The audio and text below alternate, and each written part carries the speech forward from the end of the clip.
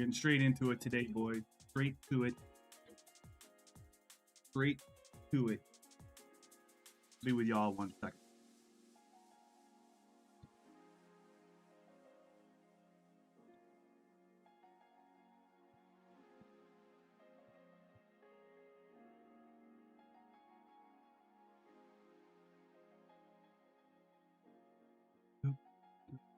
Let's go. All right, yeah, we're back, boys. Today we're going to be working on the HYPERCAR from Pokornyi Engineering. Last week, or a couple weeks ago, we did the GT3 wheel, which is probably my favorite wheel so far. So I got excited and immediately ordered the HYPER-R, which is a HYPERCAR steering wheel. It's made for like LMDH type cars, GTP cars.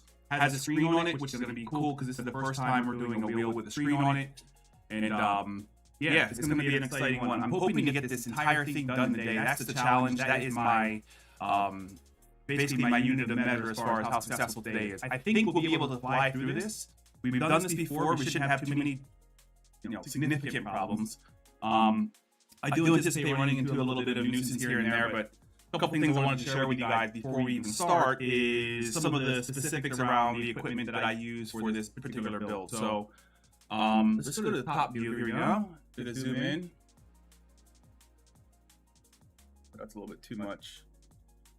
This is the PCB from PCB. As always, this is where most people are getting their PCBs. This one is fully built, so we're going to put this to the side for now, but this is a build one I practiced on before. So some of the specifics I'll show you on this one, and then we'll get right to building another board. We'll install it into the case, get everything set up, put it on the rig, and get rocking and rolling, okay? So a couple quick things. When you buy the PCB, let me get an actual blank. I'll get a blank for you.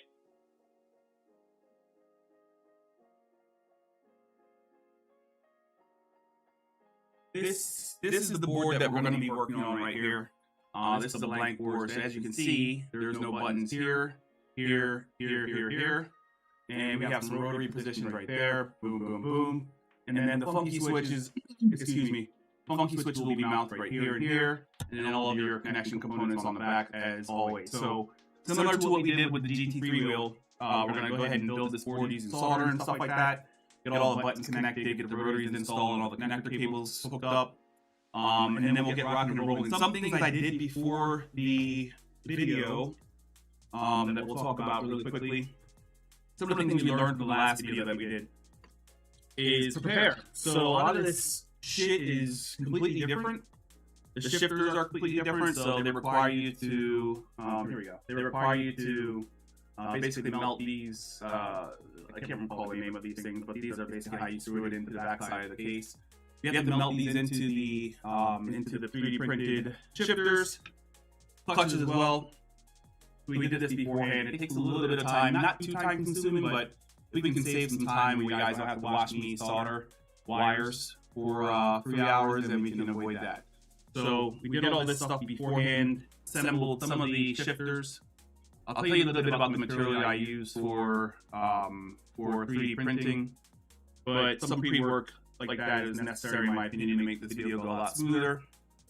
Shrink wrapping, I shrink wrap everything that we did this time. So here's your shifter switch, all shrink wrapped down to the base. Rotaries, connections are all nice and clean. This is gonna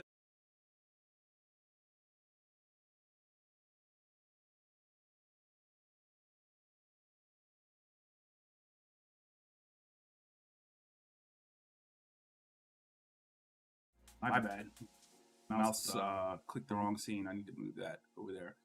Not sure how much you missed, but anyway, the point is I soldered everything already. All these connectors. This is your hall sensor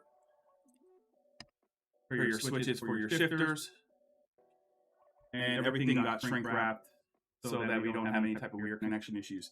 Some of the things I learned from the last case was we ordered the previous case for the GT3 wheel in what was called, I think it was SLA in Imagine Black. Don't recommend doing that because you can clearly see directly through the 3D print. And it's quite flexible, so it's causing a lot of creaking. So I recased the GT3 wheel, and we'll talk a little bit about that later. But for this particular wheel, I went with a different case. So printed this myself on the bamboo P1S. Came out really, really nicely. I'll show you some close-up pictures. This is in PLA,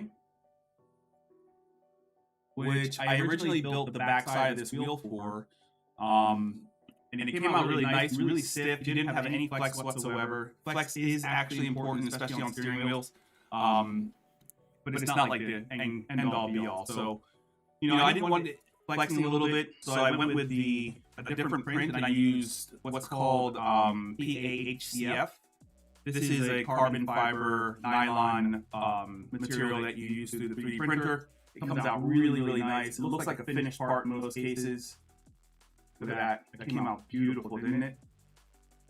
So I'm a big fan of the PAHCF now that I figured out how to get it to work. Massive shout out to Bino, because I wouldn't have been able to get this to print if he didn't give me some tips on how to get it to stick and apply. So for this, I used 3 wrap layers so that we didn't have any type of issue with the nylon pulling off of the bed. So this came out really nice. You guys can clearly see it. I had one little weird spot on this print. This is an extra in case anyone needs one. Holler at me. Send me a DM on Discord. You can have this one. I don't care. But I had some weird little strange thing right here where it kind of shifted layers a little bit. Not sure why it did that. And if I look at the PLA version, it didn't do that. So it has to be specific to, I think, the PAHCF, which is cool. So either way, the case that I made that is already partially assembled is a PAHCF case. As you can see, the material is kind of the same as this puppy right here. And it's super strong. It doesn't really twist or flex that much. So definitely recommend if you have the filament, if you have PAHCF, give it a try. It's very nice. It takes some time to get used to. What I had to do is print it at 295 degrees Celsius, and I slowed down the print to roughly 50% of the normal printing speed for the bamboo P1S. So it ended up coming out very nicely. As you can see, look at the hexes in there. That's how you can really tell that it came out really, really accurate. The hexes are perfect. So that's that. So I recommend using the PAHCF. Or PLA was fine too. I'm sure they both would have been acceptable, but you know, if you want the maximum strength, well, that could be debunked. If you want it to look like the finished product and have carbon fiber in it, use the PAHCF. So, a couple things before we start getting into the soldering portion of this. Hey, virtual Apex, is there feedback? There's feedback in the sound. Echo. Okay, hold on 1 second. Is it still echoing now?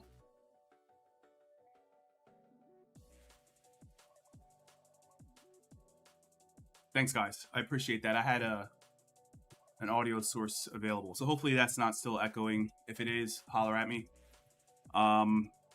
Where were we? So we're talking about the case, I think. Yeah? Case is, like I said, made out of PHCF. This is the carbon plate that you order from Pokornyi Engineering, which is excellent. I'll show you guys that in a second, how to order this stuff. It didn't fix it. Interesting. So you're getting, you're still getting echoes. Okay, thanks, Virtual. Really appreciate that. I would never have known. So back to this, right? So this is the PAHCF. What I do want to call out, if you do use this material, getting these brass inserts in place. In the manual, obviously, it says use 220 degrees. For PAHCF, you have to melt it a little higher. So I ran it up to 300 degrees Celsius to get these in there. And it worked very nicely. Each one dropped in about 3 to 5 seconds. So I'm very happy with that. And I did end up shaving a little bit of the nylon that gets stuck up here around the edges off, just so it sits flat. So this is basically a done deal. We inserted the nuts right here, as we did with the GT3 wheel. You insert nuts and then you secure it from the back. I'm not the biggest fan of this in general. And I'm not sure if you guys are attached to Pokornyi Engineering's social media, but they announced on their site that they're going to be coming out with an aluminum case for this and aluminum shifters, which is mega if you're going to be doing this yourself, because now you don't need to 3D print anything. You can just order all the parts from Pokornyi Engineering.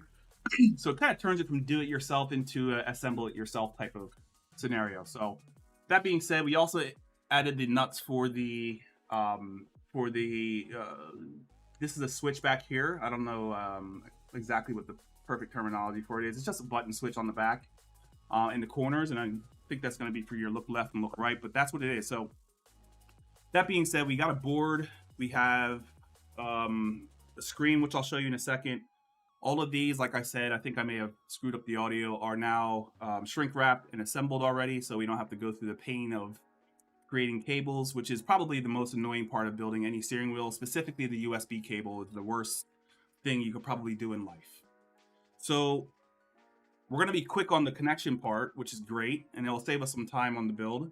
And my hope and goal is that in the next hour and a half, we have this wheel fully assembled, firmware updated, and mounted on the rig. So clock starts now 11:13.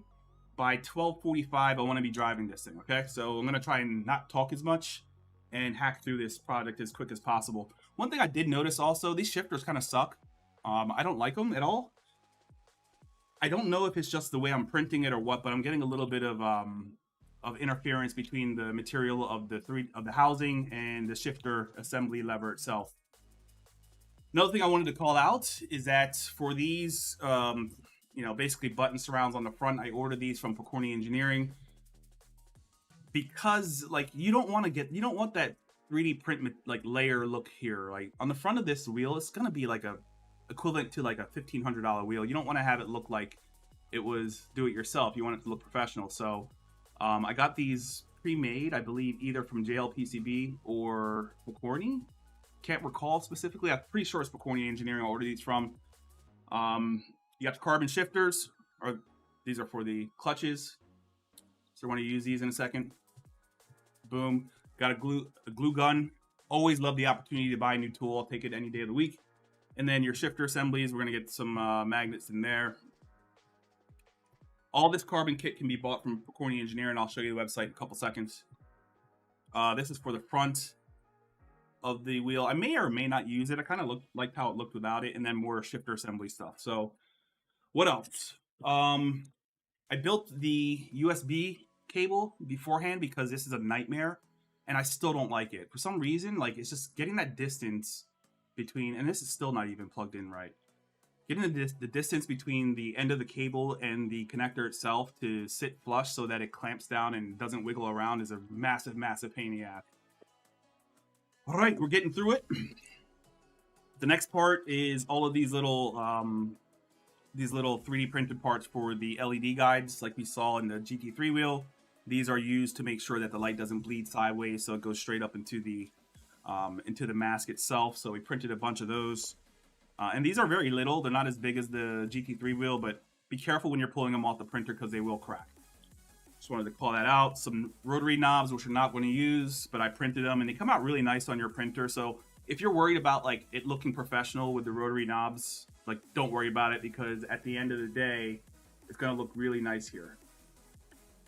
Right? That looks like a really refined product. So really happy with the output of the 3D printer. Once again, highly recommend the Bamboo P1S or X1 Carbon if you haven't already upgraded your Ender 3. And trust me, guys, if you're going from an Ender 3 to the Bamboo, your life will be changed. I haven't stopped printing since. That being said, what else do we need to cover? Let's talk about the front of this thing.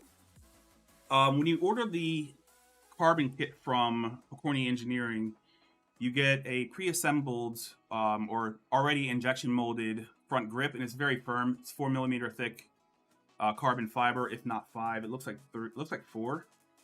And obviously you got all the machining and whatnot done already. So, I mean, this is incredible. If they made this for the GT3 wheel, I'd buy that also. And if you do make it for the 3D wheel or for the GT3 wheel, I'll upgrade that wheel over to that front end because the injection molding on this is very nice. It does collect a lot of dust, as you guys can see, but this is a very, very nice piece of equipment here. So super hyper with that. And I think we're ready to start getting into the soldering piece. What else do we need to talk about? Clutches, shifters, rotaries, blah, blah, blah, blah, blah. Good to go. So this assembled board, I may do a giveaway for it. We'll see. People don't seem to respond to my giveaway, so, if you don't want it, you don't want it. But I'll give an opportunity at the end of this video to get this PCB board, I believe. We'll see, if I remember. So let me put this away. and I think we're just about ready to go. So I got the soldering iron all heated up. Boom. This can go away for now, and so can this. But this came out really nice. I can already tell it's going to be a terrific wheel to hold, but we'll see what it looks like at the end. If any of you guys need, sup dude, I'm only doing FGT. Yeah, the FGT is so nice. AliExpress has a tendency to screw you, my guy. So I was waiting 3 months for the magnets, and I ordered it a second time for this wheel, and it came in 2 days. So I will say if you have like a couple extra bucks to spare and you don't have your parts after like a week, order another set, and maybe you'll get them a little quicker. All right, so where are we at? We talked about let's talk about this. This is the Pokornyi 5-inch display for this PCB. So this is what all your steering wheels have on it. Just a little PCB board here, some connectors to the display itself. And what we need to do with this particular wheel is run a cable from here, which is going to be a USB port that we're going to install and route it to the device itself.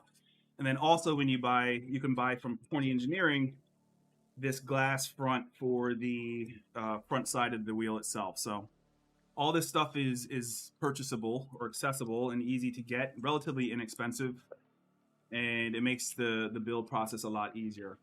We also got some stickers and shit, like, you know, buttons for or stickers for the wheel. I rarely ever use stickers on my wheel for some reason. I don't know why. I'm not like against it. It's just something I just never ever get around to doing. And I usually keep the same functions in the same position of the steering wheel. A couple more things I got from Pokornyi. You guys, I'm not sure if you guys are new to the channel or remember the OMP wheel that I got, but I did a Petit Le Mans 2018 PFAF livery theme for that wheel, and I'm going to do these colors just on the rotaries to kind of commemorate that. Funky switch knobs, switch covers, some translucent spacers and guides, as well as the clear caps for the buttons. Hello, I was expecting nothing less from China. What's missing? The Amazon. Yeah, I did the same thing, but the problem is Amazon. I had difficulties getting the rotaries, and I had to order a couple from Amazon before, and that shit cost so much more money that I just said, fuck it, I'll wait. But that's what we're doing. So we're gonna do blue and gold just for the livery, and I think that's it. This is maybe a hall sensor and then a USB port right here. Cool. So we're ready to go. We're gonna get cracking. Like I said, we got an hour and 25 minutes to get this wheel put together. And like I said, we did a little cheating. We got some shit ready beforehand. These wires probably take a couple hours in itself if you're doing it for the first time. So let's get the PCB board soldered together and let's get moving.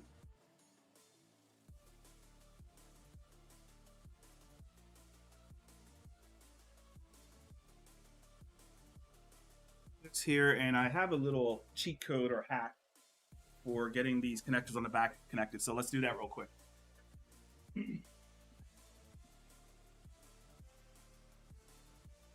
Good thing about building these wheels, guys, is like if you do a couple and you're kind of obsessive or weird like me and like to hoard things, then I want to show you how many extra components we have.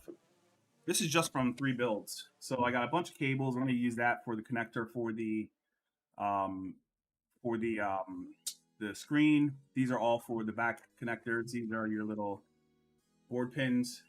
So we'll use a bunch of those for the connectors, magnets. I got them in stock. If you guys need some magnets, I got a bunch of extras.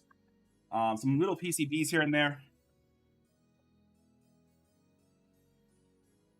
Organize my, this is going to show my level of weirdness. Organize all of my my parts. So like I said, I have a couple extra parts, guys. If anyone needs anything specific or if you're missing anything from China, holler at your boy. I'll ship them out to you. Just pay for shipping. It's all good. Rotaries, buttons, and connectors. Bunch of extra shit. So we're going balls deep into this thing, man. And we're not stopping. I just saw he announced something else. So one thing I learned from the first wheel is that like the soldering on the back is probably annoying for a lot of people just to get the pins in position. What I started doing, I'm turning this music down a little bit. What I started doing is taping them to the back to get like the initial. I mean, the same way, man. You have to keep keep them in stock.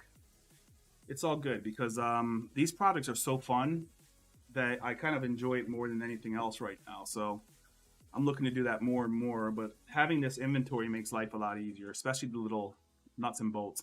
And you're almost forced to have it, right? So when you order from AliExpress, you're almost forced to order thousands of parts for one particular thing when you only need like 4 or 5 pieces. So it is what it is. But let's get rocking. So what we'll do here, let me zoom this in a little bit, is we're going to get all these connectors done first. A bunch of 2-pin connectors here. We'll get rocking on that. I'll show you guys my increase in skill on the soldering front as a courtesy from Grid Engineering. Those guys have helped me out tremendously. I can tell you guys, if they didn't help, I wouldn't have been able to finish the last wheel. So I learned so much in the GT3 build that I'm super confident putting this together now, and I've already done it already. So, are you gonna buy the new CNC parts they showed off on IG? I don't know, man.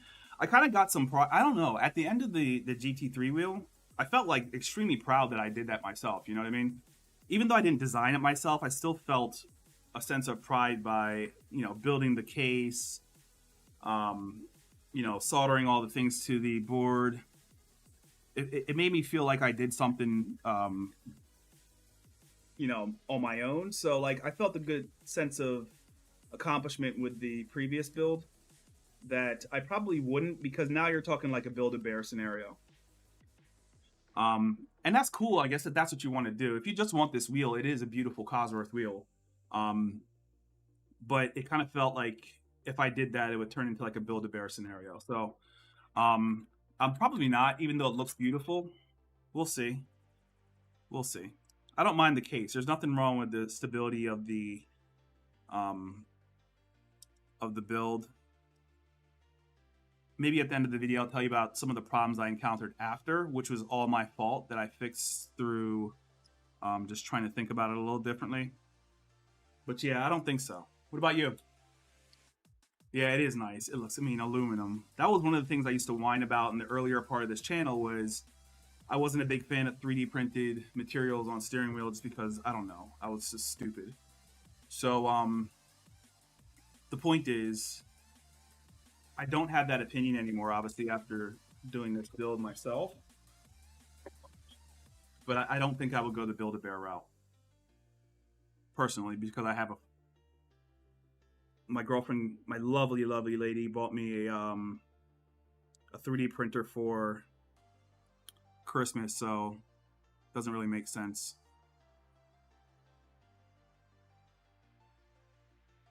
I'll get these 4 ports later.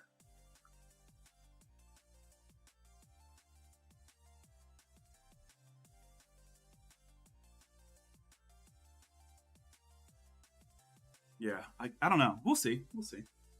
I probably won't use this wheel, to be honest. So, truth be told, I don't really care for wheels with displays on them because I don't use them. I have a display already. So, we'll see. We'll see. All right, let's get popping here. What do we need to think about before just jumping in? Because I have the tendency to just start things without thinking about it. Yeah, we're good to go. So I'm going to start by making all the connections in the back, and then we'll get to the buttons and rotaries, and then we'll be done. Like I said, I'm in a rush, so let's try to get it done. Let's turn the soldering iron on. I also bought a glue gun, which I'm pretty excited to use. That may take a little time for the glue to harden. But yeah, it is what it is. Let's let this thing cook up.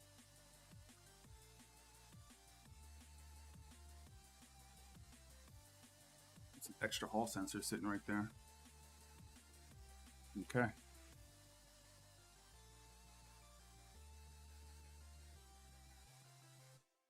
I feel like a soldering expert now, considering what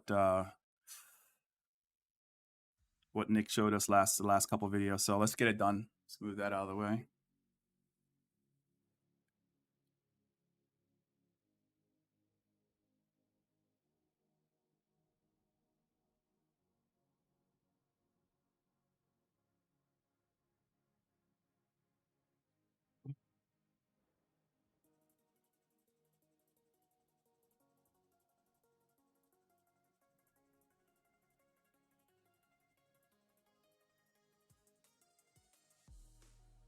This is like the most fun thing I think I've learned in the last couple of years.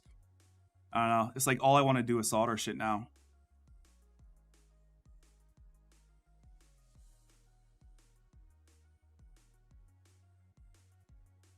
Will tell you guys I also bought a magnifying glass with a HDMI output, but it didn't work. So I was hoping to get this all on the magnifying glass for this video, but it didn't work out.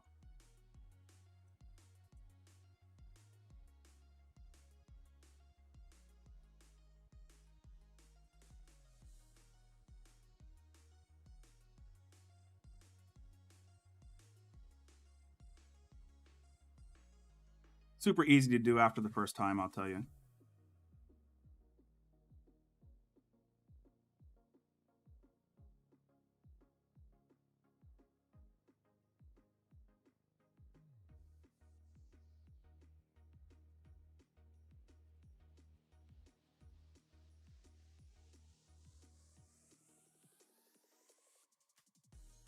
Okay, that was cake.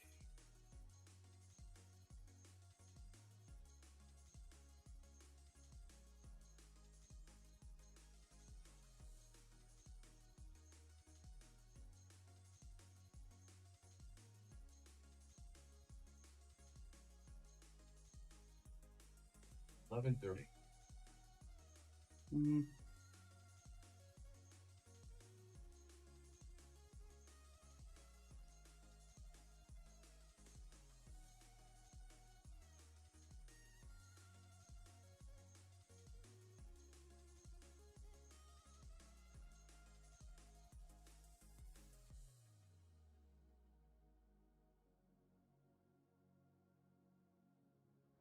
What I'm doing is, so I don't know if you guys remember when Nick was like, you know, you probably just don't want to keep it on there for too long of a time. So what I'm doing is like a 3 seconds on the part, and then I start to see if it will flood into the channel. And it's usually about the right number. So 3 seconds, then push it in. And then I'm gonna go back and then add a little bit more heat onto it, just so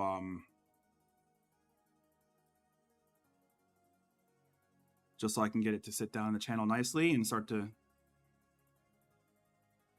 don't know if you guys can see that happening. I'll try to show it closely on camera.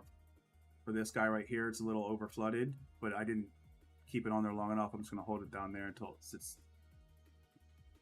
Nope, I'm a dumbass. I forgot to clean my tip. You see these little connection things right here? I'm just gonna create that space.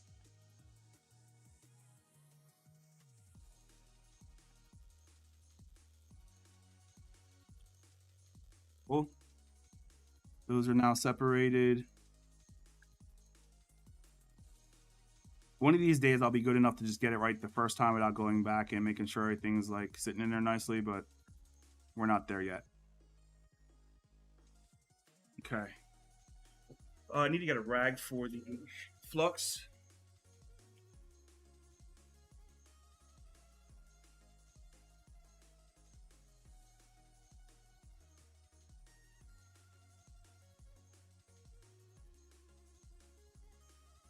I don't know what the right way to clean this flux is. I just use this 99% isopropyl alcohol to get it off the board. I hope it's okay. It is what it is. It's been working so far, so if there's a better way, please let me know in the comments or in the chat. And I see this is still bridged right here. I gotta fix that.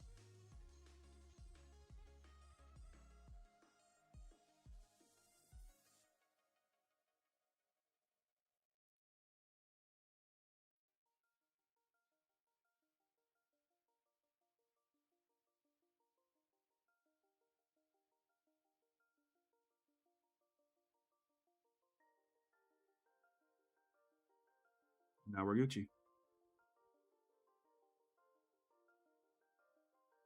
Okay.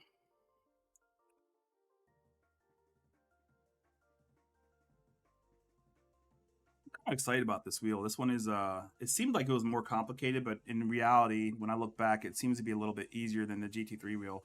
Just because with the GT3 wheel, you have to do all that weird shit with the rotaries.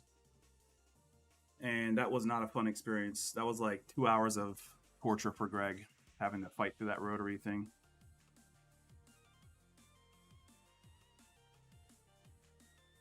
Just making sure that there's no weird bridging right here, like that you can or can't see.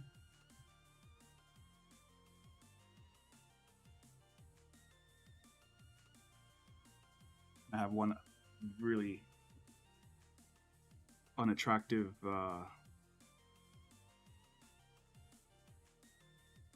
joint there. Okay, we got a couple more inputs to work on. Let's get the USB cable put in. So this is a USB connector. I was kind of terrified when I heard I had to do that shit, but like, it's very, very simple to do. Easiest thing I've done, actually.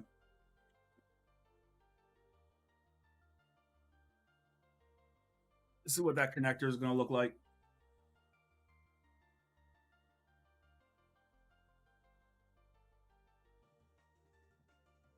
Let's get that puppy installed. Cool part about these connectors too is that they clip into these holes right here, so we don't really have to worry about securing them too much.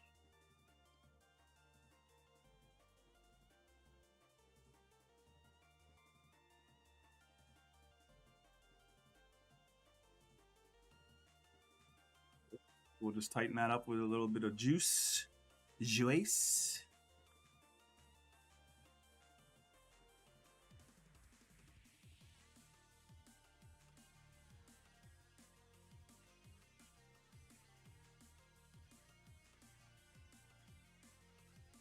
That's what we're missing. Knew something was off.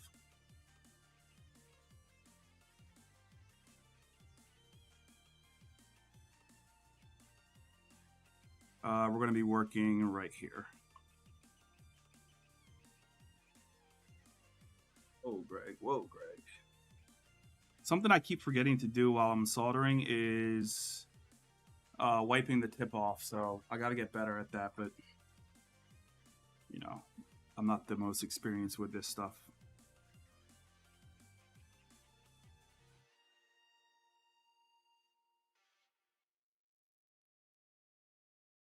Shaky hands is also a problem, so if you went out binge drinking the night before, you're probably going to have some issues. Cool. So that's done. Let's make sure it's all down in there nicely.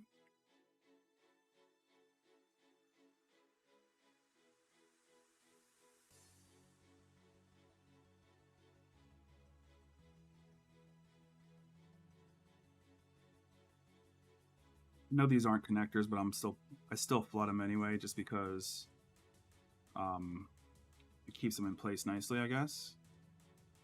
Never been very trusting of just connections to a board with USB stuff. Not that this is going to be having much tension on it. It's just more a matter of, I don't know. I mean, I'm supposed to do this.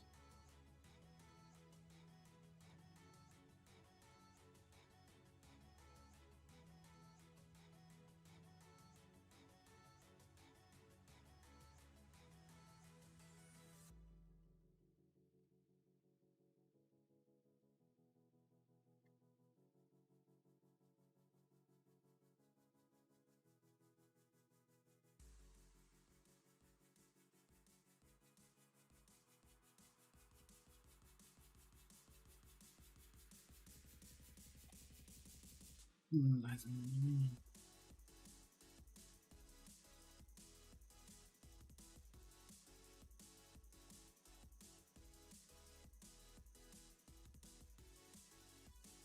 think I may have overdone it a little bit.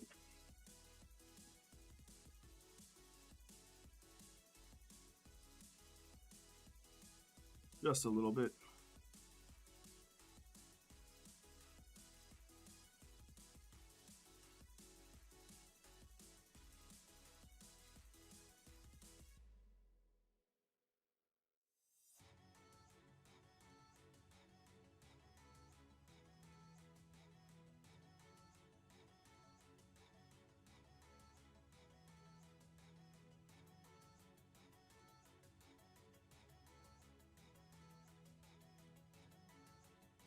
Okay.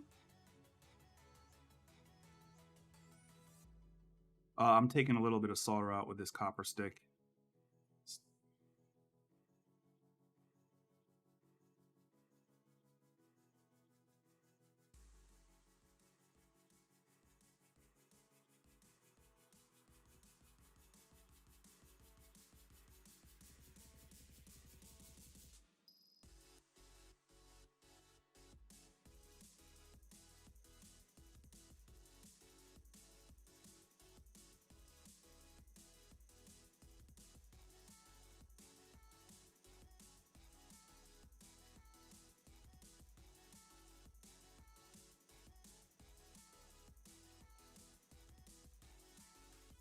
Okay, good enough.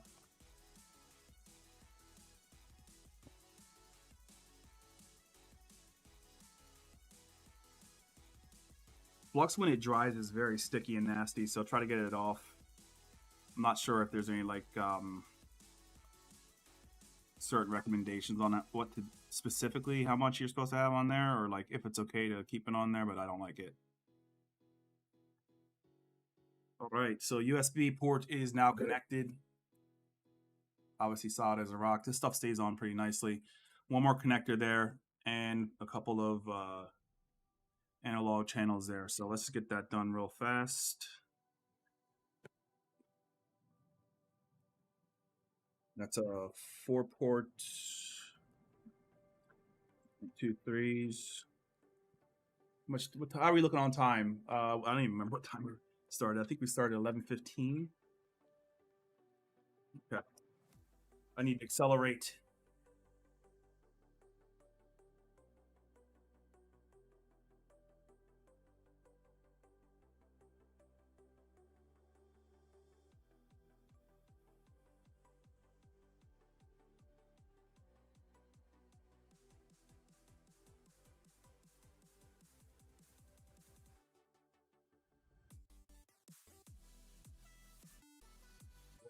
Massively screwed up. I put a 3-port into a 4-port, and that's not going to work because that's the USB cable. This is the USB connection here. This is like the worst part. I can tell you, I don't know if you guys are just super happy about soldering shit, or soldering wires, but to me, this is the worst part of this build is the USB cable. I wish you could just purchase that. That's one thing I would buy my way out of.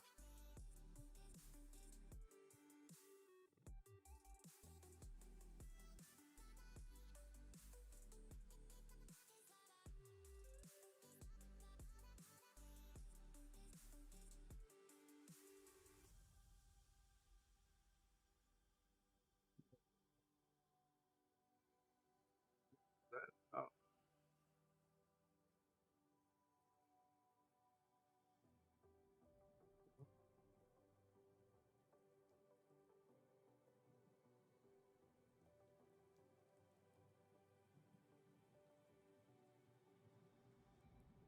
USB port is now hooked up. A couple analog channels down at the bottom. CC, what up? How are you? Hope you're having a great day. Just hacking through this Pokornyi build. Trying to get it done in the next hour or so. I'm hopeful that we'll get it done in the next hour or so, but it may run into 2 hours, I think. Let's see. Hope your day's going great. Here in Delaware, it's quite rainy and shitty out, so it's a perfect day to do something like this. It's either that or sloshed around in the rain at Sebring, and that's not really interesting to me right now.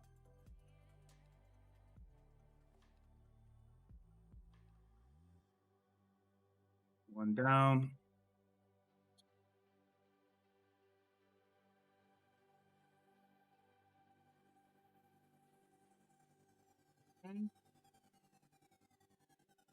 So here's next. Forgot the flux.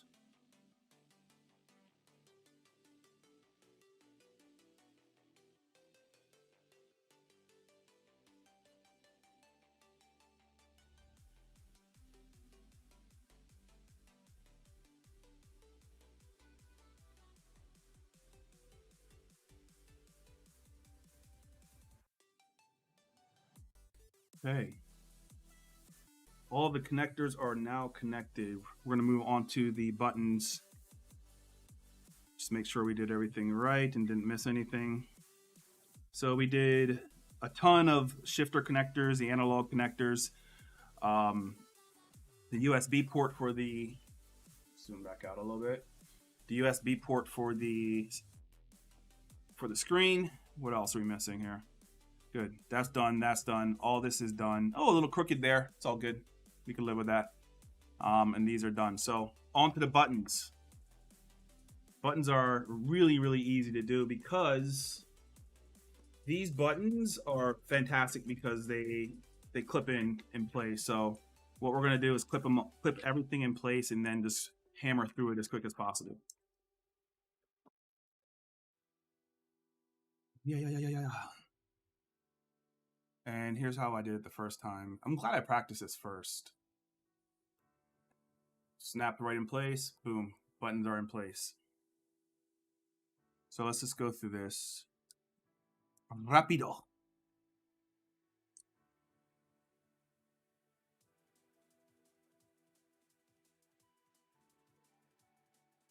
Don't push too hard because they have these little bend out connectors, and sometimes they don't always go in perfectly, and you don't want to bend that little thing that holds it in place. So be careful when you're putting these in, but you don't have to be too careful. Just keep in mind that you may break something. Like this one's bent already, came from the factory bent. So I'm going to work it into this little hole right here. Well, right side's done, kind of, partially.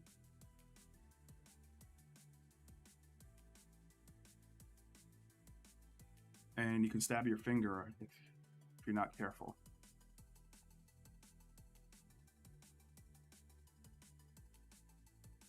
This is what I'm talking about. These holes kind of hold it in place with these little guys right here.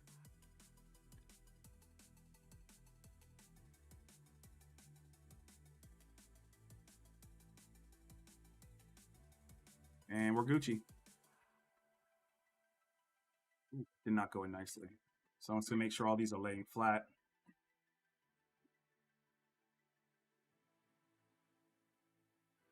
They all work or seem to work. They all have at least feedback to them. Let's just get them all fully engaged here. So I'm gonna try and run through this quickly and not talk too much, but you get the gist of what I'm doing here. What I'm doing is just the same thing we're doing with any other connection, just through hole soldering on these buttons. They're sitting in place right now because of the clips, which is fine. That's great for us because it makes it really easy to solder. And then we move on to the rotaries.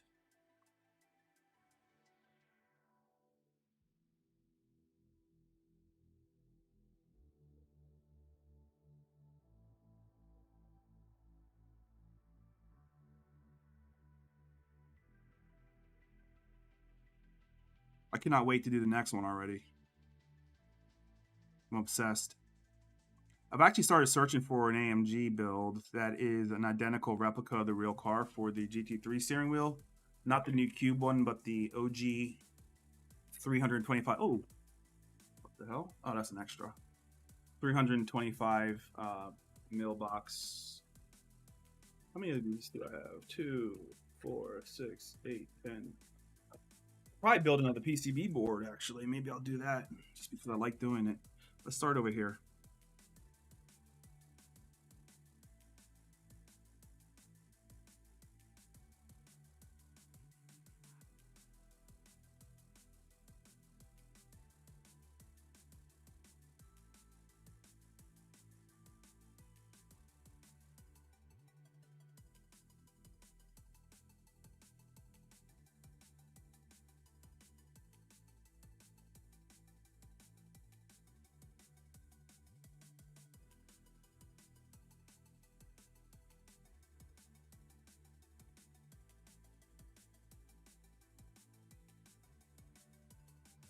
I do have a fan blowing this way and an extraction fan that way, in case you guys are concerned with my health.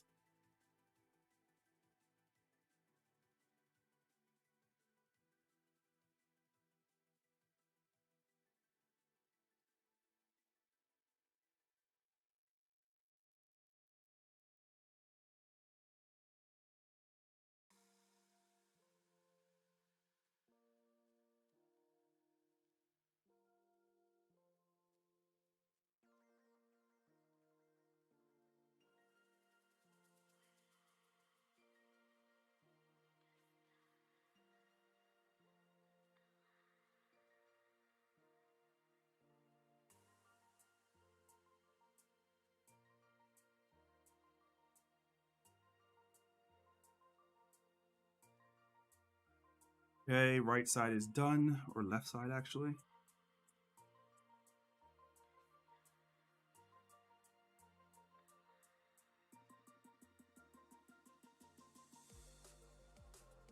Jeff, how you doing, man?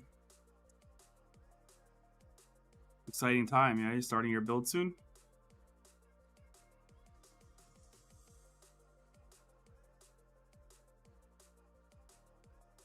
I'm just rebuilding another board so I can just show the whole process. I'm not using the pre-built board that I had already or built already. But you can buy pre-built boards, guys, for this from Pokornyi Engineering. I think like 150 bucks US. Definitely overpriced. I mean, overpriced is on. Well, you can't really say overpriced. It's really subjective. The pricing for them compared to just being patient and doing it yourself is brutal. But the thing is, if you don't want some extra wheels that you or extra PCB boards that you have to sell, you're probably better off just getting it from Pokornyi Engineering if you're confident you can just build it the first time right. And you take most of the complication out when you buy it from them because they do all the board soldering already and firmware updates. So there is something to gain from buying it from Pokornyi. But I chose to get 5 boards made just because I know people are probably going to want some extras. And there we go. So I'm just going to touch up these.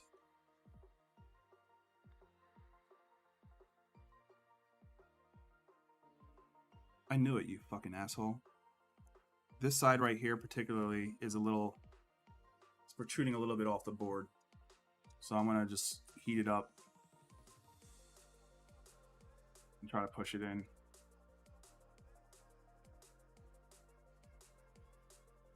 Okay, so this may cost us a little time, but let's see if we can get it.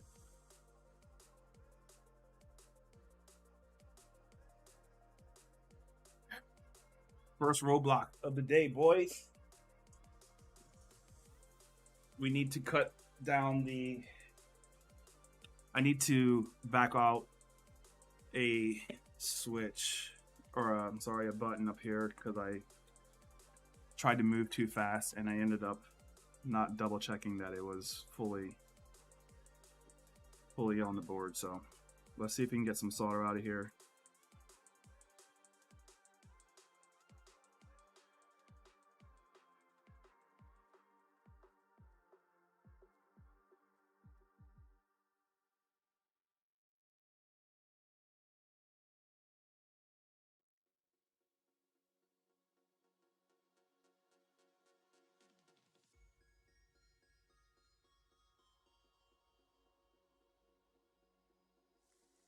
Try to get as much solder out as possible so that when I heat it, it'll just kind of slip down in place.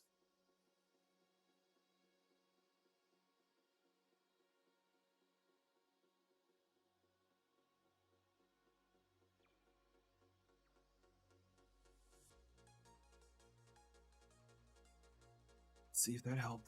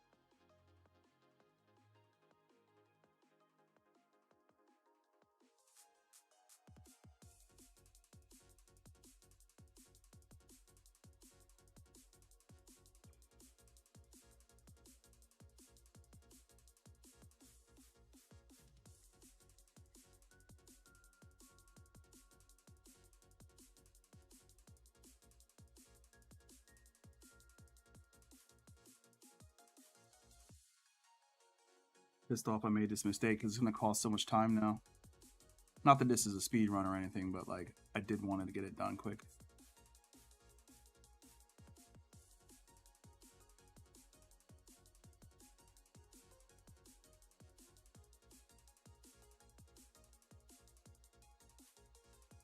I need everything to show up. It's 114 plus shipping if you don't add the other stuff, which makes it definitely not worth it. I have 4 kids and not a lot of time. Yeah, kids will prevent you from sitting there and obsessing over this for sure.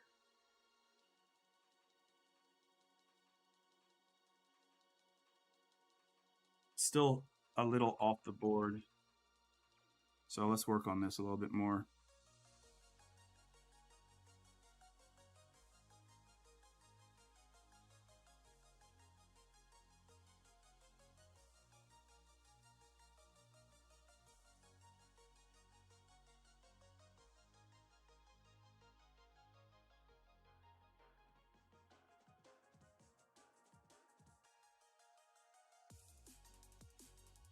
Yeah, I mean, if you don't have time and shit, or if you don't have a 3D printer, like, there's no better option than to just buy it from them for sure.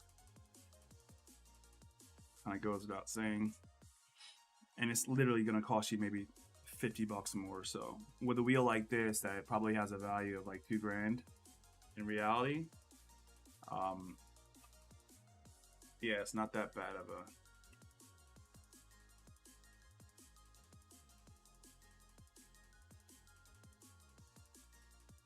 I'm going to try one more time to lift this up a little further, as you guys can probably, or not maybe, be able to see.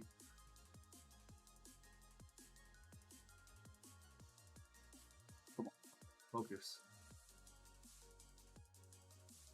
The point is, this guy is probably like 1/10 of a millimeter floating, and I don't want that to cause any problems later, but I think it's okay.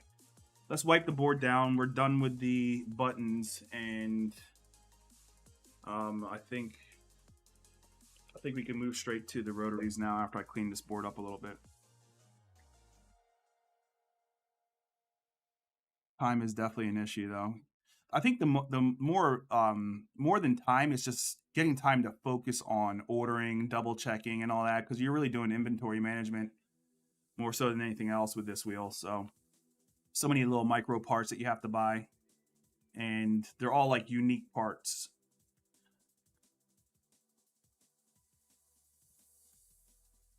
Flux is really annoying when it hardens up too. It turns like earwax on your board.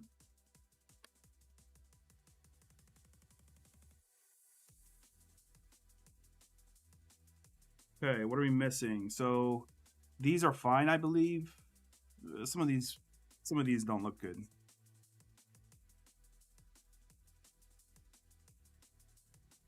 Like that looked terrible. Let's get that under control.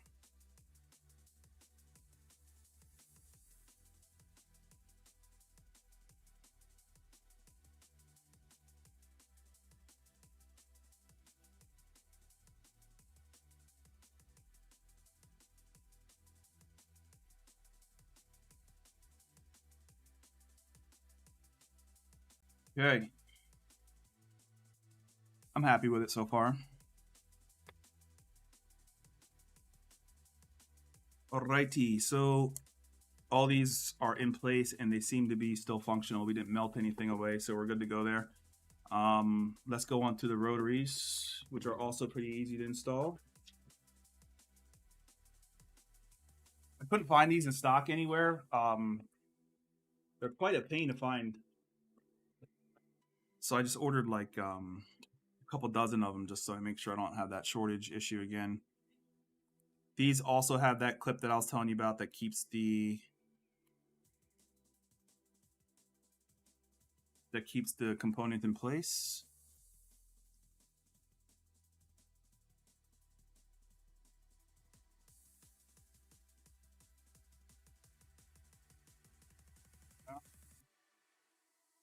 Yeah. Quite convenient.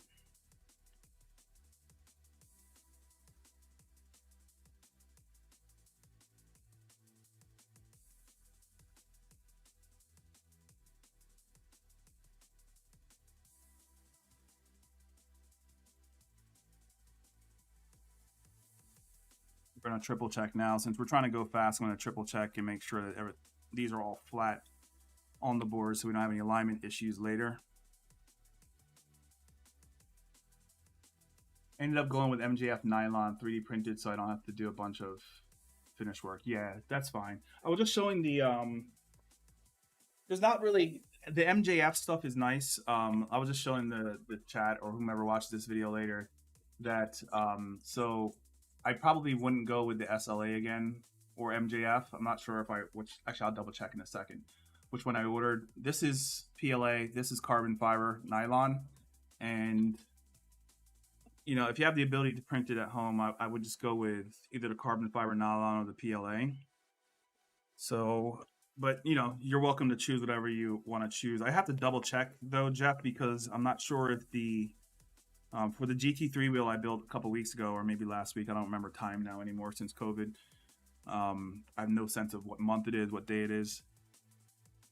So whenever I did that last, one of the regrets I did have was using either MJF or if it's Imagine Black, then that's the one I'm talking about. I can't remember right now. I'll have to double check. But if it's that one, then I probably would do something different because at least on the GT3 wheel, and it could be because of the position of the LEDs,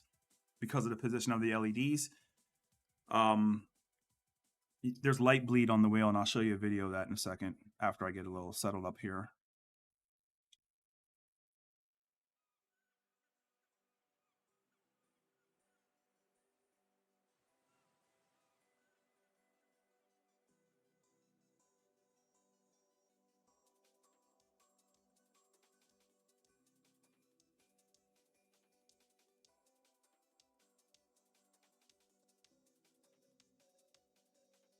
Get it there, Lewis.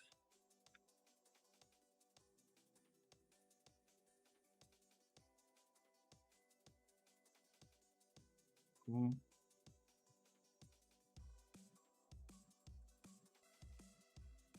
Ooh, I missed the entire pin.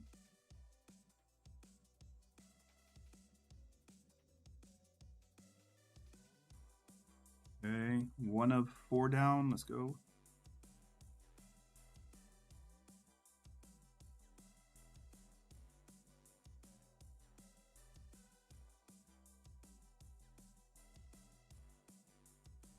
We'll touch all this stuff up later. Just go back and double check things.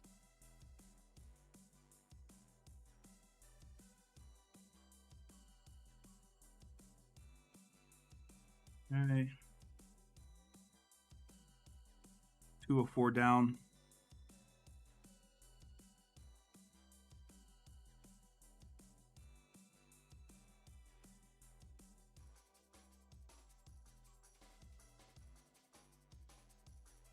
I honestly don't even think you need to solder these. It's just for stability purposes, I get, but I just do it just because it's there.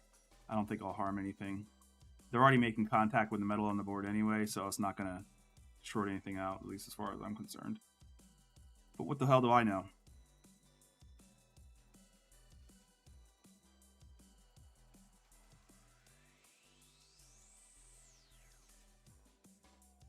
Okay, we have 2 of 4 done. Let's do the third one and then we'll finish off and then we'll get it installed into the case. We're making good progress. I forgot to do these things too. We'll do them in a second. Those are already soldered, I believe. Yes. 1, 2, 3. 3 of 4 done.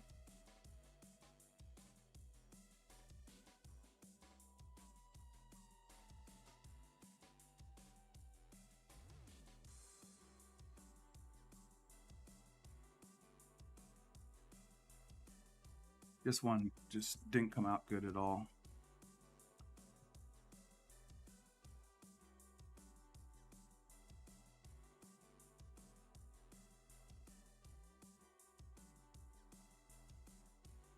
Okay. Boom. One more. And then we got to do the funky switches and then we're good to go.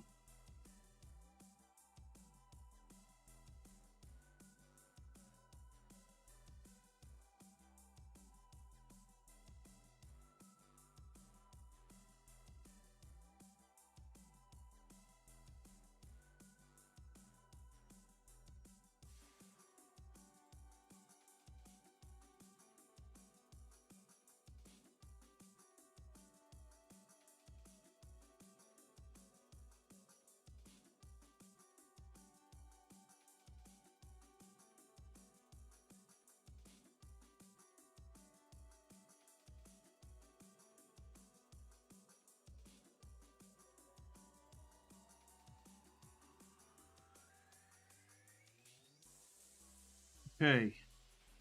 Rotaries are finished. What time are you doing? So we're almost an hour into when I said it'll take us 2 hours or whatever. Let's say an hour and a half. Yeah, we're not making that. Probably 2 hours. We'll probably be done around 1:30ish.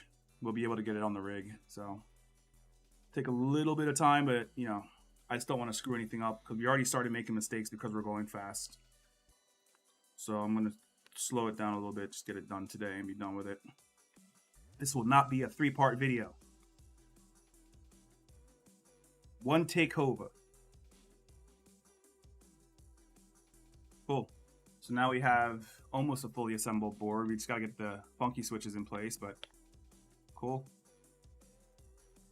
Good to go. Thankfully, I ordered like a dozen funky switches too because that shit was out of stock everywhere.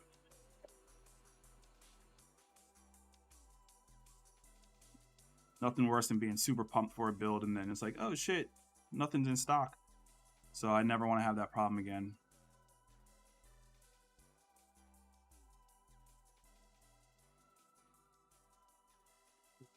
This one is not like the rest of the other pins, so I'm gonna have to like stabilize it when I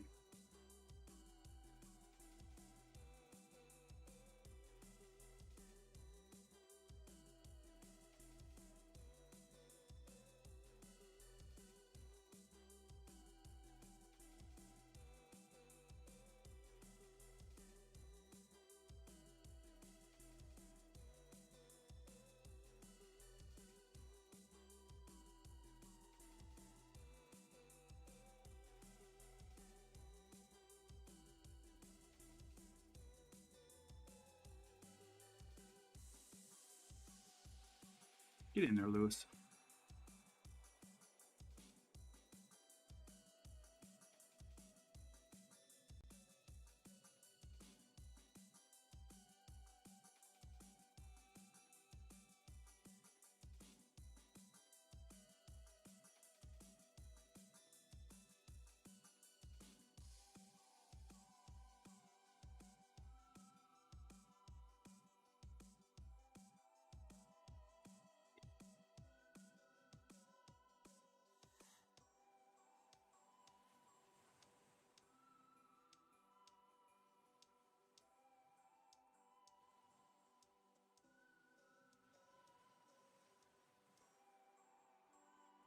This copper wire gets really hot when you're holding it, so try to be quick with it.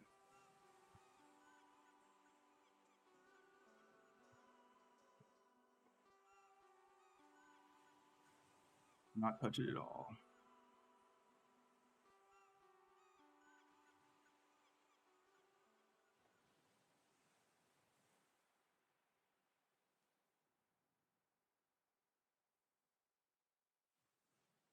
I have a small situation going on with these pins where they're kind of bonded to each other because of the overdoing the solder a little bit.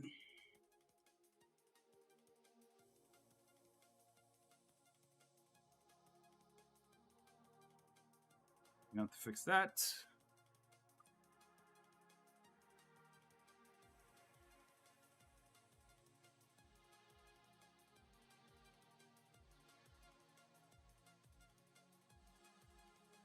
Yeah.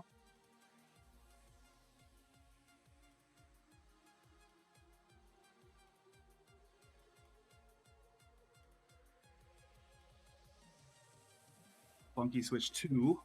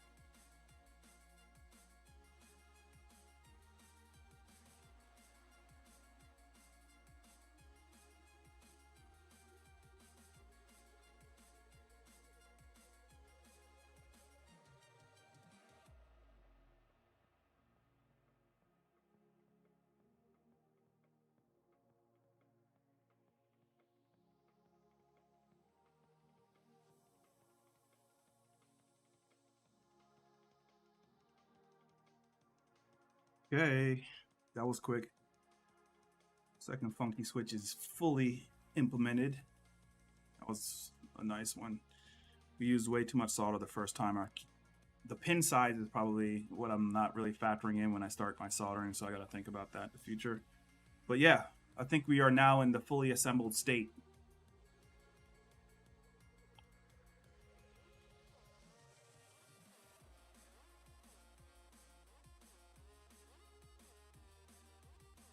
All these are on.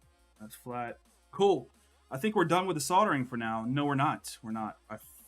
I completely forgot the connectors for these little guys right here. These are the most important things. This is how you get the firmware flashed, etc. So I gotta put that in place, 4 of those and 2 of those in the boot. That's where these little things come in super handy. 4.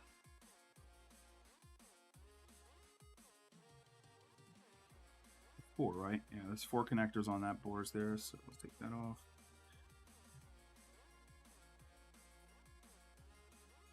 And let's go look at the instructions just so I don't screw this up and do them backwards. I gotta just double check to see what side is a long side. I'm pretty sure the tall side is a long side, but I don't want to screw it up. Yeah, tall side is long side.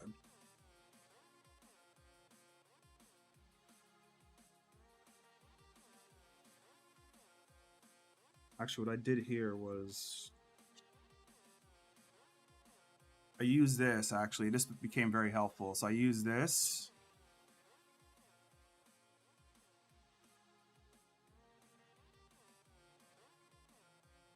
Let's just double check what we're doing here before I fuck that up. No, I already did fuck it up. So I think the tall side is supposed to be hanging. Nope.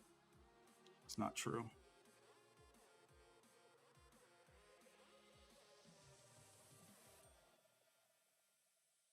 Ooh, yeah. That's not going to work. So let me just figure out a way to do this, because the first time I did this, I put these connectors on first, but now since the rotaries are on, we don't have that spacing. Shit. We don't have that spacing necessary to... Do we? We do. I'm a dumbass. I'm a dumbass. That's all it is. That is all it is. These ones, I just do want to say something. So like for these little individual connectors, whatever they're called, use caution for sure when you're soldering these, because the SMD components are there too. So what I mean by that is those little baby connectors that are like, you can't even really see them with the human eye. They're soldered to the board, so be conscious of like how much heat you have next to them, because one of my fears is that while soldering this board here, I'm gonna do this. I'm gonna do this the good old-fashioned way.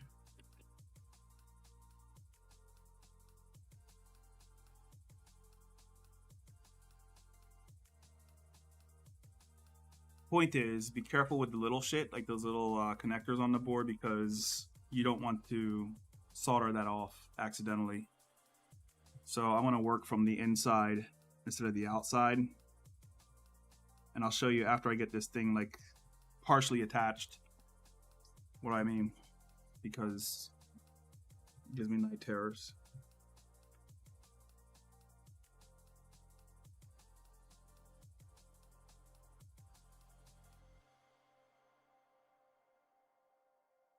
So what I mean there, guys, in case you are looking at this video building your own, so these are the connectors I'm talking about. You see these little SMD components, those little guys right there? I don't want to get too much heat next to them because it might fall off. That little fucker right there. So I want to I'm going to solder in from this side and then from this side, so I don't accidentally knock one of those off.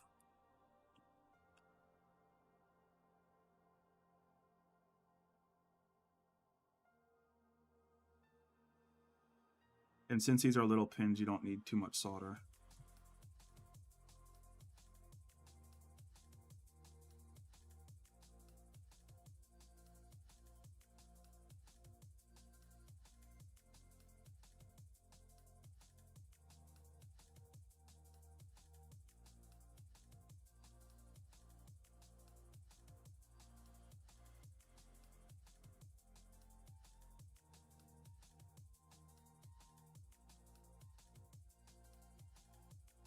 I'm not using the pins on this little bread bar, whatever this thing's called. I'm just using it for stability. Once I get the first one kind of done, it'll be okay.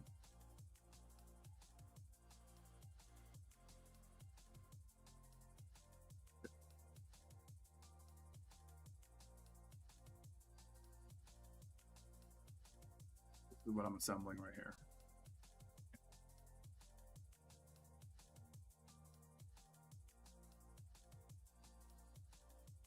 Also being conscious how much flux I use in this little section too, because I don't want to carry over into the little guys.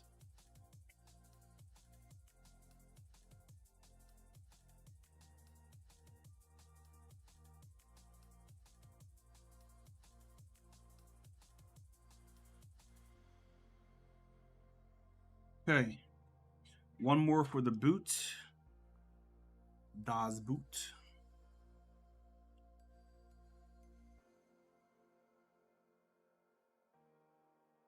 Just learn something.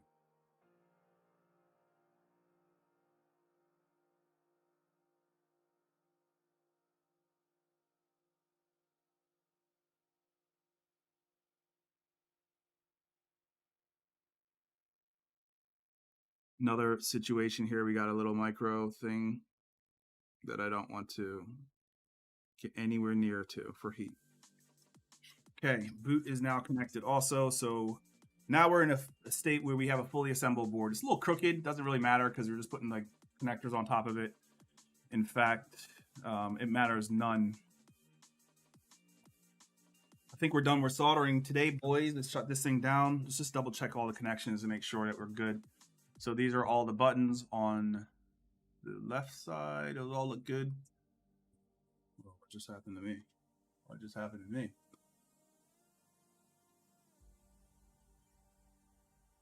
Being still good? Yeah, we're still good. I just lost my own stream. Hopefully you guys didn't lose it also. Nope. Yeah, okay, cool. So we're in a good space. Just double checking all of this, the solder points right there. That looks pretty bad. Like I see some gaps in there. So I'm just gonna go back in and make sure that it's fully loaded.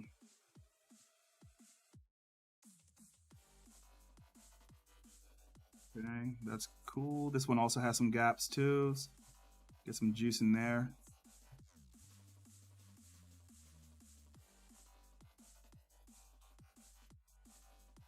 I don't know if this is the right thing to do, but something I find myself doing now with every time I'm soldering is after I'm done, after everything's all assembled, I'll go put heat back on it again and just melt it and make sure it drips completely in the hole. And that was not, I'm not sure if that's a good or bad practice, but it's just what I've been doing. And it's worked so far, so, you know, as long as it's working, I guess it's okay.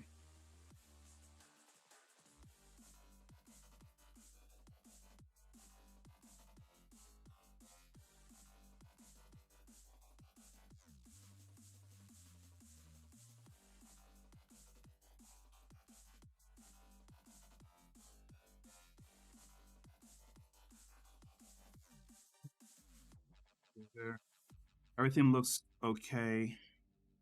This one could use a little bit more solder.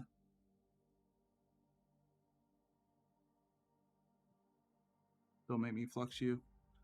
Okay.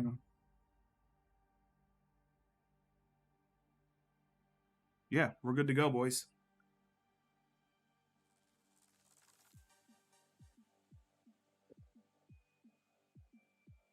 Okay, on to the next stage. I think we can shut the. Just double check a couple things on the instructions. I think we are in a space where we can. Those are all done.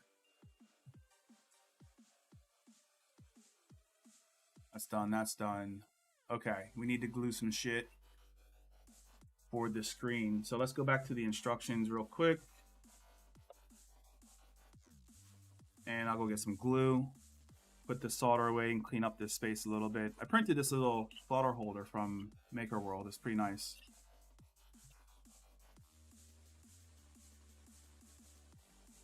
Up, side. We're done with components, I believe.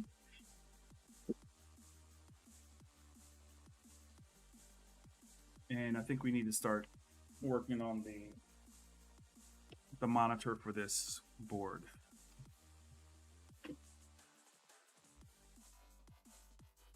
Your N50 magnets won't be here until May.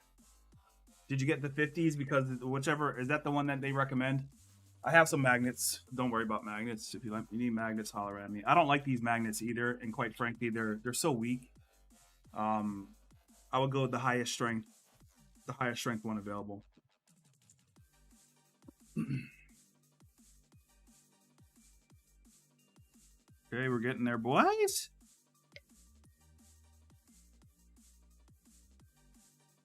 Or a different build altogether. I'm going to have that out. This is what I'm looking for. We're not going to need this until the very end, I think. So I'm going to put this aside because it's glass and I don't want to break it. But this is the part where we need to start working on the screen. The N50 is supposed to be the highest strength. Yeah, I need to order some of those because I have the N35s and they suck. I mean, suck.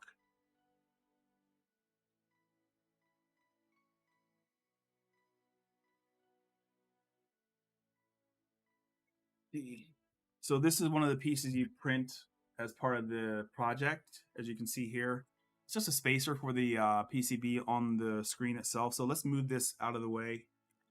And then we'll check the firmware on that later. But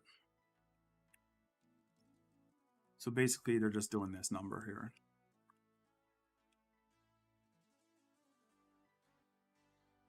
What I don't know is how far in it has to be. So let's have a look. With double-sided tape, glue the PCB. This part is needed to keep spacer. Glue the display PCB spacer with double-sided tape. I have that. I'll be back.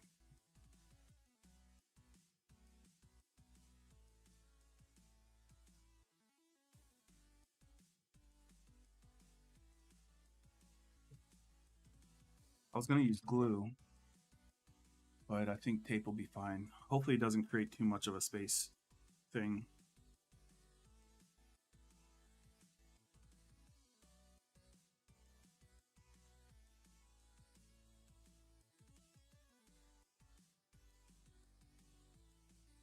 I don't think the width is going to matter too much because you don't see any of this back piece. So let's just put that on there.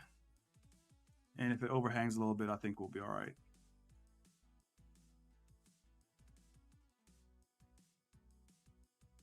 No space for the mic. Okay, so I guess the connector goes up under it or behind it. We'll see in a second. I had a razor here somewhere that I could use to clip this off. You can only find the N50 on eBay, but yeah, the range of day deliveries. It's unfortunate. I would try to order again from AliExpress if possible because, like I said, the first time I ordered magnets, it delayed the GT3 wheel by like 2 months. And this time, the second time I ordered it for this wheel, it took 4 days. What's cool as hell is that this uses a USB-C connector here, and that it has its own little baby PCB for the Pokornyi software. So I'm going to just do one of these numbers. What's concerning me though is I'm going to be taping this on top of some type of connector here or some type of interface there. So, you know, I don't know.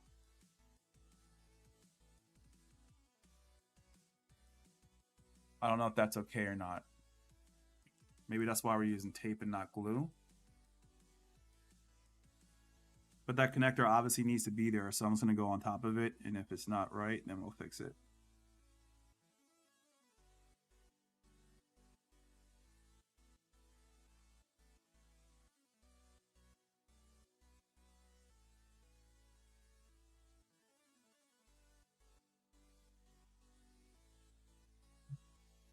Just double check, make sure we're doing shit right. Who the display spacer with the double-sided tape. Okay, fair enough. I'm just going to do it right on the edge like they say to do it.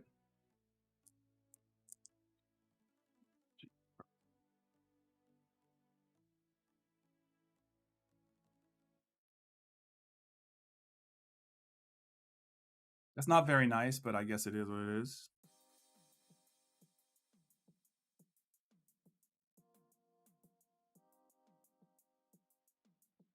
Now it's telling me to glue the Vocore display to, all right, let's go to the instructions so you boys can see what I'm looking at. Now we're in this phase. Glue the Vocore display on the PCB.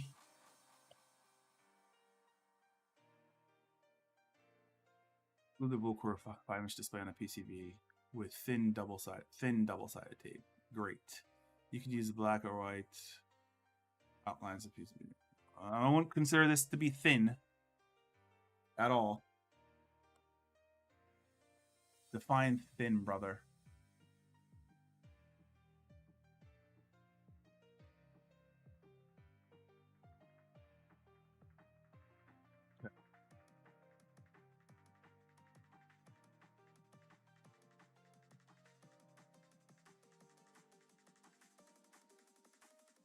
Well, we'll just act as if it's thin. It should be thin enough. I don't know how thin is thin, but like they should probably be more explicit with what thin is to them versus what thin is to me.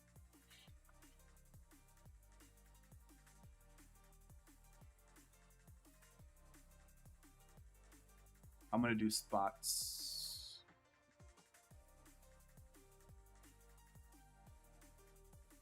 Does that work?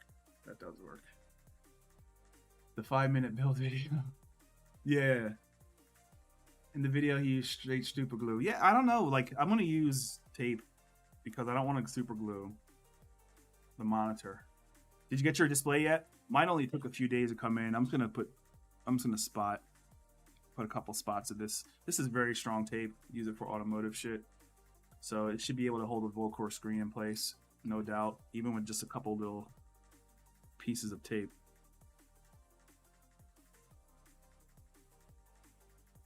And I'm out of tape anyway, so.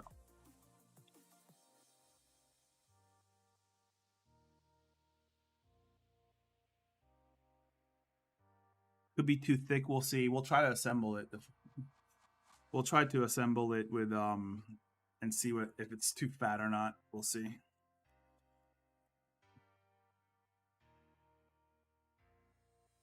The amount of tape on here right now can literally hold like a 200-pound object onto a car, so I'm not really too... Well, I probably should have wiped it down with alcohol first, but missed that part. Duly noted. Next time I build it, I'll wipe the board down with alcohol before I put the double-sided tape on. Yeah, I don't anticipate any problems here except for distance. So let's see.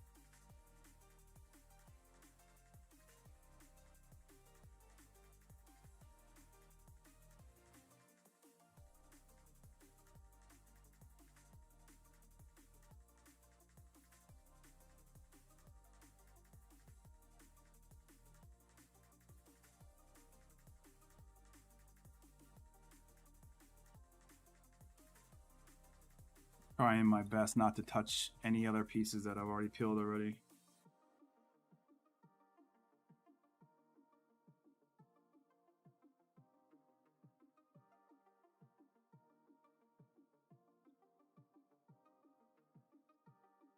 Cool. So let's get the screen attached and be super conscious of the white outline for this thing. What the fuck did I do with the monitor? This is going to be going top side like this. Double check. So what I'm looking at to make sure, guys, is that I'm not doing this upside down. So USB is going to be facing down, which is cool. Duly noted.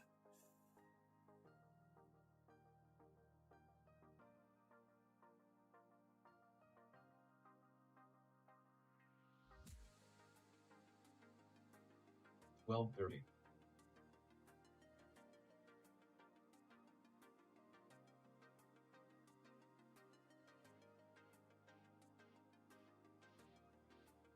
I think we got that right the first time. The real question is, did we screw up by using too fat of a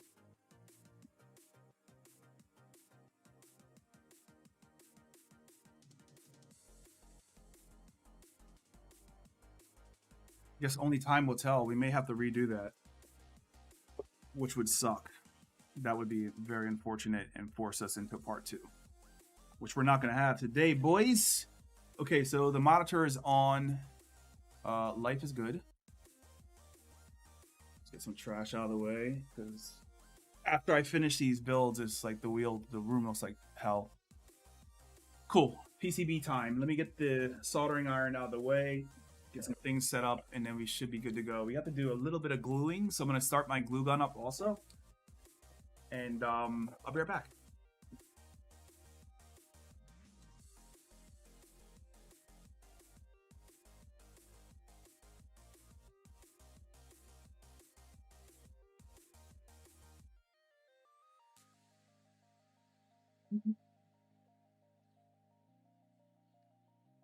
This is the...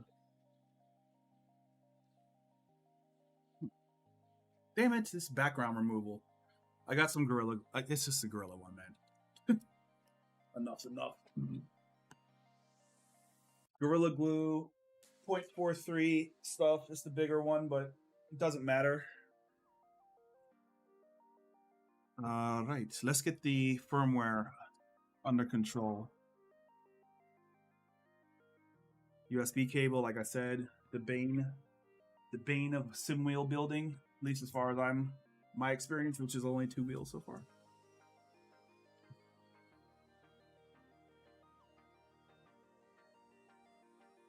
The rogue funky switch lane here.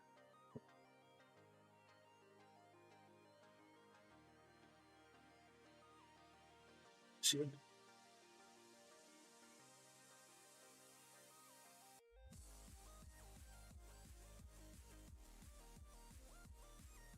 I would say the only thing I don't like is the USB out from top versus bottom. Yeah, there's just too much stuff going on down here, I think. I don't know. I kind of like the middle position because they're like, whatever, it is what it is. Let me find this cable real fast. I'm missing a cable.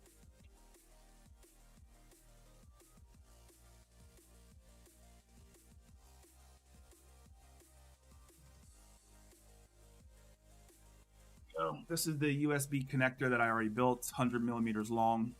I paid a lot of attention to these connections here, and one of the things I had to do, because it gets confusing when you're doing the USB cable.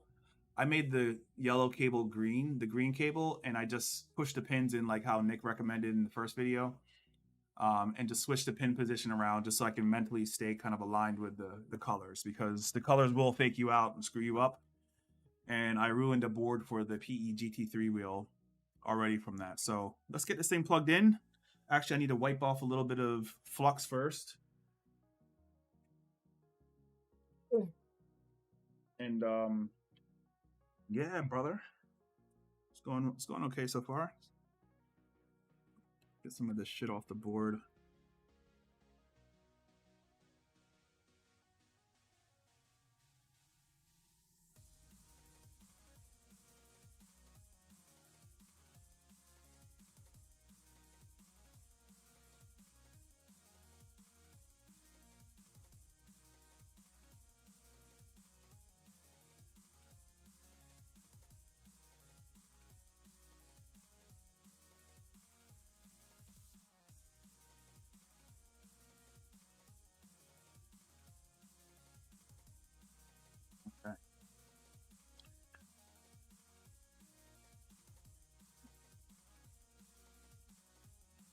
ST-Link tool.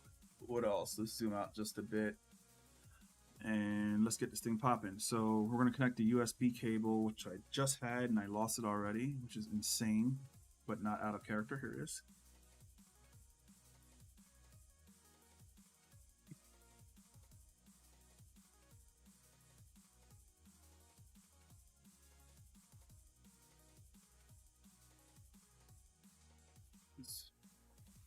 Yeah, looking forward to seeing it powered on. Yeah, it'll be hopefully soon. Let's get it up. Following connections. Test the PCB. Fine. Rotary shift inputs. Yeah. This is identical to the PE GT3 guide so far. This is what I was talking about. So instead of trying to like change the wire color, I just made yellow green and continued that throughout and move the pin position. So if you push these down, you can slide the pin out and move it to a different location. That's what I did. God, I hate making the USB cable.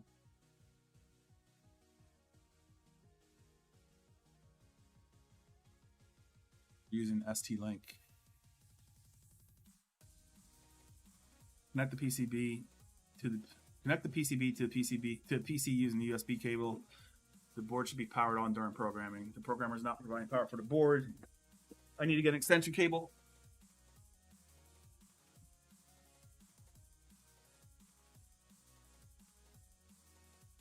I've been using these USB 2.0 extension cables for connecting the boards because it gets annoying having this corded cable kind of stretching across. So seems to be working so far.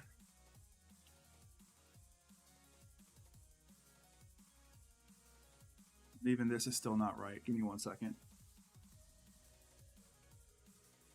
If there's anything that I would say, it would be nice if Pokornyi was pre-selling or building for you already. It would be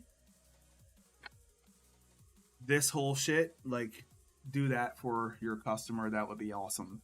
Because if I could just buy this, I would never make a USB cable again. I hate it that much. Really painful stuff.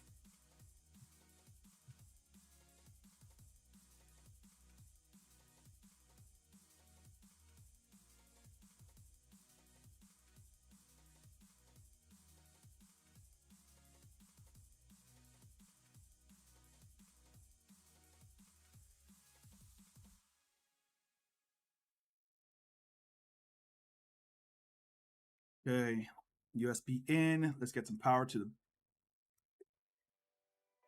Let me show you what it looks like when you first connect it, though. Something you probably want to see. So when you first connect it, I noticed that it was good when... Fucking hell. I noticed it was good when I got the blue lights glimmering.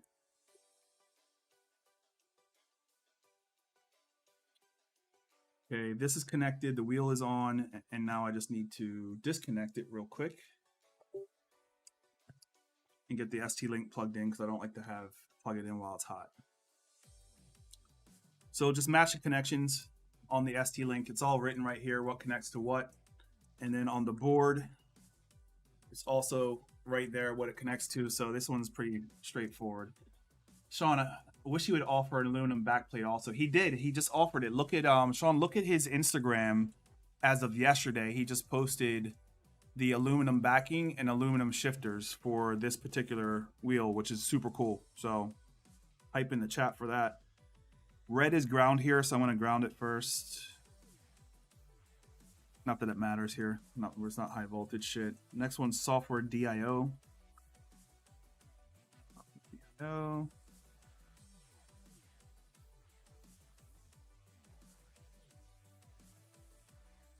The yellow is click.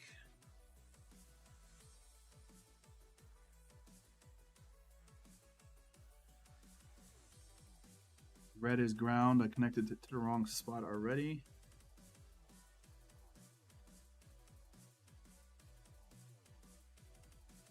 If I am just a normal sim racer and you tell me that all I have to do is assemble and not have to like make a USB cable, which is extremely intimidating, then you got a happy Greg.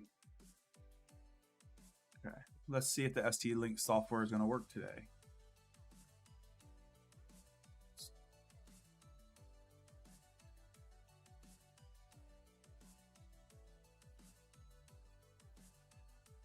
Yeah, it's nice. It looks really nice too. Super cool.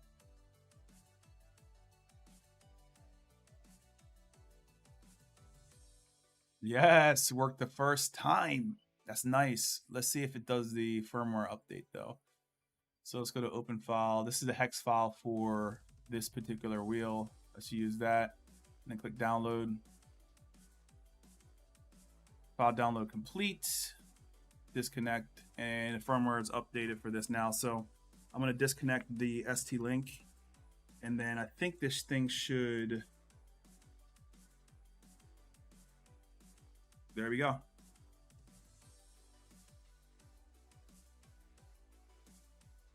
Have a look.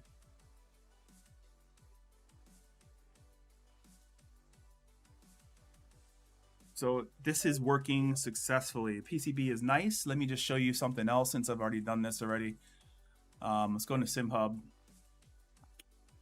and I can close that out. Let's test a couple things, and I want to make sure all the buttons work before continuing on.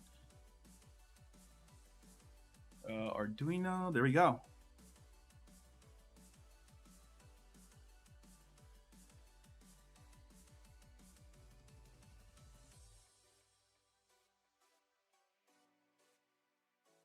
Cool. So this is when on, and let's test a couple things. That's all good. Game running. Let's see the ABS.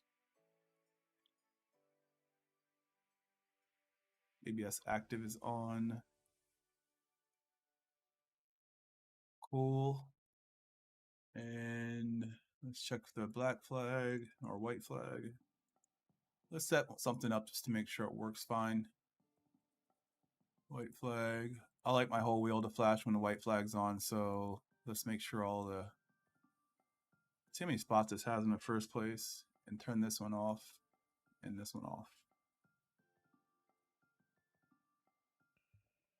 Okay, white flag on.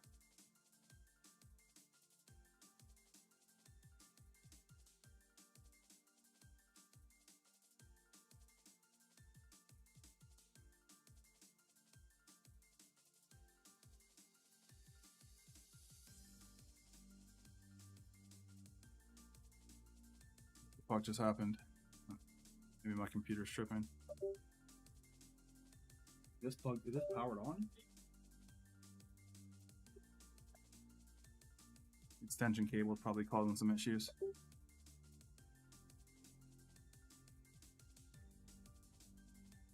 You know.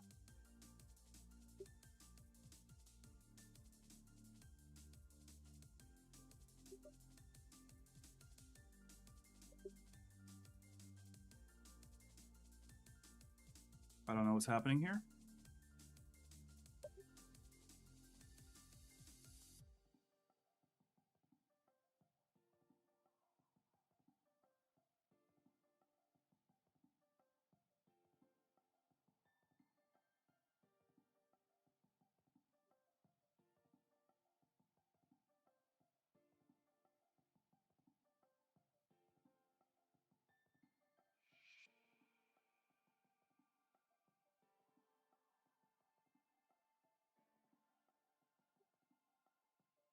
Interesting. Let's see if this happens with the...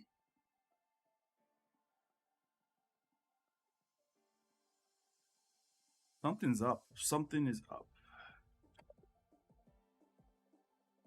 Something's up. Let's figure this out. What could be wrong? We know the firmware is not wrong, so I'm putting that away. Could be the extension cable because, well, let's be honest, they're Amazon extension cables, and who knows how good they are. Let's see if it works without issue, directly plugged in.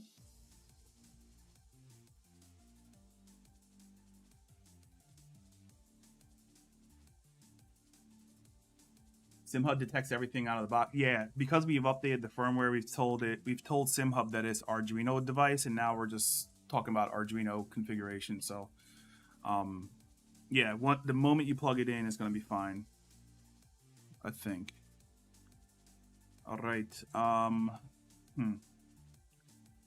Don't know what could be causing that, but let's just think it through. So all these cables, we know the cables, we know it's getting data, we know it's getting power. It's just the consistency of that data and power that we're having problems with right now. So let's think it through. I'm wondering if it's because we don't have a connection between the display and the board itself, and there's some weird shit happening. So I'm going to try and connect the screen to the board. I'm going to try to connect the screen to the board and then see if it's just having some weirdness where there's like a communication gap or something like that. Something's up.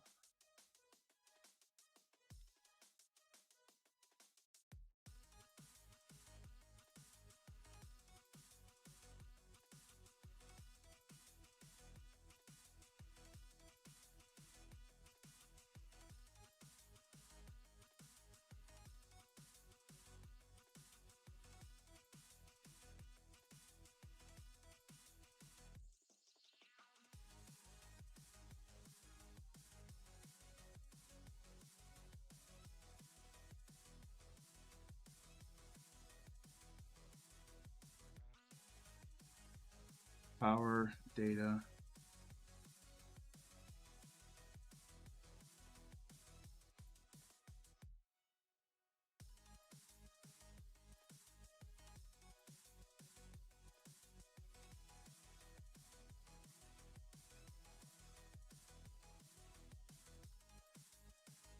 Try a different port. We had the same problem with the GT3 wheel.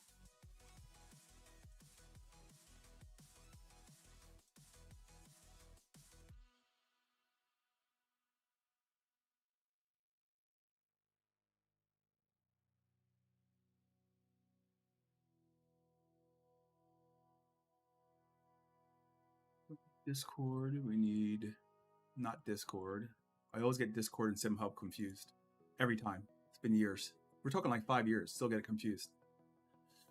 All right, this is where it gets a little annoying. I guess we're not going to hit our goal of 1 o'clock, but it doesn't matter.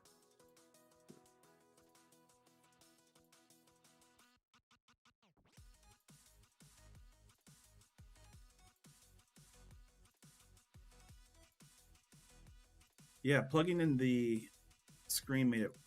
Nothing's really happening now. It's probably because it's not finding my hardware. I should probably turn the hardware on if I want it to work. There we go.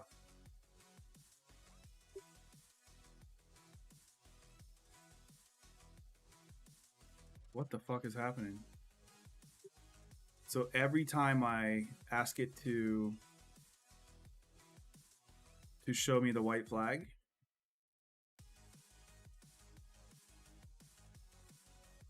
it connects and then disconnects.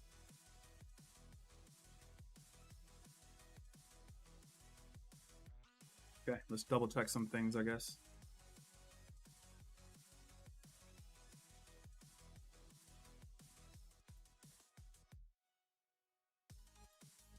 Everything's fine with this piece, it looks like.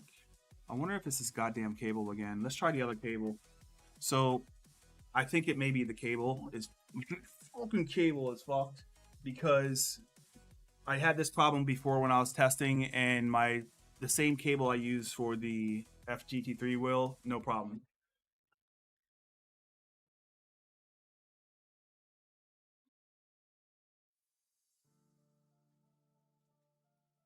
This wheel has no issues whatsoever. Let's just double check that.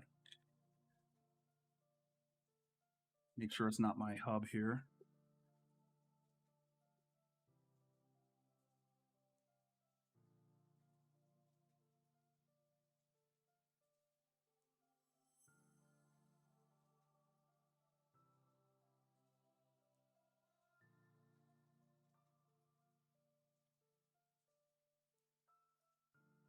Hey, come on, SimHub, do your thing.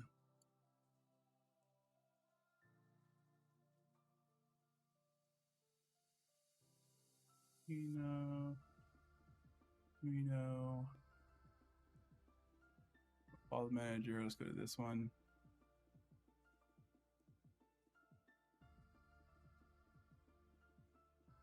What? Is it this fucking hub?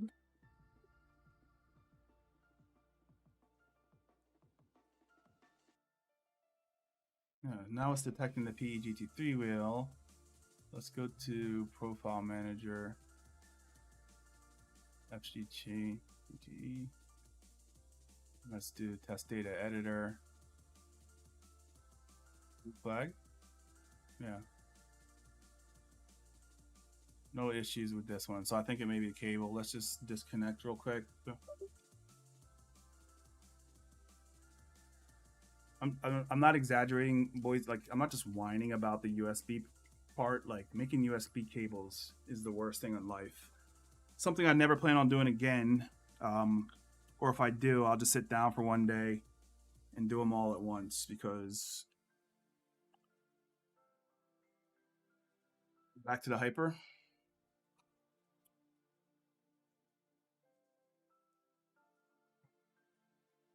Test Data Editor. Where turn it on, Greg. Turn it on. Software is looking for the device. It found the device. Let's go to RGB leads, test data editor. White flag should be bright and delicious, and it shouldn't shut off. No, it shut off. The fuck? Yeah, that's 1000% true, Jeff. Is that when I was adding these leads, 80, boom, put on to 21.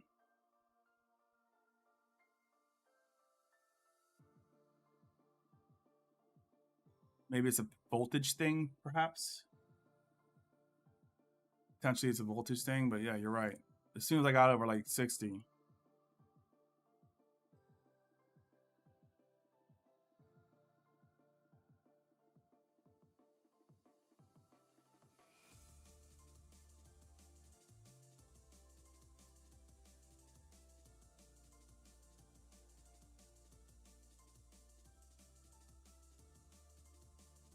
Right here, it dies right here at 70.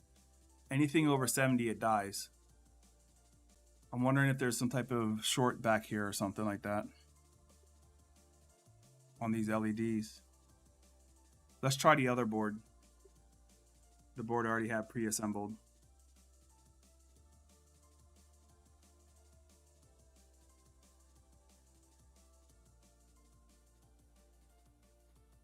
That's the fully one, and this is the.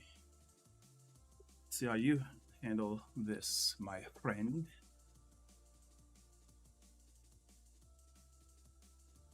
Okay, you guys see SimHub. Look, it's the moment I go to 70.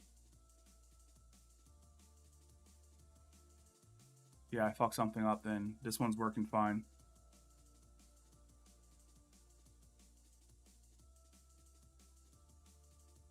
Yeah, this one's working fine. It goes all the way up to the maximum amount.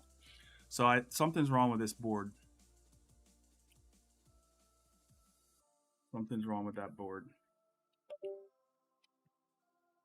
Put that to the side for now. Let's have a look at these connections back here. Make sure nothing's screwed. It wouldn't be the buttons though. It'd be the LEDs and... Well, let's do the firmware again. How about that?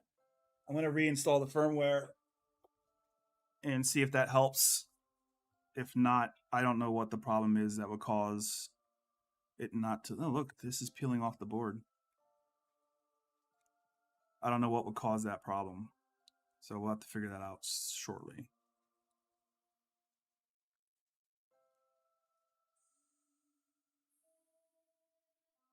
Perhaps I didn't do this right.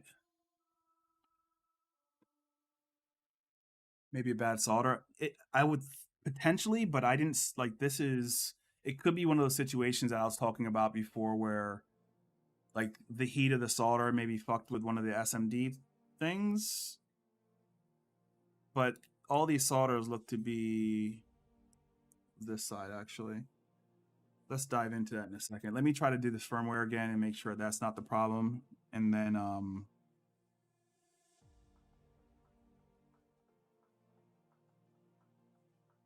there's also 2 grounds on this thing, so maybe this ground is the right one. Software DIO.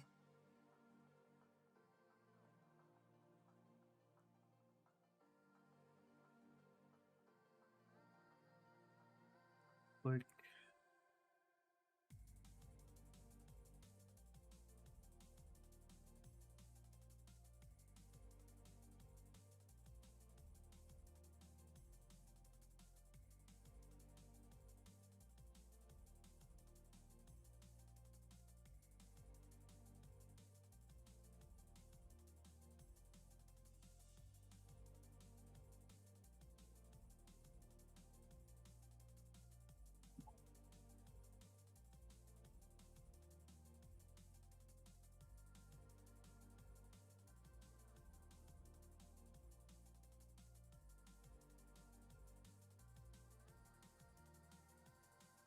Orange is reset.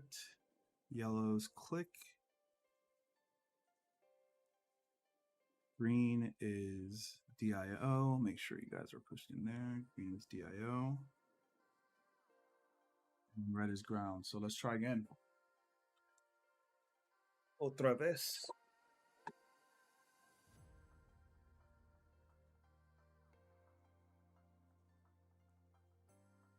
If not, I'll just switch the display over to the other board for now. I don't know what's causing this though. It's going to be annoying.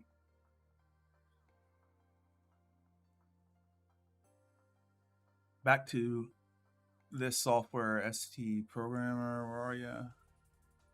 Let's just try this again with the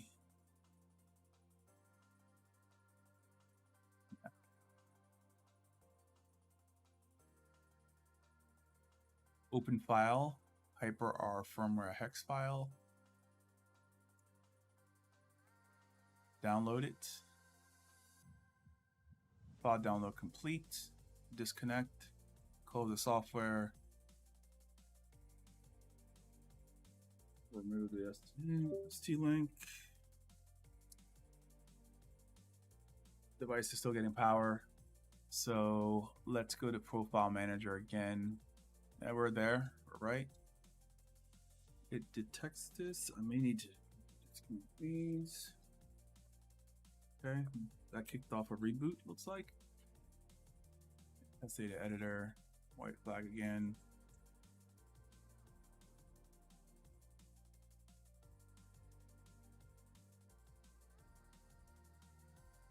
Okay, let's see. SimHub found it, which is good news. White flag is on. Not blinking though. Yeah, I don't know what's up with this board, man. Let's just take a quick, a closer look at some of at the board itself, because I don't see what would be wrong with this.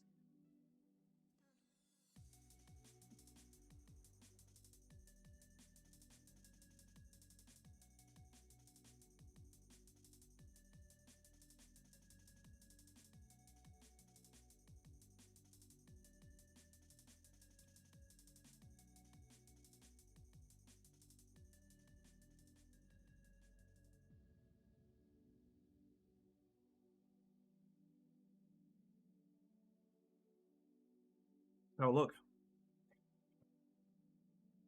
You guys will be able to see through the magnifying glass, but no. All that matters. So what is happening here? The problem is whenever I get to this section of the LEDs, I'm getting a weird, I'm getting a very strange issue where it just says, I'm going to disconnect. So 1 o'clock.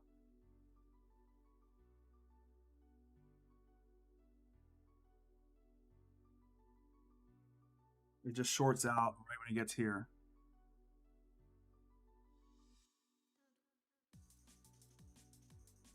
Yeah. So it's shorting out when it gets here. And I don't know why. but I want to kind of figure it out because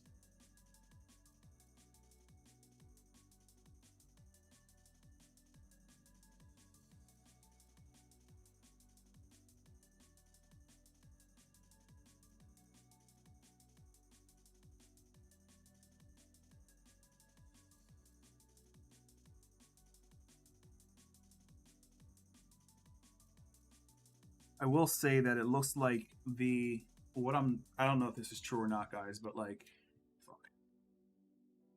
Maybe you can see it, maybe you can't. But on that top solder right there,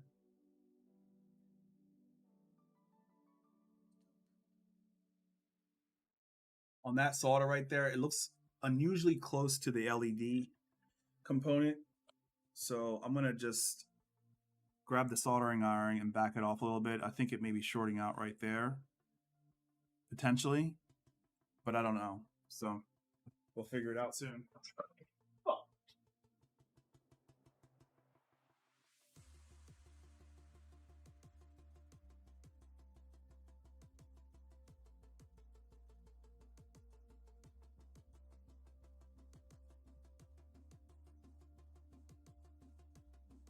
Put the soldering iron away too quickly. So yeah, I think that may be what it is. Who knows? We'll find out shortly. If this doesn't fix it immediately, I'm gonna go back to the other board and just move the display over, which would suck because I ran out of double-sided tape. So maybe we'll just shut it down for the day there.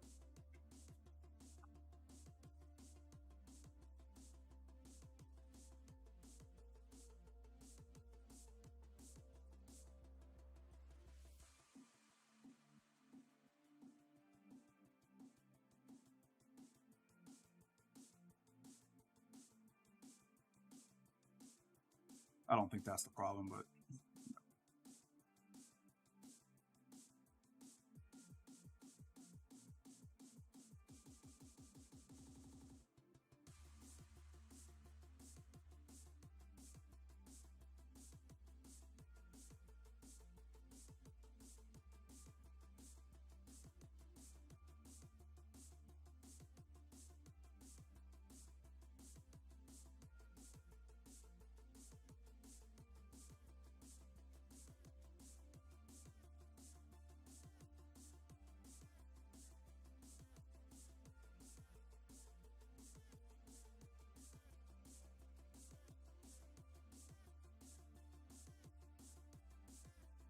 I really don't think that's the problem.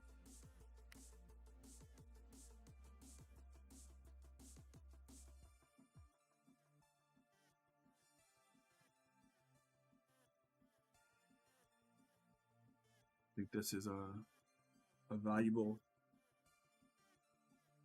investment of time, but let's give it 5 minutes and that's it.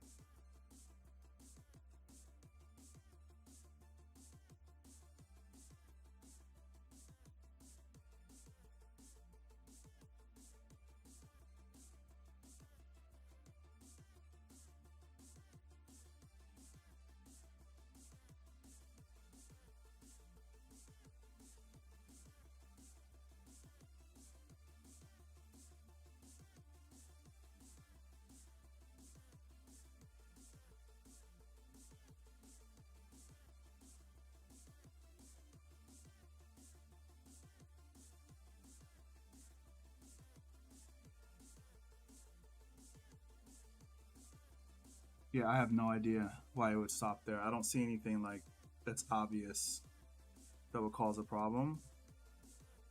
Like solder spilling over or something like that. Let's try. Let's see.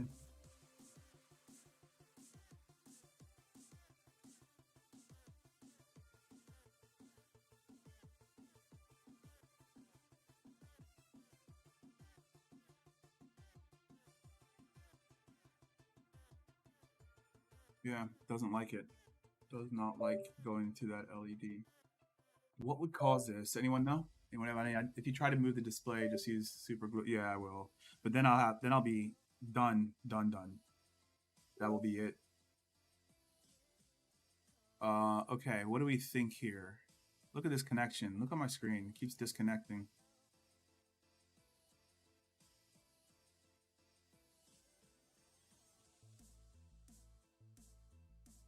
Turn white flag on, it goes off.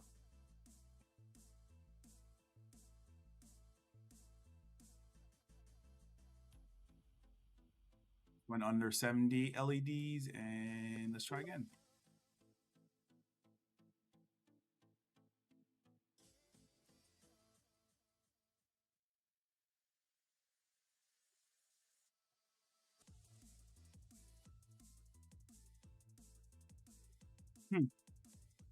All right, maybe it's not that connector. Let's just look at a couple more things. Don't want to go down troubleshooting too much. But I just want to double check all the connectors again, make sure there's no touching shit. But it's weird because it only happens, or it only seemed to have happened when I put it on.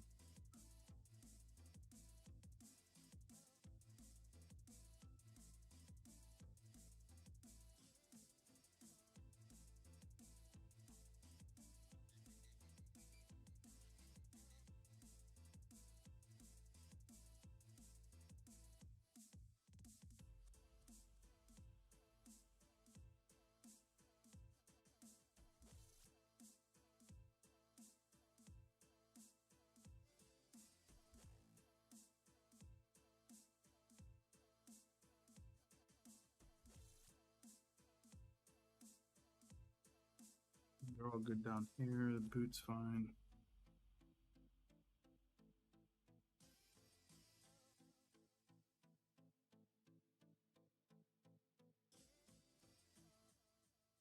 Okay.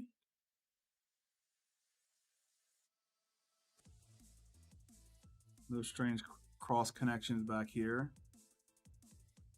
Nothing down there.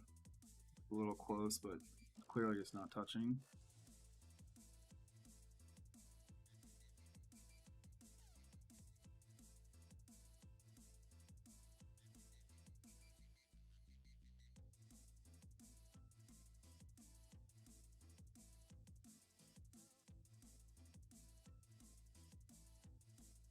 Yeah, there's nothing that would obviously be impactful, in my opinion. So we'll have to figure that out later. But I want to switch boards now.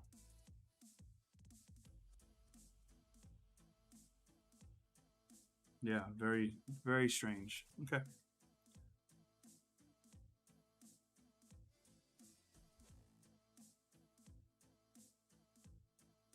B cable. Green.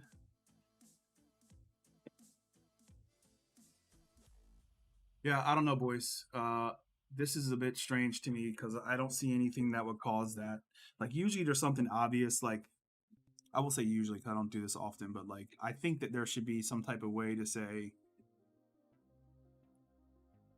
this is definitively why it's stopping here, but like I can't tell. Could be a fucked up board from the company, could be something I did. I don't know. I don't think I did anything fucked up, so who knows? It's unfortunate though, because all these buttons are now trash.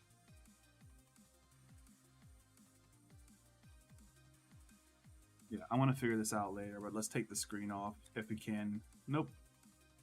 Fucking frame of the screen came off.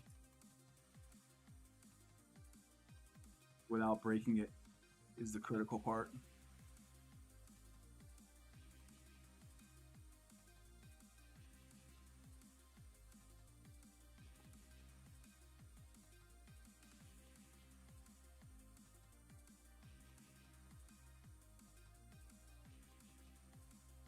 chalked.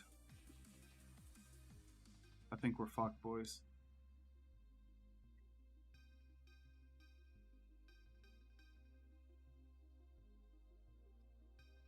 I think we're fucked. Only this screen is like never coming off. I don't think it's coming off.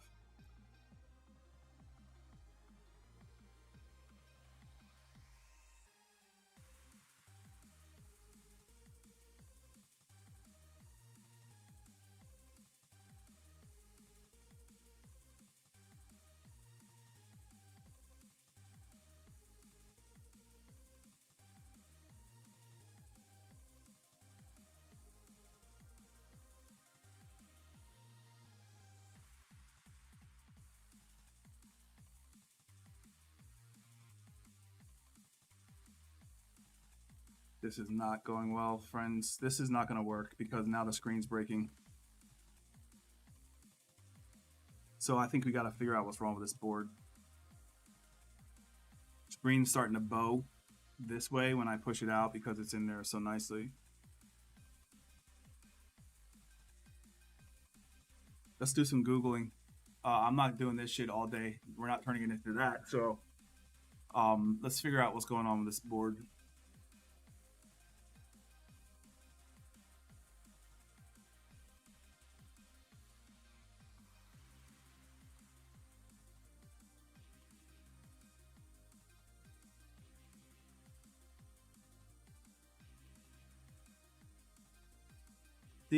Jeff, that's you take a heat gun and be careful not to bait the screen and go around the edges. Yeah, I have a heat gun. It's just like, yeah.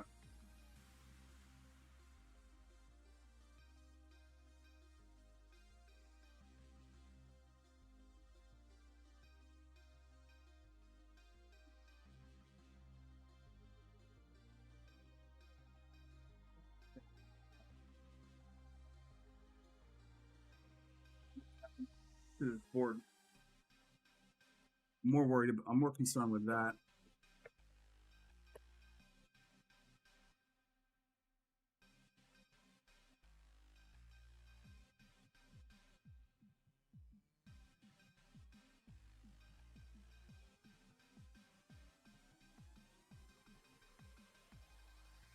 The reason why I didn't want to use a heat gun is I'm worried there's a frame around this monitor that like it's very, it doesn't seem to be on very nicely.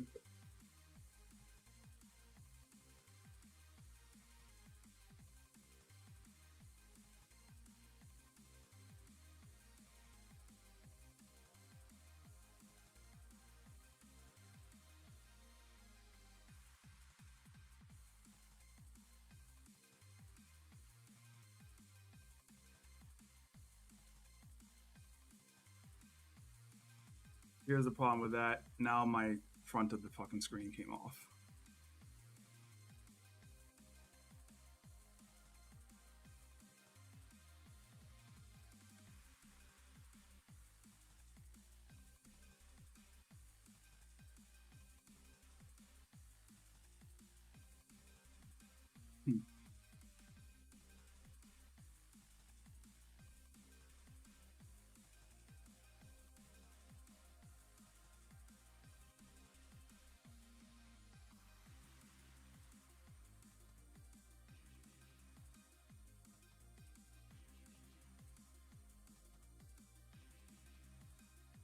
Here's something that we just learned today. I wouldn't do shit on this board until you test the LEDs. Like that would be the first and foremost thing that you do. Just test to make sure the LEDs work first.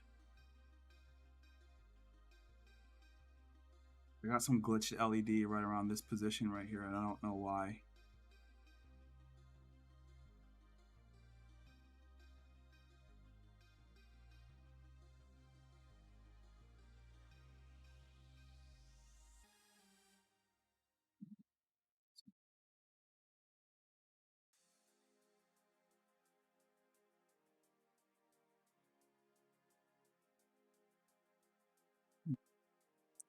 All right, well, let's think about this for a second. What should we do? What do we do?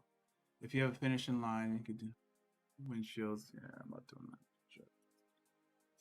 It's the problem with getting in there with like a fishing line or something like that is all these pins are there from the solder, and it's just gonna catch on those. I have some braid though for my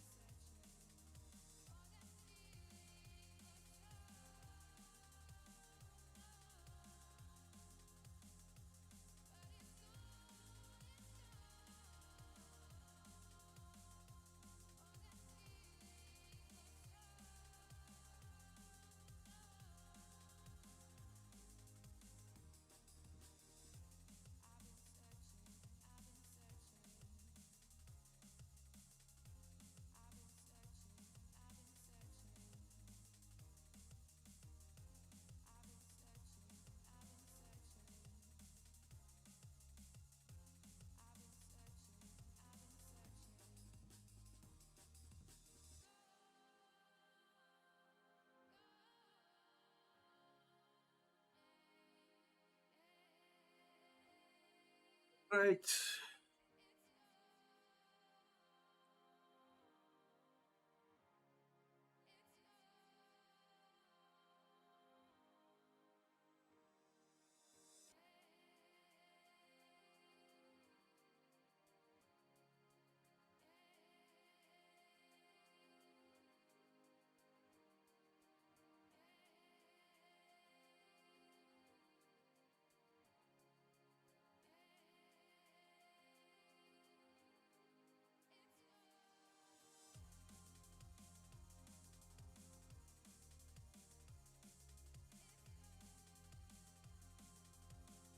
I think we're gonna ruin this screen today. I think that's the most probable thing that's gonna happen is that we destroy the screen and then we have to go finish some other day.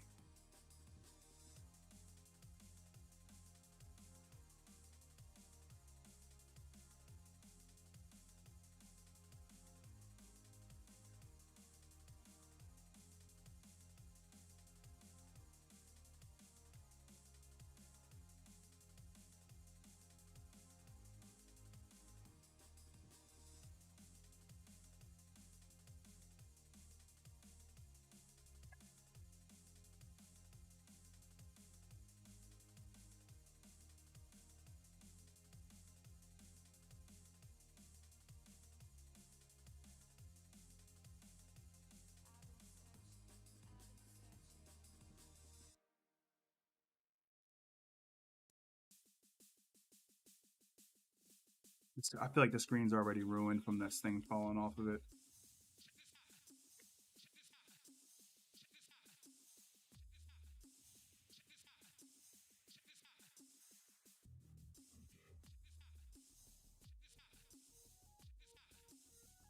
Why is this board failing? I think that's more. I think I should focus on why the board's failing more so than.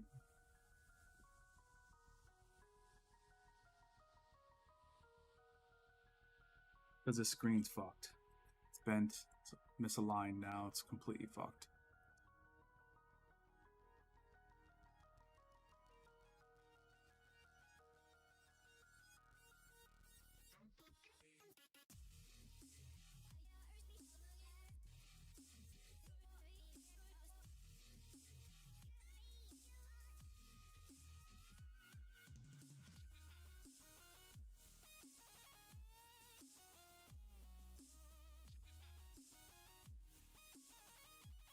Any ideas, boys? Why is this thing not working? Screen. It's not the screen like functionality wise. There's like a huge gap in there now. It's just fucked. It's fucked. It's not the not cracked or anything. It's just the.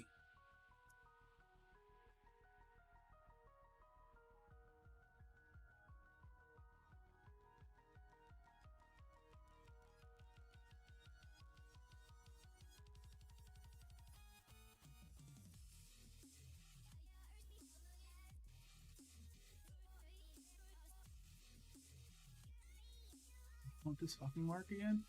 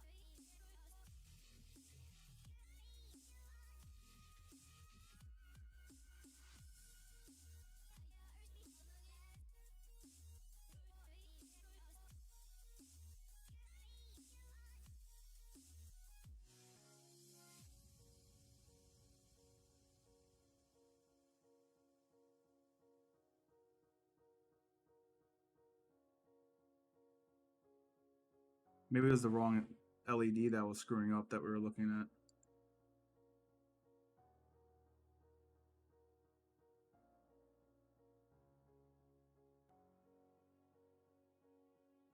But it's 68 is the one that's fucking up. Damn, that's bright.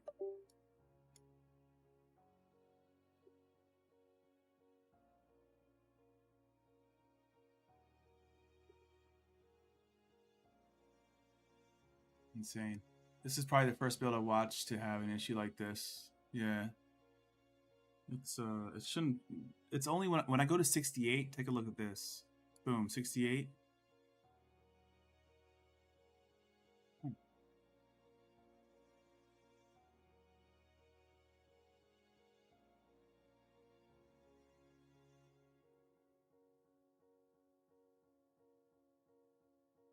Oh, dudes, hold on.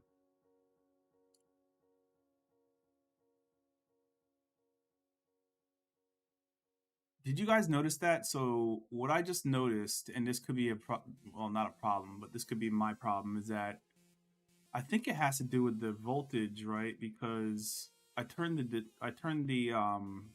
brightness down. It was on 100. Let's look at that. Look, it's dead. I think it's the power of the full brightness. So if I leave it at 50%, if I leave it at 50% brightness, which is more than bright enough, in my opinion, let's see how it behaves.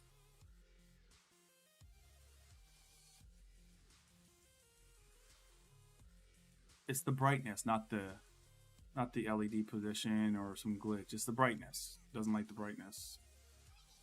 Yeah, because look, I got the whole wheel doing what I want it to do now. And now my screen's fucked up. Awesome. So, yeah, I don't know. Maybe it was a brightness thing. It has to do with the power. It's probably that shitty ass hub that I'm using, not putting out enough power. But that's something that I need to keep track of. Holy shit. All right, well, onward we go. Let's turn this thing off. We know the firmware works. Screen is now fucked, but I may have some in my mailbox, so let me double check. There's a huge gap in the screen that's going to let dust just live up in there. So we may have to replace this screen later, but I'm going to leave it how it is for now.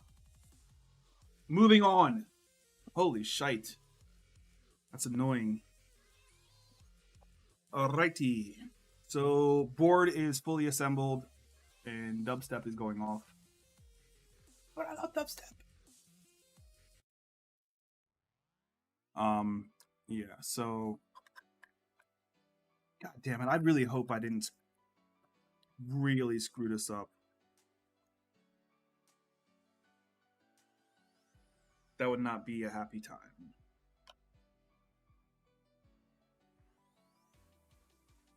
Guess we'll find out at some point, but that's gonna get dust all up in it, so we're definitely gonna have to replace the screen.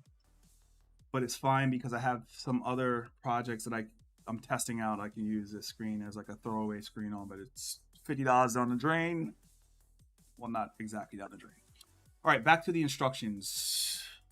That's weird, huh? Have you guys ever seen that before, where like the high brightness is just too much voltage? Maybe remove something that's plugged into the hub. That's the only thing plugged into the hub. That's why I put it there. Like, I put that hub there specifically for just testing wheels, and it's not strong enough, I guess. It's fine because I have another hub that I can use, but it's all good. Let's go back to the assembly manual. So we did the firmware. Now it's, I think, assembly time. So this is what I was talking about before, boys. We've already done this part. This is the part where we put the brass inserts into the 3D printed part. So we're going to skip over that. That's done. But we do need to add the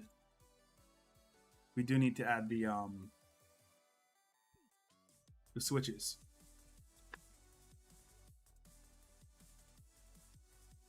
Minor setback. Switches. So I have 4 switches already pre-made, or cables pre-made, just to speed this part of the process up. So these are going to go sit right here.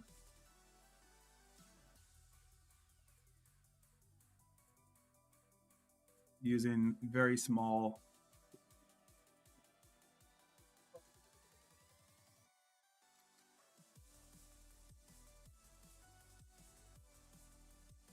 I'll have to find out exactly.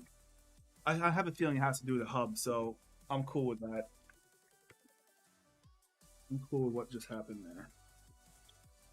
So let's get these shifters plugged in and back on with it.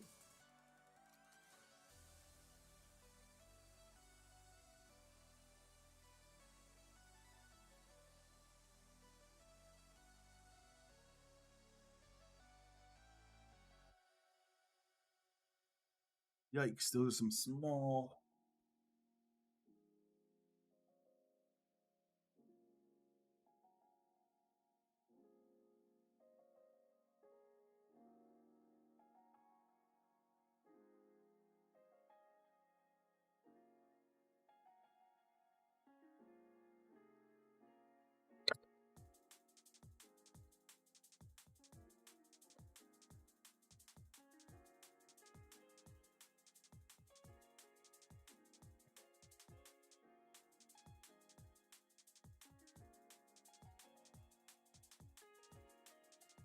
Okay, so this is bottom side. Yeah. Okay, so this is bottom side. So the holes are already there. 2 holes in the assembly itself, and then we're just gonna. Doesn't matter which direction, I don't think, but let's do label side out. Actually, let's follow.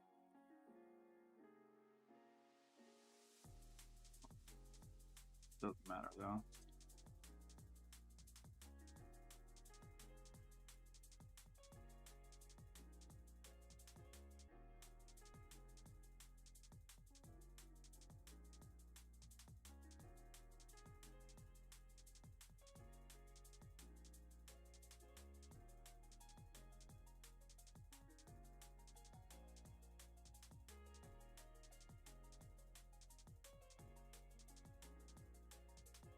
This is where electric screwdriver would be giga.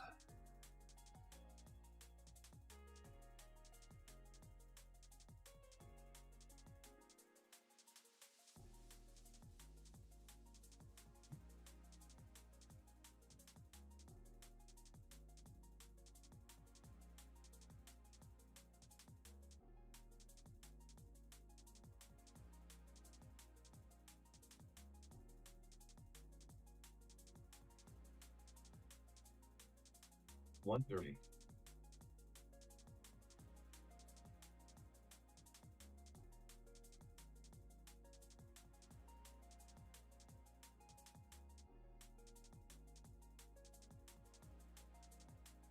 I saw that he posted that he's going to be making these in aluminum. I may just go to those because I really don't like these shifters at all.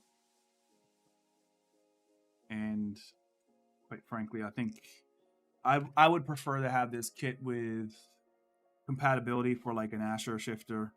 Personally, I would put a SimCore shifter or a SimLine shifter on here, just because I know how good they feel.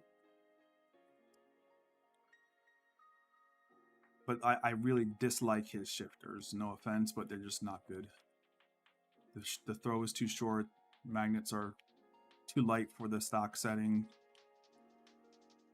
So you either have to put like really heavy magnets in, like the 50s that Jeff was talking about before, or a different shifter altogether. Personally, I'd much rather have like the holes drilled out for using other shifters. Like I know George over at Simcore uses like a 3mm spacing in his shifters. So I would probably prefer that to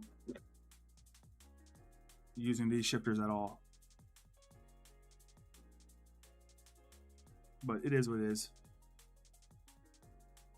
Nothing a drill won't solve.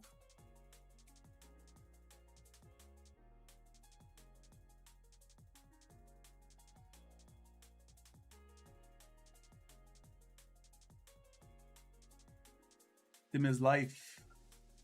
I even had power draw issues from too many USBs plugged in so much that it was affecting my triple screen, which wouldn't activate with a USB plugged in. Yeah, dude, you don't even want to know the USB nightmares I've been through over the last year. When I put the motion system on my simulator, it was fine. When I went to traction loss, and I think is when I started adding, well, I'll show you in a second, but I have so many USB devices on that PC right now. I think it just got crazy. So I got probably 10 hubs sitting laying around just experimenting with shit. Once the USB issues start, then like that's when life gets sad. It was affecting my steering, so my SimuCube 2 would kind of freeze up because it's not getting the data. All the screens for my dashboarding would basically go haywire. No, was this stripped? Fuck you. This bolt is stripped. I'm not even going to try and force it in. I'm just going to replace it.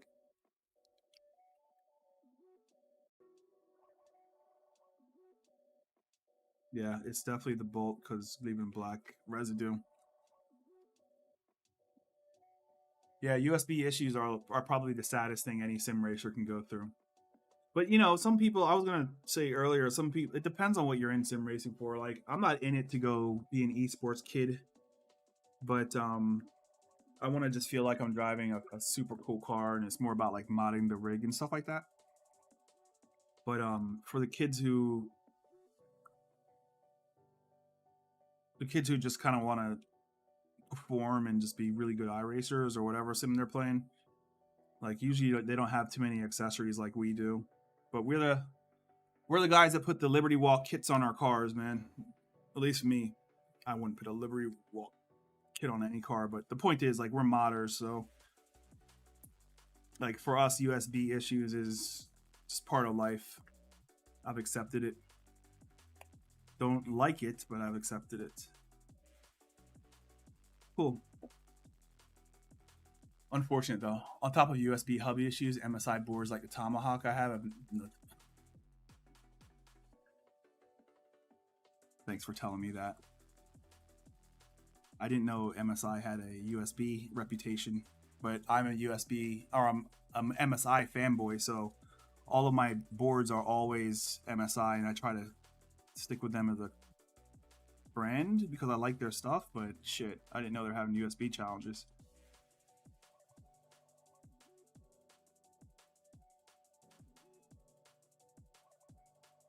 USB issues like almost will put me in tears because you'll be just like minding your own business, going down the fucking back straight of your favorite racetrack in a good position, and next thing you know, like you get a glitch for 3 seconds and you're in a wall. Like that's not cool at all, especially with how hard it is to make progress in iRacing and any other sim that you're playing with right now. So yeah, I ended up going with like 2 hubs on the rig, and I separate my power sources from my USB sources when I'm wiring and doing wire management on that thing. And I also have a hub specifically for my steering wheel only, and a hub for all of like my dashboard equipment, like my race lap timer. Fucking hell, this got stripped out at the last minute. The race timer as well as my DDU, and yeah, I mean, USB sucks, but it is what we have to deal with, right? EMI is another story altogether. I strictly use Asus. I've had bad luck with everything MSI monitor. Wow. Yeah, the hub that I like is that has been reliable for me has been like the Sabrent 4-port high power USB port, and I have 2 of them. I've had good success with those. Like I haven't had the problem with the USB disconnect since I went to a 2-hub strategy for managing my USB. Some people talk against it. I also have a PCIe USB card in the PC that feeds both of those hubs. So, yeah. Trial and error, my friend. Everyone has a different situation, so nothing that I say is going to work for you will work for you.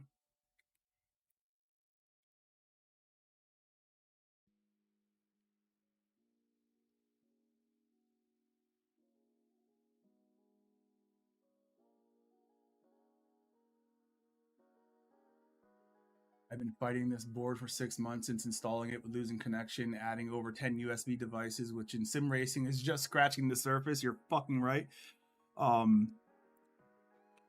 Yeah, something's got to be.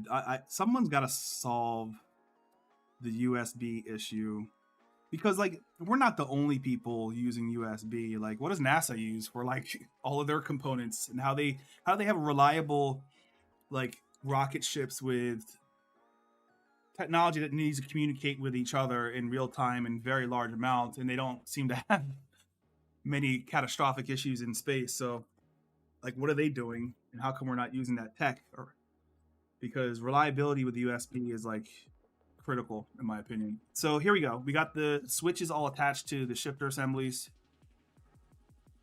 They're all clicking. Doesn't look too great. My print didn't come out that nice, but I don't care. You're not going to see it. I will be getting the aluminum versions of these, no doubt, because the shifter design itself is not good in the first place. Something else I want to do real quick is I got these buttons right here already pre-wired for the back of the HYPER-R chassis. They go in right there. No clue. And I've already put the nut in place, and it's in there so solid. I'm just praying that this connector makes it through.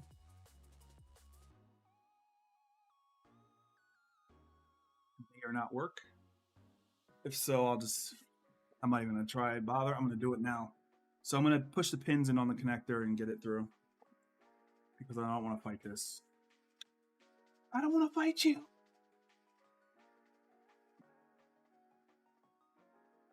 I've been using a cell phone SIM thing. Oh, is it gonna go?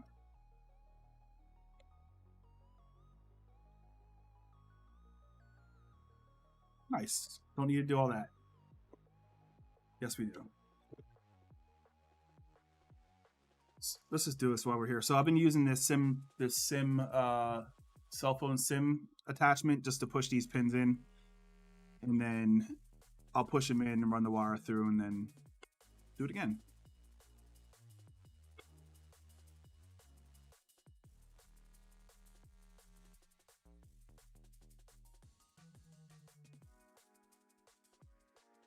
These are just switches, so it doesn't matter like if you put them back in the right spot or not, but I guess try.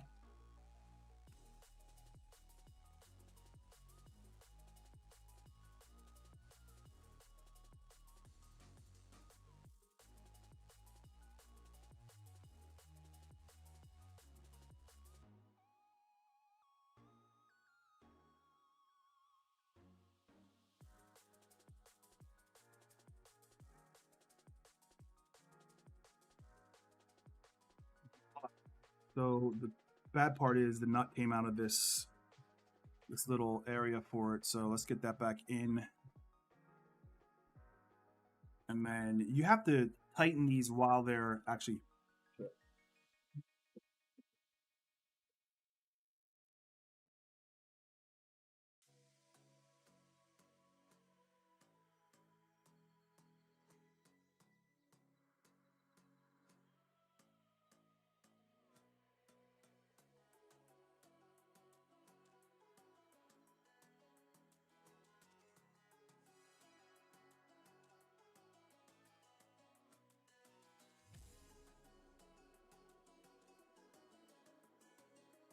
Okay, I can't find my Loctite, so we're skipping that part. I'll redo these, I'm sure, but I'm just gonna spin these in just to tighten them up, and then we'll put Loctite in place because you can't get them really too tight because of like, imagine trying to spin that in, right, from this side. So yeah, it's not a great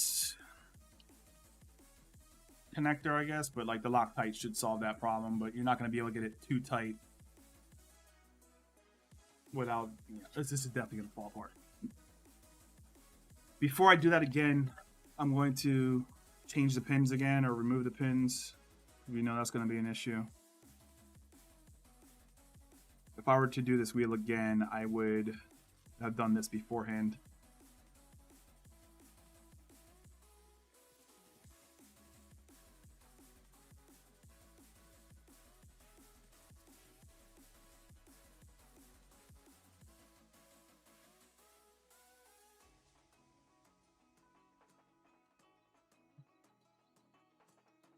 Just have cables without the pins. Like I said, it doesn't really matter because they're just switches anyway, so it's a circuit. And we shouldn't have to worry too much about position of the cable. Like we did before, we're just going to spin this in.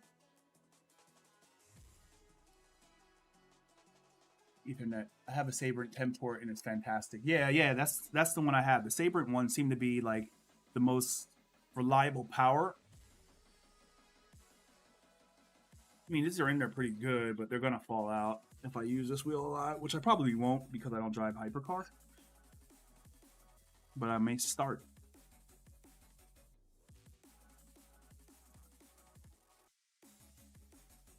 Okay.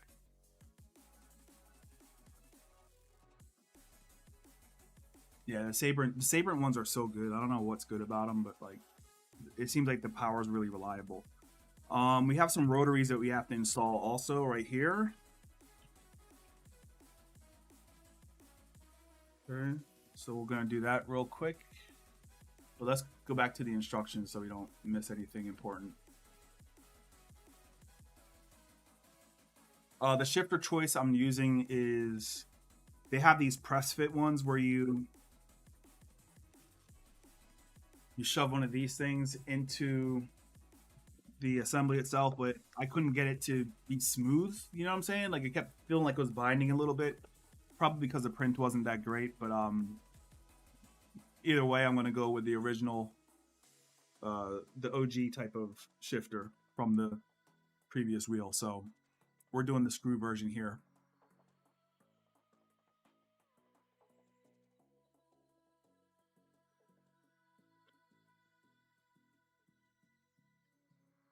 Side for now.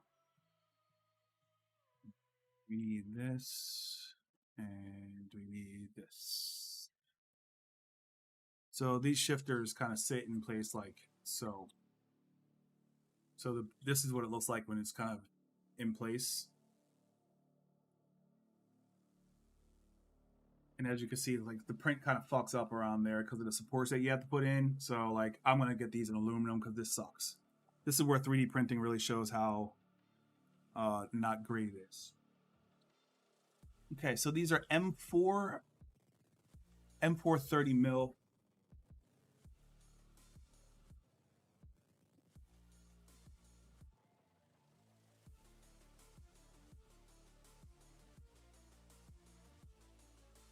One of the default files that came with the 3D printer that I got was one of these things. And it's been, I never knew how much I needed this. So that's not 30 mils. Uh-oh.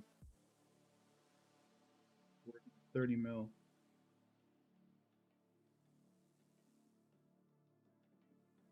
This is 20 mil, M4 by 30. That's M4 30.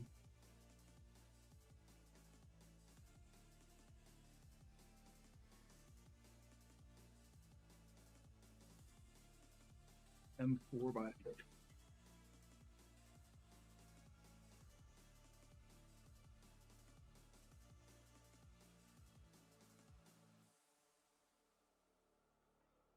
Cross your fingers, boys. This is from old stock. M4. That's M426.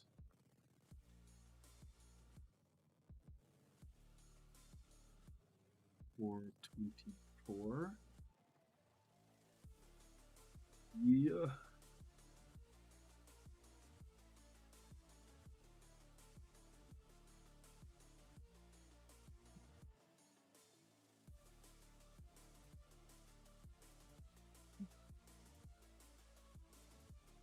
Like I'm missing a hardware box. M430.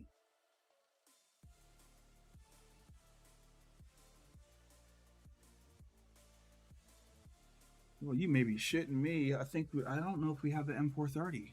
Are we missing it? It shouldn't be.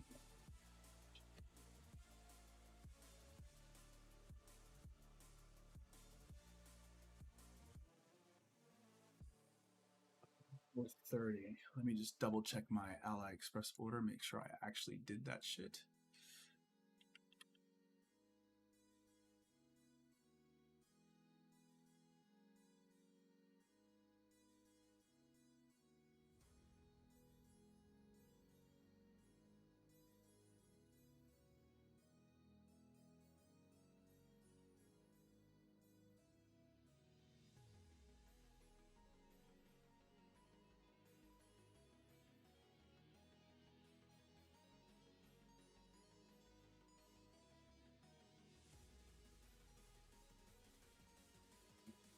Three and two. No, do not tell me that's the one piece I didn't order. Holy shit. Let's find out. Bro, I think the one bolt I did not order is going to be probably this. So maybe we'll just print out some new. I think we're fucked.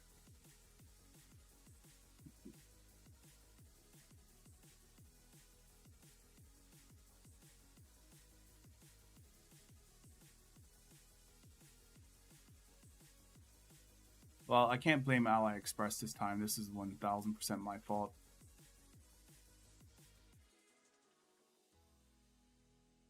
M3, M4, M4. How long is this? 10 millimeters. M4 10. Those aren't even cap heads.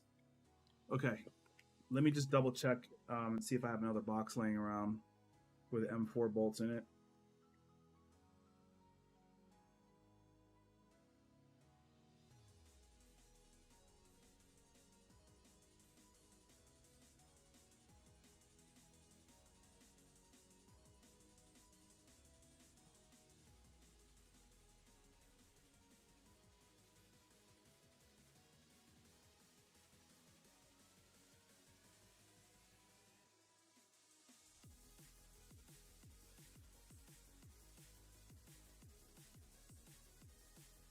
Ugh.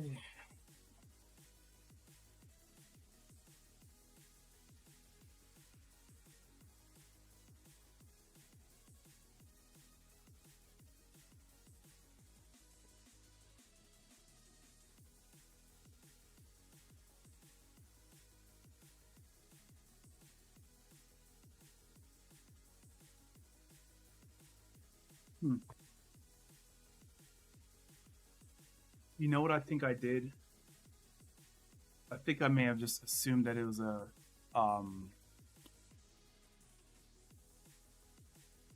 yeah, I don't think I ordered the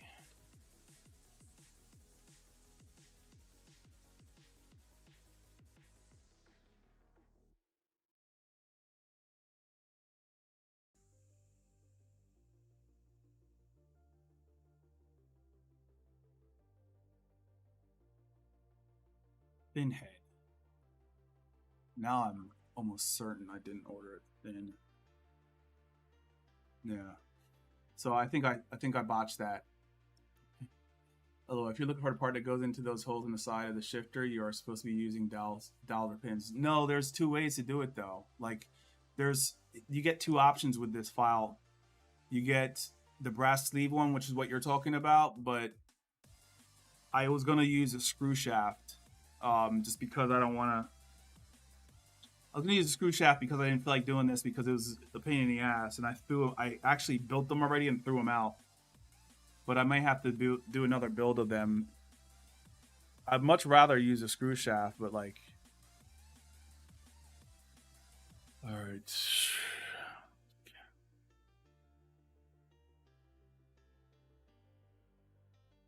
I'm not using carbon fiber for that.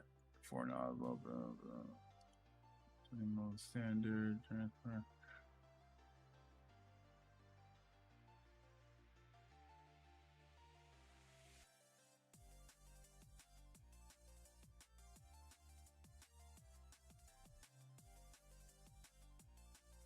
Okay, let's do the brass insert version then. We're doing shifters right now, so this is the sleeve version. So this is the file that goes into the. This is what we just. This is this. You know what it is. This is what it is. So I'm gonna print 4 of these.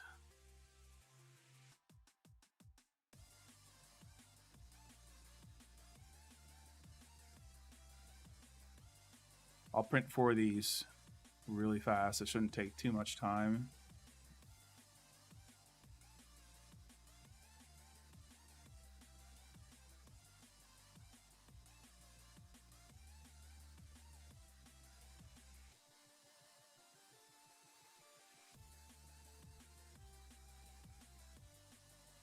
Let's see.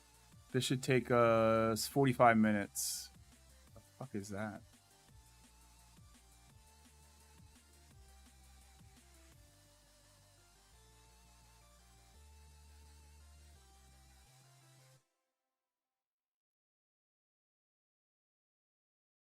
Could always just go to the store and get the M4s, but let's just do this since we're here. These are all in the right position already.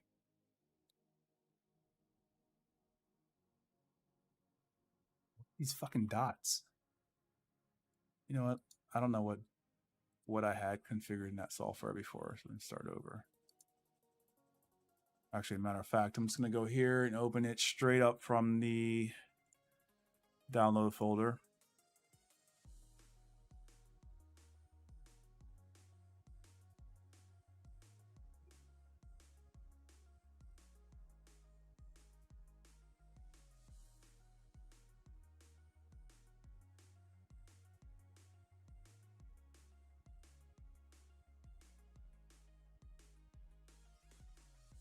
One, two, three, 4 of them. We're going to need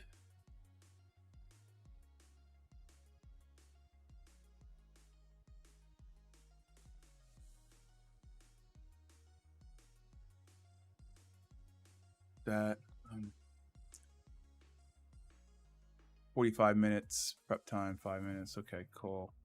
What else do we need to print while we're here? I don't want to do shifter body. Do we need to do the body again?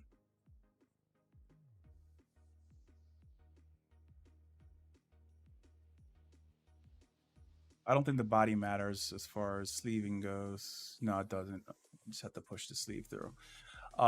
We don't need that, so let's close that out. And then I'm going to do one more thing for the clutches.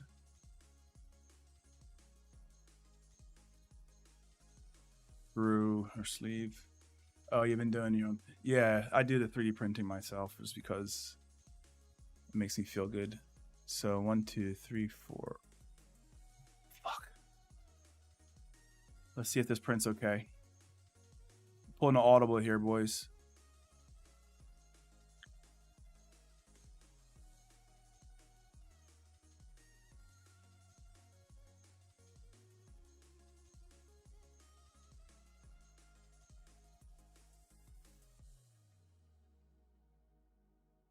Do we need to do that? I think we do. Let's have a look at the. Yeah. So actually, I'm gonna keep the. Let's double check something real quick.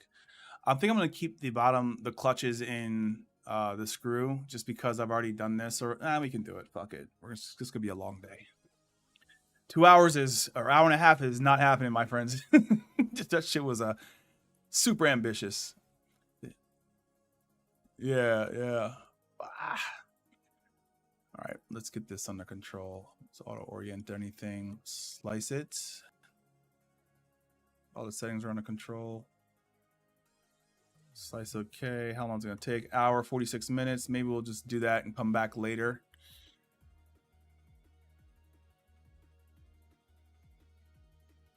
But we're gonna do it. We'll go with the sleeve version. I don't know, man. So the sleeve version I did before, like I feel like the sleeves were kind of binding too much, and it was, at least what I perceived it to be, it was kind of like the shaft was not spinning freely, and I lubed it also. So I hope that doesn't happen again, but this is unfortunate. I may just run down to the store and grab some M430s because I don't want to do this press fit thing. But what else can we do in the meantime, I think, is the real question. Let's see how far we can get without stunting ourselves with this goddamn shifter. So let's skip the shifter part for now. Actually, we've got all these connections in place. Those are fine. So move those out of the way. Back. You guys don't need to see my microphone. Insert the magnets. I'm not gluing anything in place right now just because I don't know if I'm going to be able to use it. This is what I was talking about. So like this is the brass insert and they're supposed to fit inside of here, but I feel like they're kind of like binded a little bit, so the shaft wasn't spinning freely inside of there. And I didn't see anything that mentioned anything about like stiff shafts.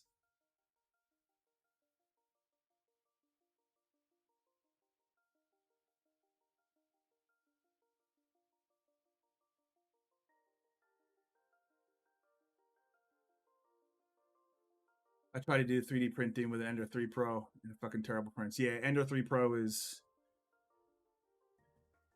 I had one. This is what I upgraded from, and it's just it's an Ender 3 Pro.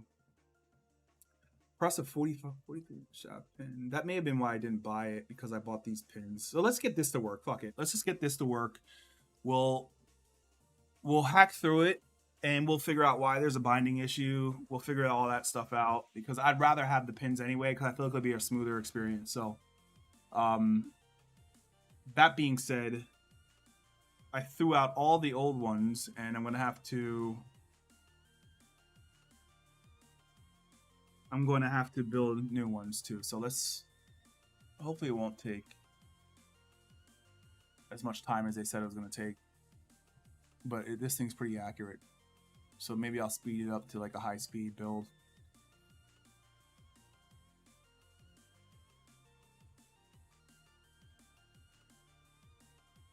That's still getting ready. All right. Yeah, I'm glad I didn't glue shit before either because like I'd be screwed. And is this a 30 millimeter? Or the clutch? Is that 30 mils? Oh, there's not even an option. Yeah, there is. Yeah, there is. I think it's all 30 millimeters, but I have 30 millimeters in a screw head that might work for the clutch assembly. So let's check it out. Yeah, that will work for the clutch assembly. Clutches are fine. We'll keep the clutches in this, but these goddamn shifters, I do not like these shifters at all. They require... I could probably get away with using this also if I'm being ghetto. Okay, let's just do it. It'll just look like shit. So I may just finish off, because it's going to take so long to build the other ones, I may just finish off with like a cap head for now and then change it later, because I don't want to wait an hour and 45 minutes for the brass sleeve version to come across.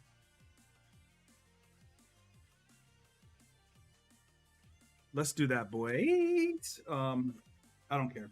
It is what it is. I can go down to the store and replace them right after the video's over. But I want to get this bitch fired up today. So let's go back to what we're doing while this thing prints.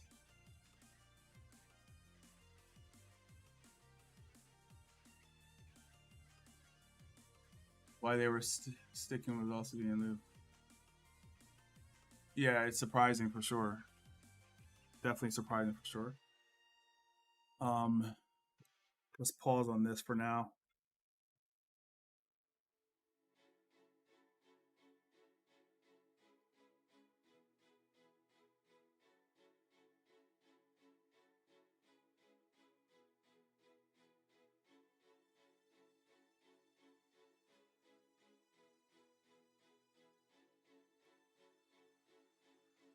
I'll change those screws later. I don't care. Actually, let's do this.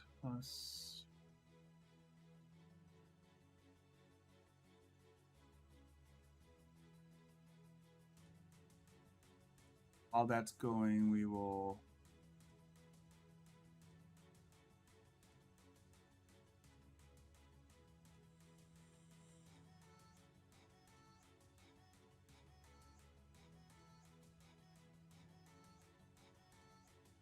keep that up there.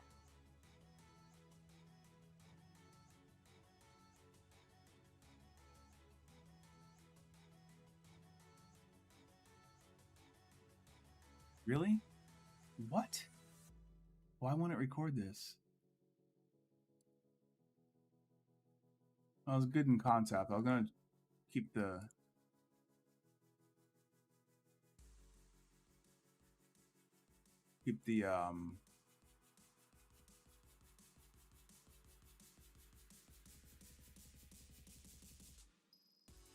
It's weird how it will show on one screen but it won't show on the other. Okay.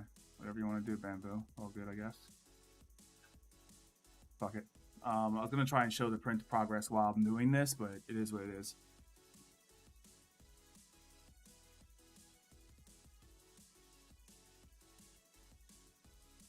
Onward. Back to the shifters.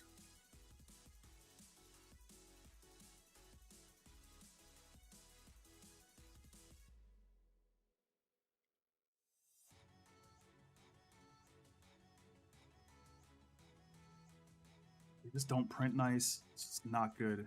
It's not good.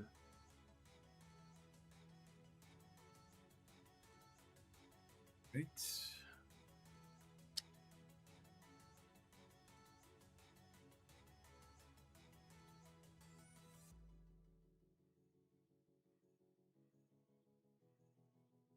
Dude, I thought I was killing shit with all this hardware I had before. I thought I had it all, but I'm missing one, which means I need to make sure that never happens again.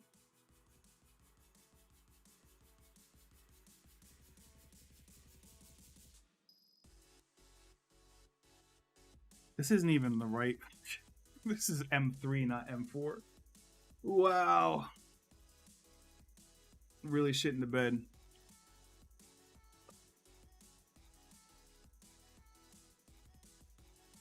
Yeah, I'm gonna fix that later today, actually, after this.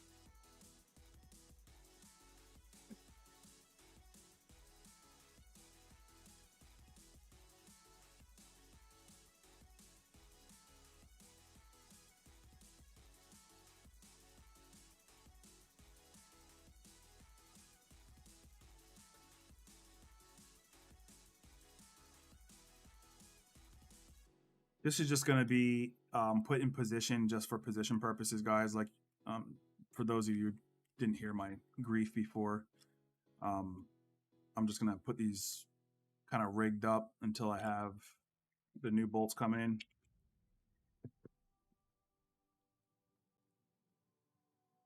Or go buy new bolts, because this is not right.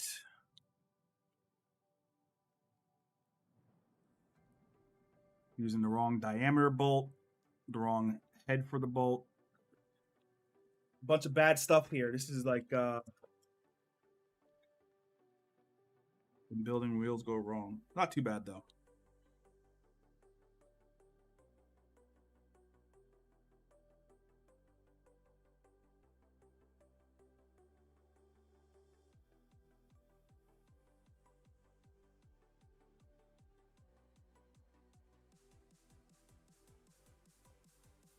Okay. They seem to be functional.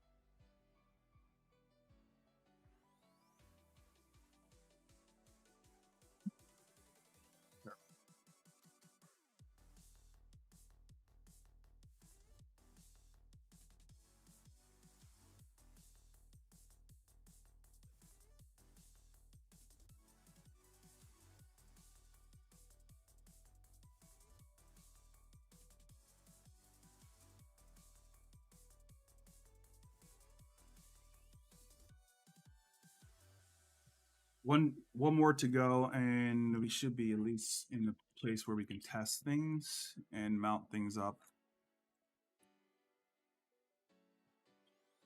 Clutches, we'll do that next.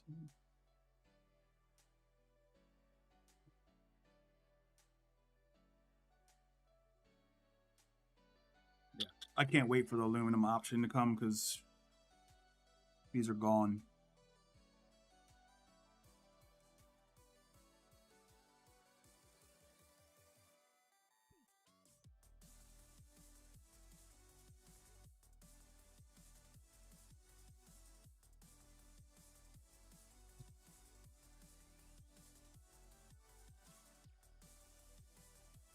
All good.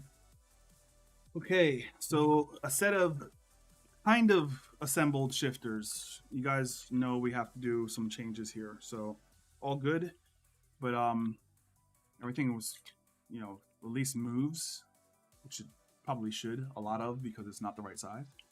But the magnet will hold it in place. So we'll just have some top wiggle. We'll just have a little bit of play like this, and I'll fix some of that right now until we get the new bolts in. Hopefully new shifters. I'm going to try and reprint these shifter assemblies, the housing.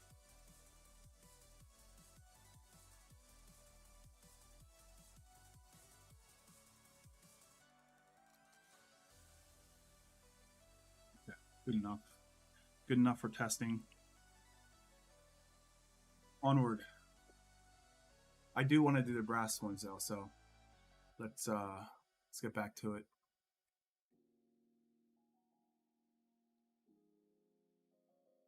Okay, magnet time. So it says insert one.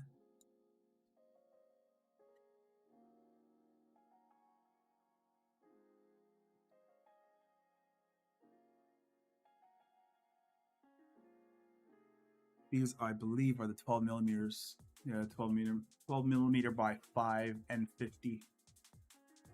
Still too weak. I'll show you in a second.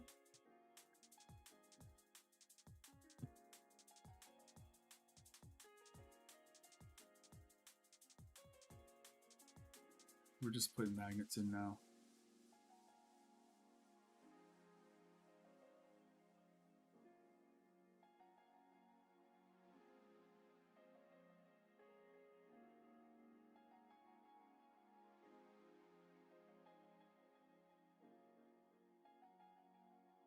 His shifters are so bad. It's like barely tapping it will set it off into like, you know, let me actually loosen it up a little bit. I really hope that the ones that he offered are feel like actual shifters, because these do not feel good.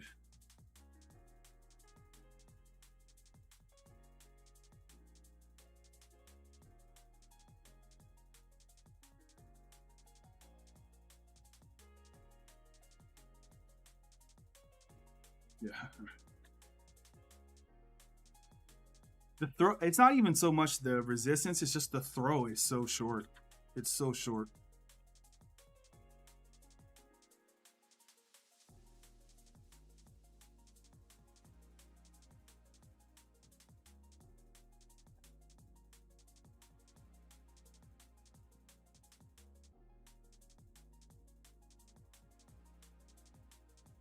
Why they were sticking also being lubed is surprising. I've read that before. Oh, here's something interesting I just discovered. So I printed this one with, for some reason I used the carbon fiber nylon with this one, and it doesn't seem to like having things put in it.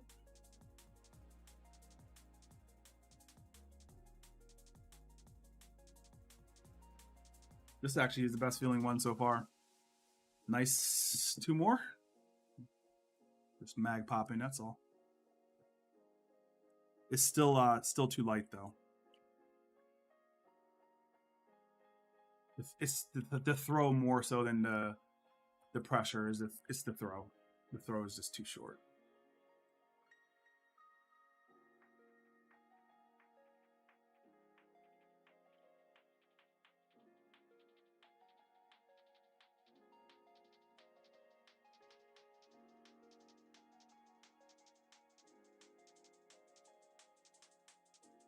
Alrighty, the shifters are finished for now.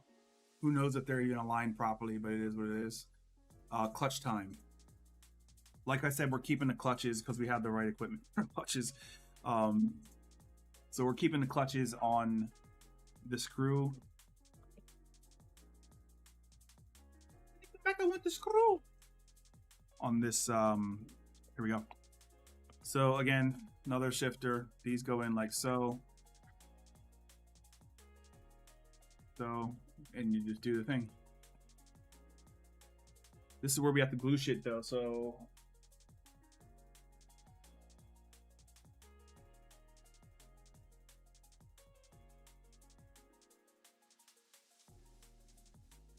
Glue gun is turned on. We'll let that thing cook up. Put the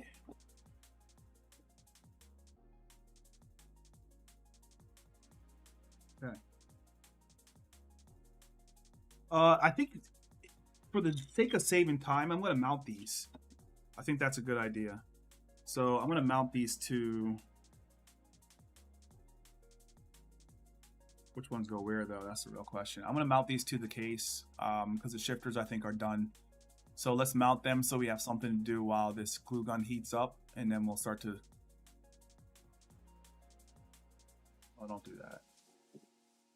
I have this issue with my Elgato light where it just keeps.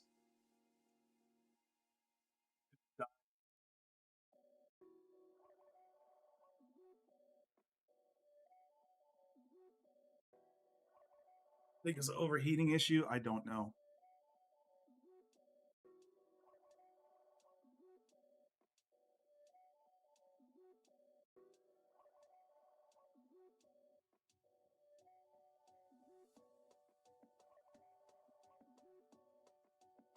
Heating issue. Doesn't seem to conform too nicely. Maybe I'll point the fan at the light. Soldering anymore. Okay, let's go look and see how to assemble this properly.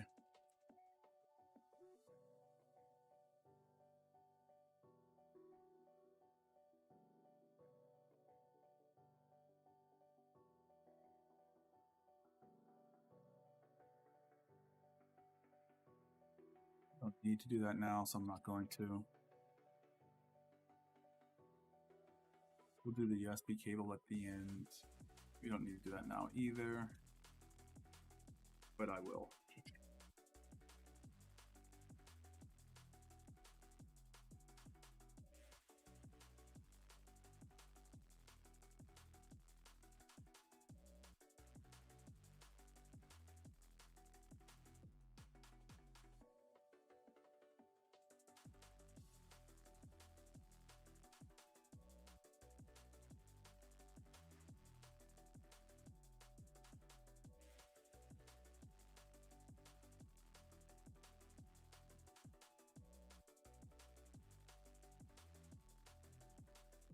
This is the hub. I'm going to throw this on real quick.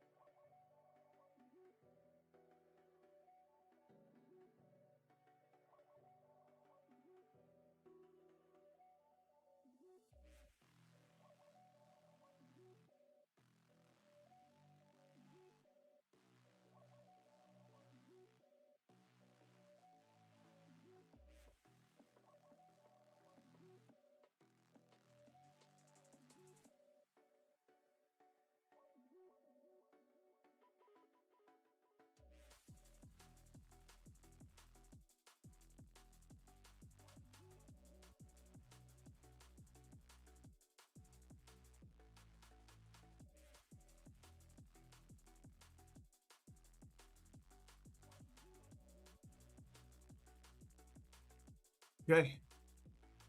Let's get the QR or the hub mounted. I don't have a QR either. I forgot about that. I need to find one or steal one from another wheel.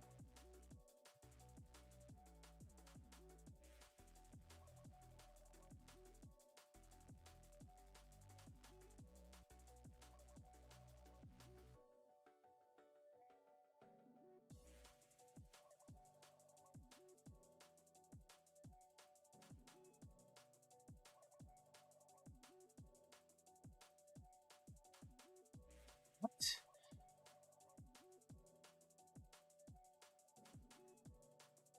Good.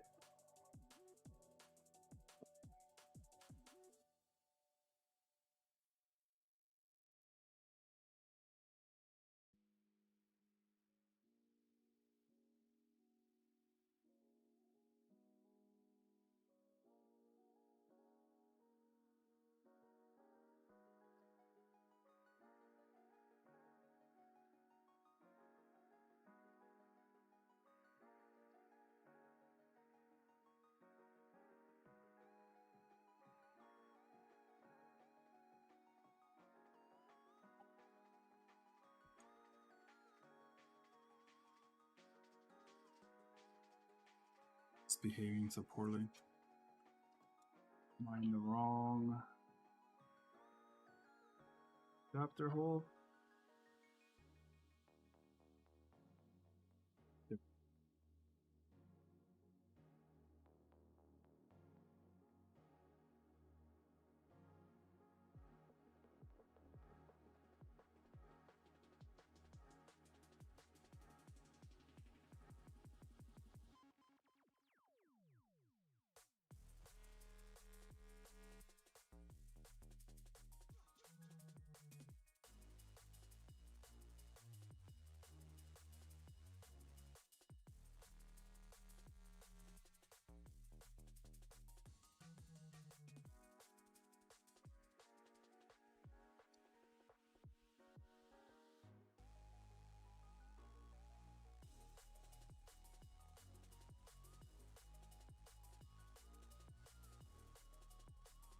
I would much prefer a better way than Allen's in most cases. Nothing worse than getting one stuck in there and having to drill it out. I had to drill out a bolt last week, man. Shit.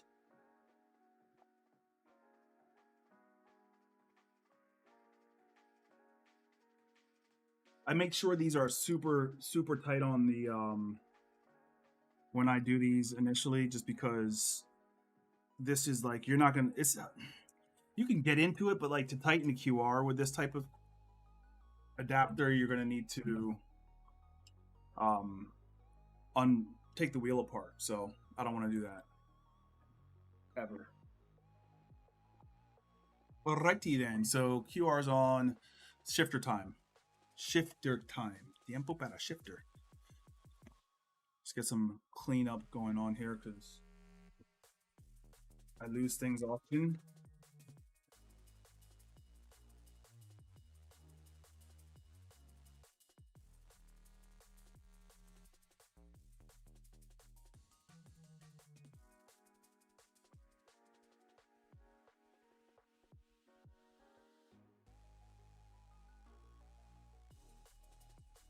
Okay. Now we gotta apply or mount the shifters to the chassis. So let's just get them positioned right first. It's gonna go like this. Those will be up here. Sweet. Sweet.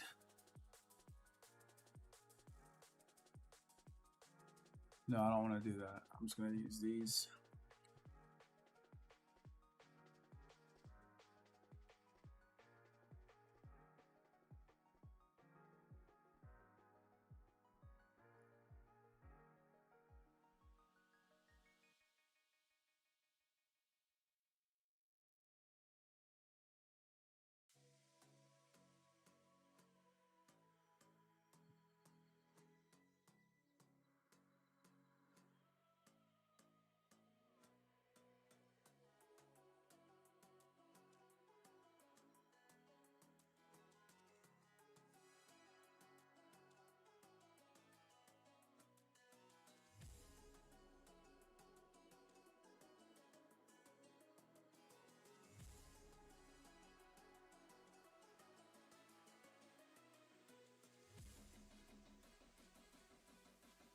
It's not fitting.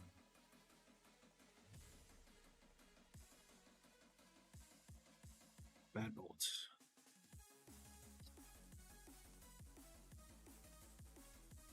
Glue gun should be, yeah, should be ready soon. So we'll glue up the magnets for the.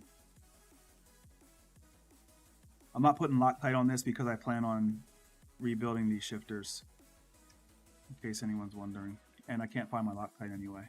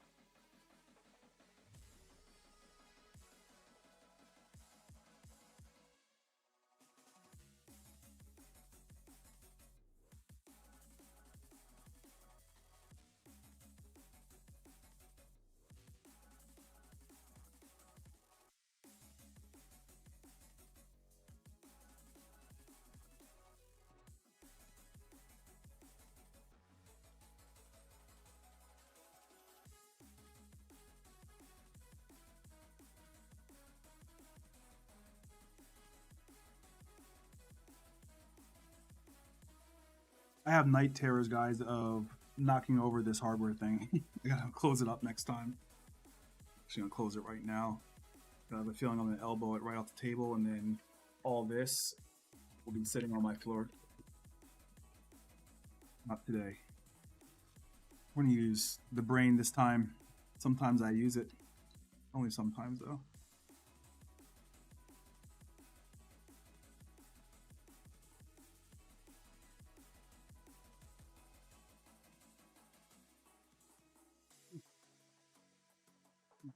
Baby.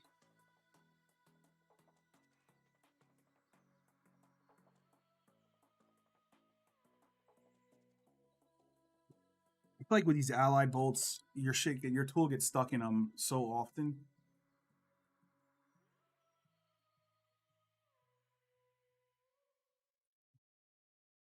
Shifters are mounted, or 2 of the 4 shifters are mounted.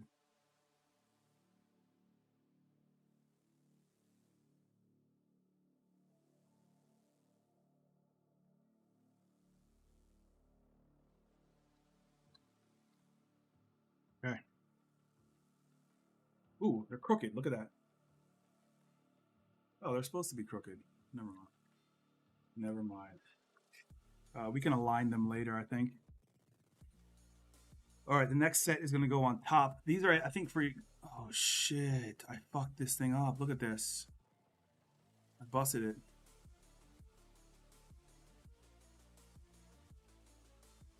Look at that. How did that happen?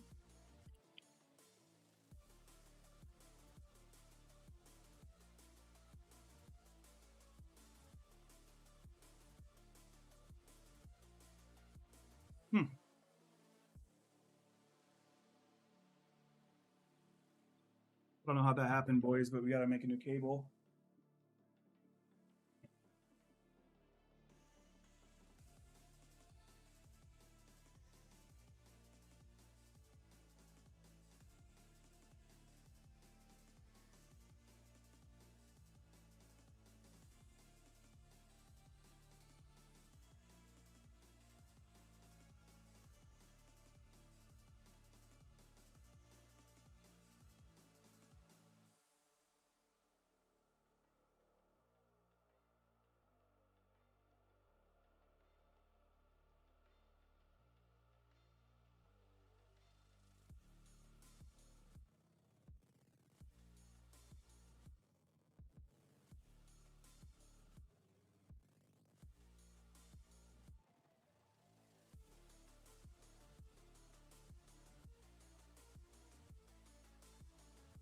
Final solder, I think. I don't think we'll need to use this anymore.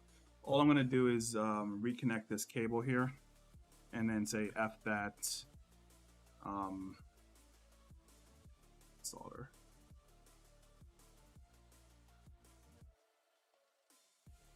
And then say F the shrink wrap.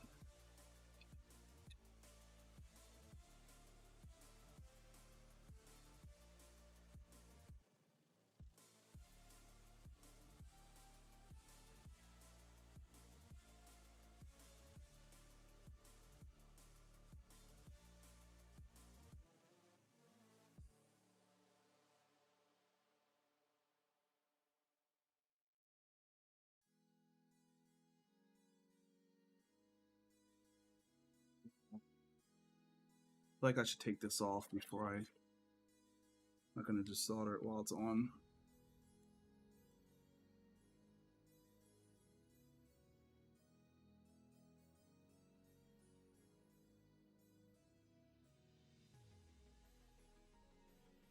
Good to find that now, then later shitty fucking at a shitty solder.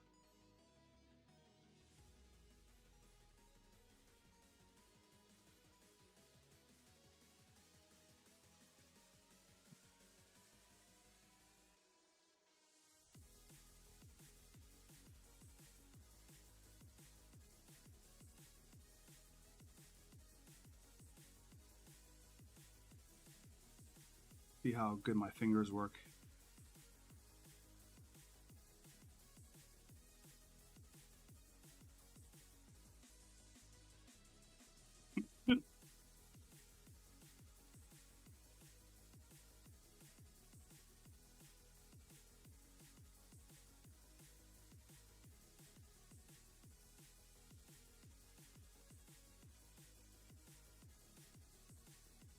Thank God for Amazon, all the shit you buy.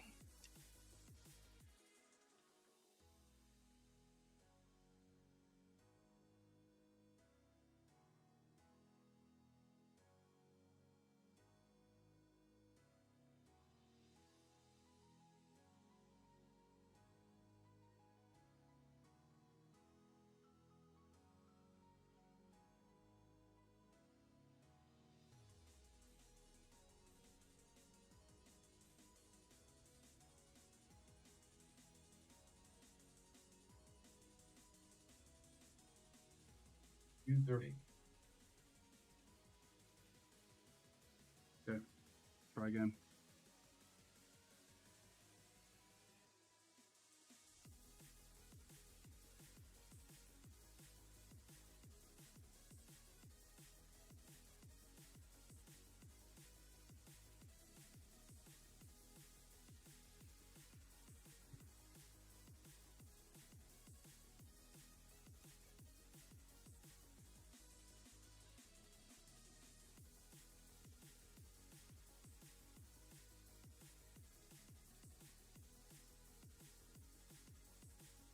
Minor setback, no big deal.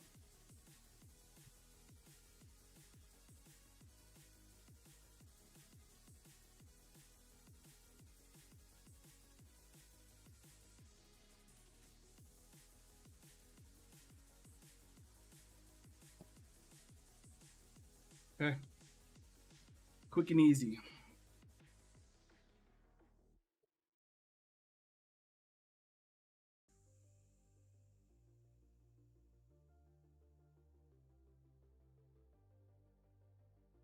The mission.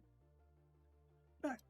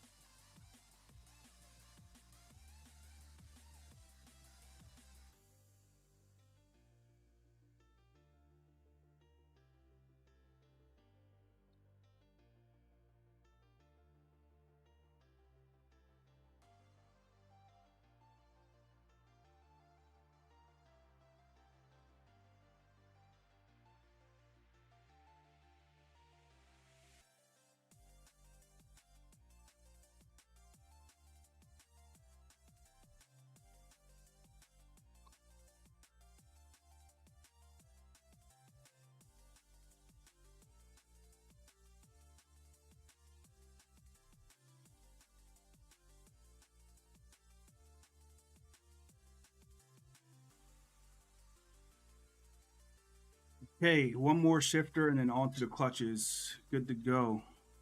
Hopefully we don't have any more malfunctions.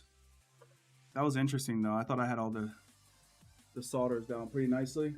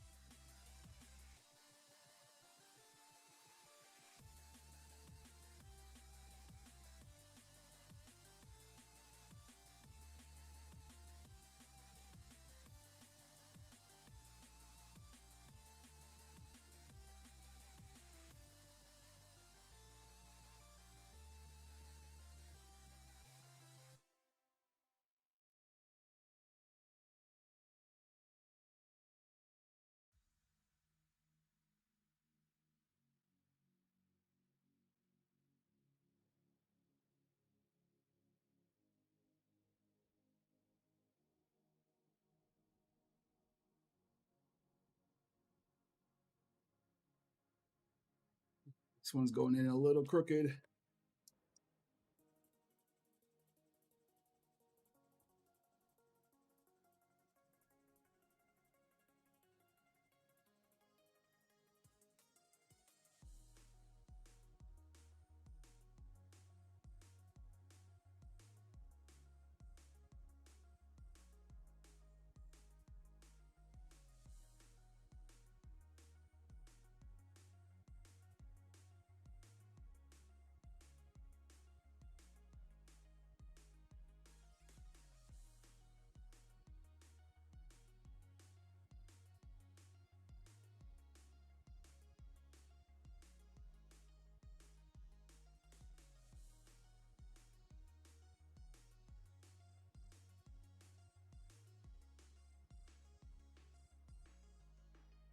Okay, coming along. Oh, there you are. Look at that bullshit. Whoops. Doesn't affect anything now. Shifters feel obviously much better while they're mounted. The last thing that we're going to be placing on this box, I'm pretty sure that's right, are these bases for the clutches. But let's assemble them first. Let's go see what the instructions say. So we got all the shifters done. This is the little plate that you put on top of the shifter in case you don't want to use a top set. We chose to use them. Okay, we got to assemble the clutches.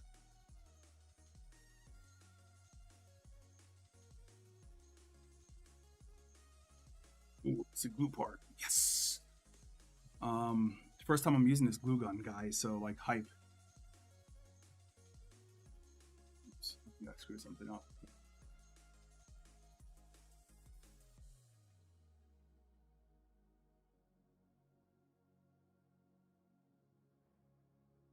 Okay, these are Hall sensors, almost impossible to see in real life. Just want to make sure I get the direction right. So.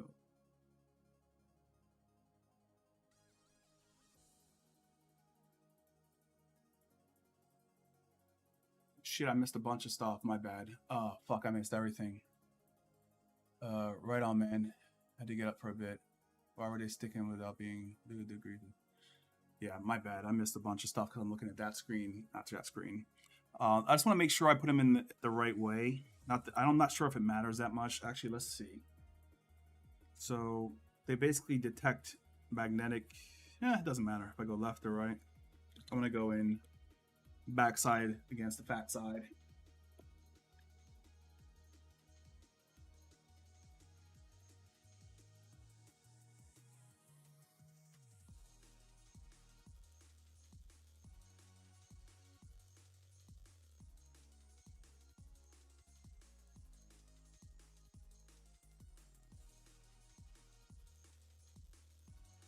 I don't know how long it takes for the glue to...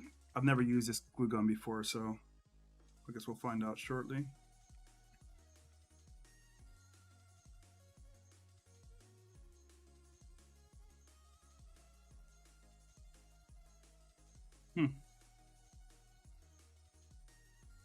let's use some of this tape that we used before.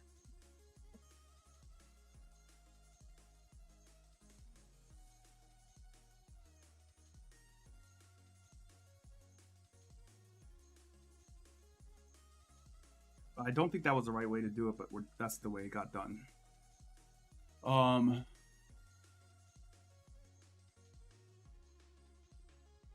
Yeah. I was looking at the wrong chat when I accidentally said stiff shaft. I was hoping no one really caught that, but actually, I'm certain someone did. But yeah.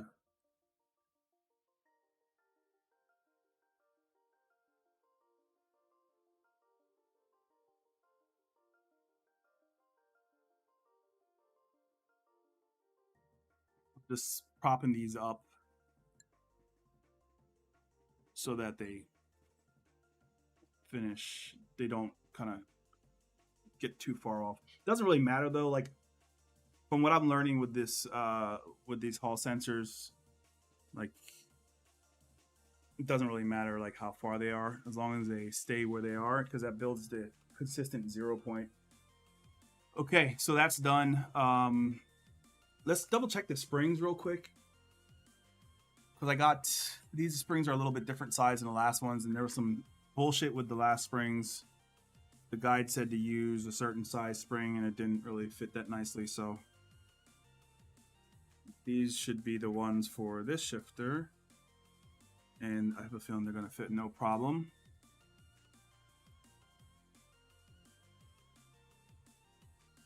It's already hardening. Not super hard, but hard enough. So yeah, these will be fine.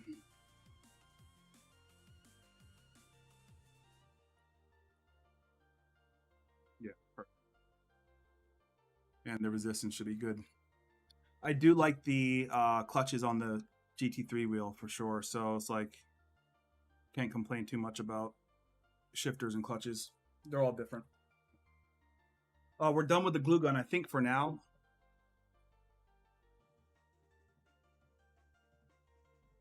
So we just need to get some bolts into the shaft position thing, and then we should be fine. So 2 of these. 2 of these. 2 of these. How many magnets are we using here?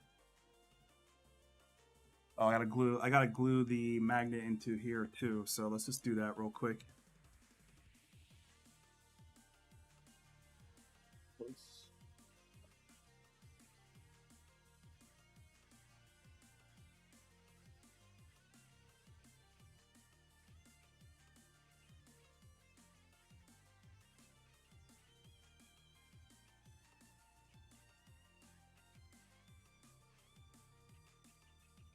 I think that's too much, but we'll find out.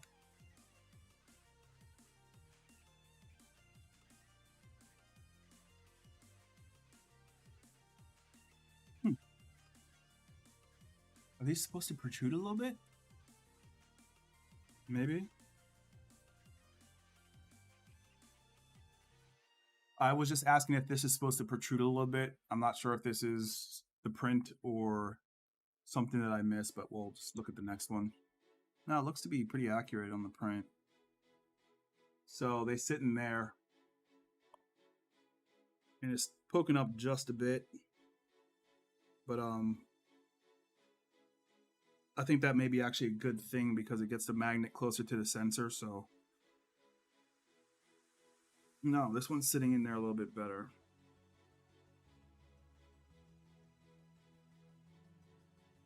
Oh, it's in there now. So, and the good thing is they don't have to be perfectly the same because each sensor will define its own, basically its own range. So that's not going to cause a problem.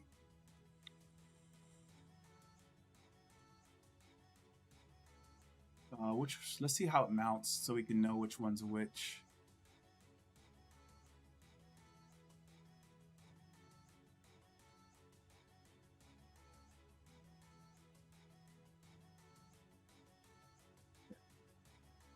They mount like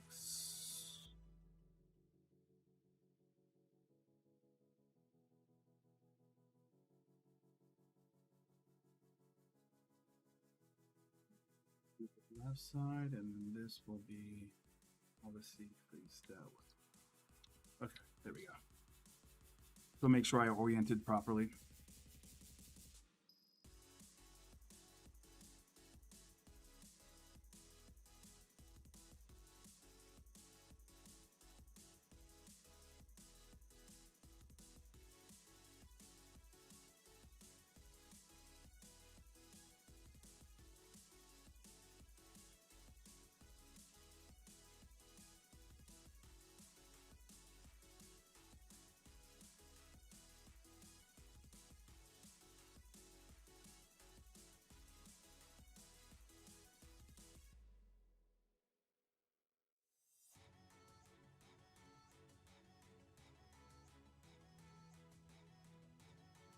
Okay, these go into a nut right here. So that's these locking nuts right here.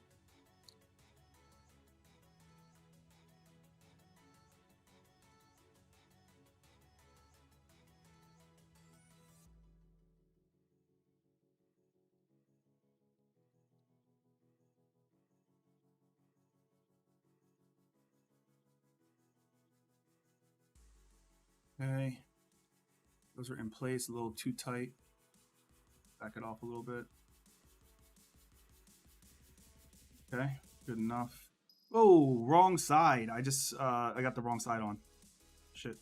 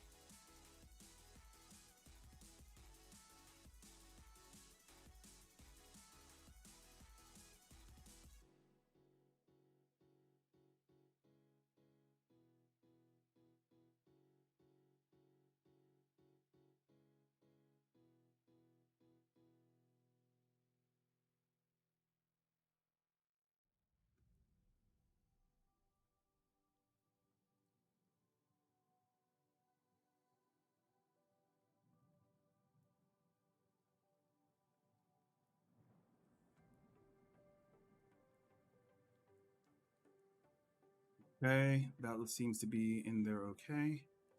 Let's get the spring in there, which sometimes is a huge pain. This one looks like it's okay. Boom. Now we got a clutch.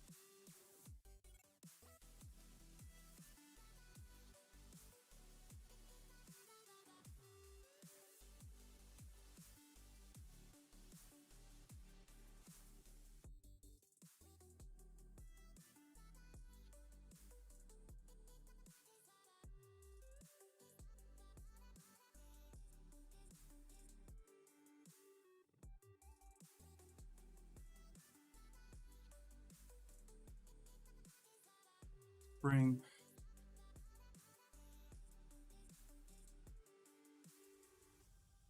Shifters are complete. I'm sorry, the clutches are complete. Let's get them mounted up.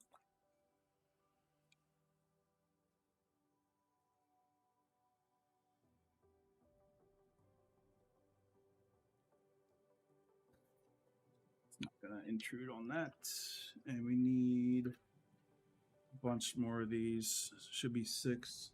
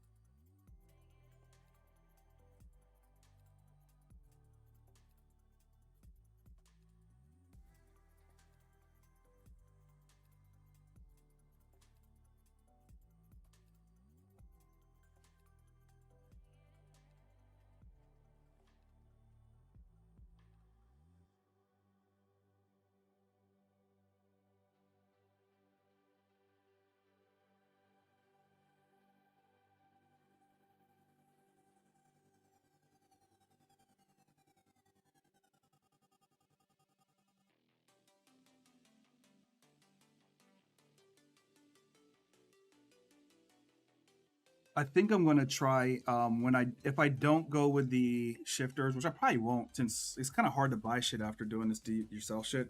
But if I do switch the shifters out, I'm thinking about trying to print them into using the carbon fiber print, just to keep the look kind of nice. We'll see.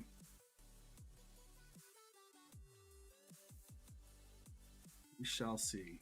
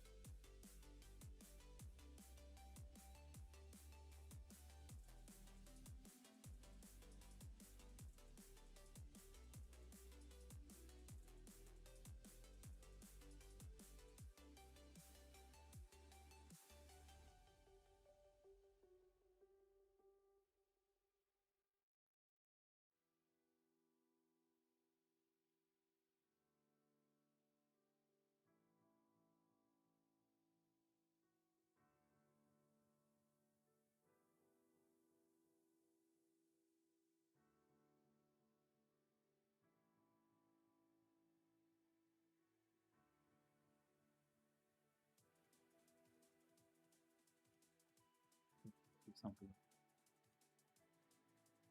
Do it after this.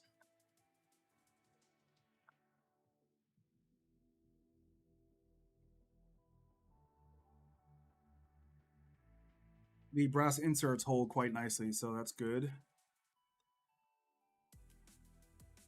I think obviously you want to be concerned with over tightening them and pulling them out or spinning them in place, but they sit in there pretty nicely.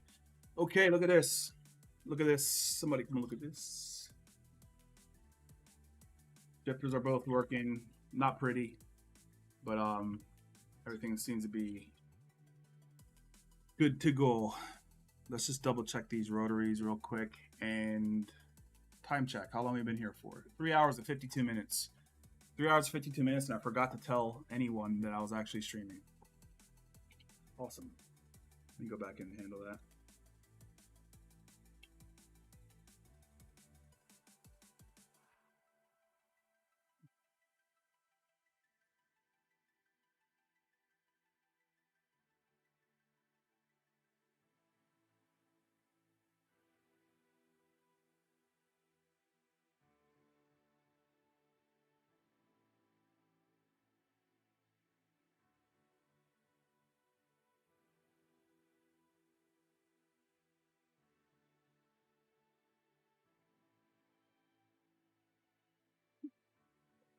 Right. Cool. So where are we at? We got the shifters on, we got the freaking clutches on. I need to tighten these up. Those are in there pretty nicely. Let's do that real quick. Get these finished off. I think these are gonna be a little bit of a pain, so yeah. And like I said, I can't find my Loctite, so we're gonna have to come back in here and finish some stuff up later on at another point in time. I already know this is gonna be a pain.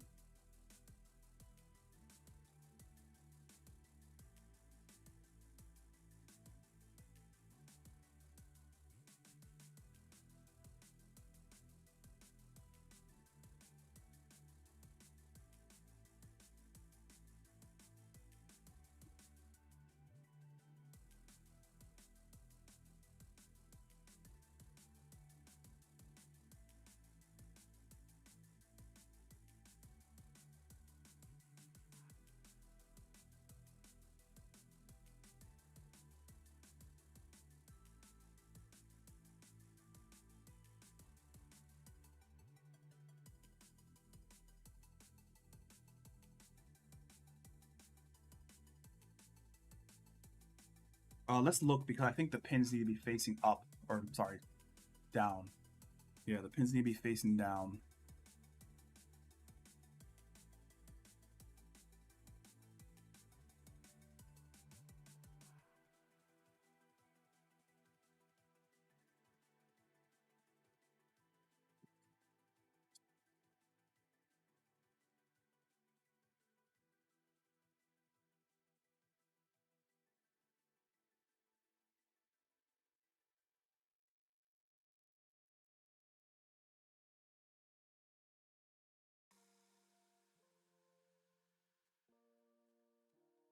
not a pain.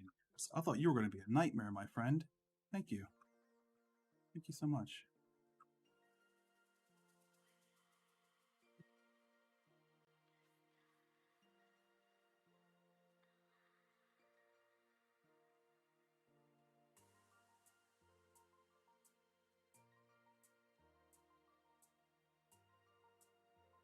We also got to mount the USB plug.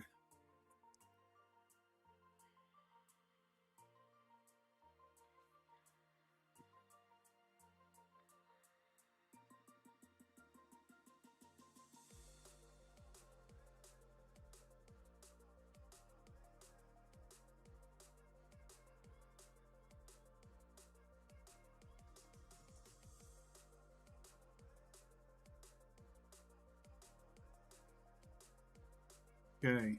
Oh shit. I think. Well, hold on. What the? Let's see how they do this.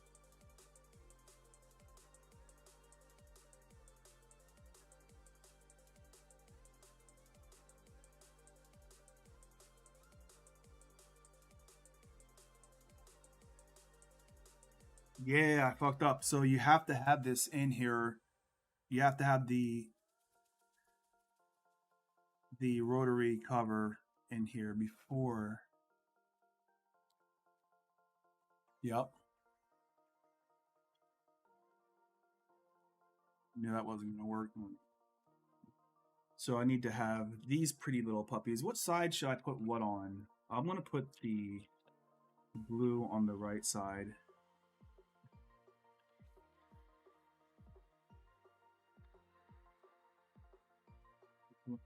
Side.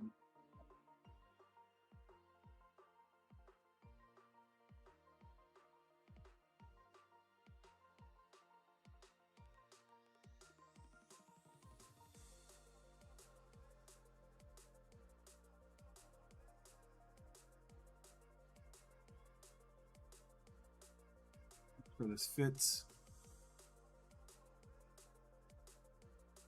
Yep. There.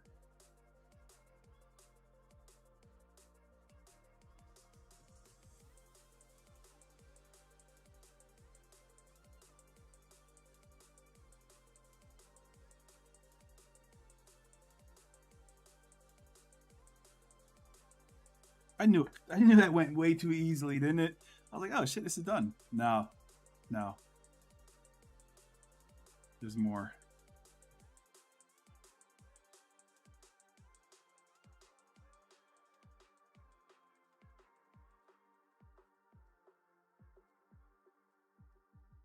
Tighten again. Hopefully not scratch the anodization on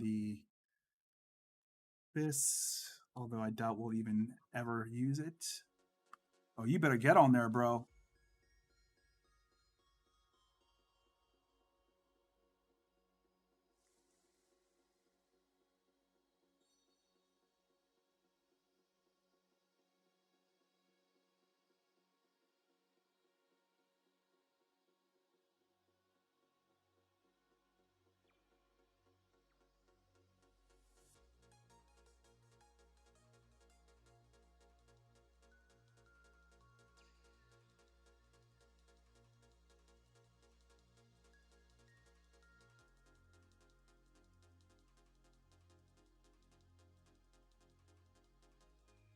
Is it that close? Is it typically sit that close? Let's double check. Okay, sure.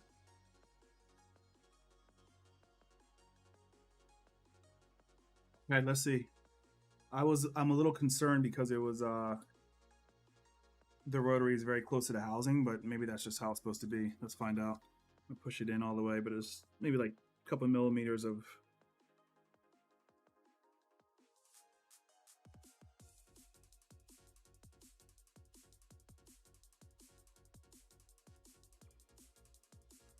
Fine. Let's put the face on first.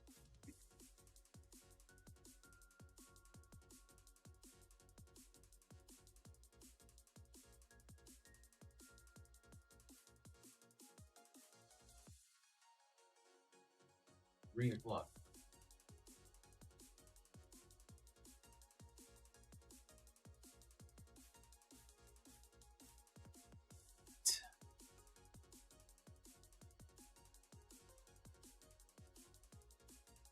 Oh, yeah, fine.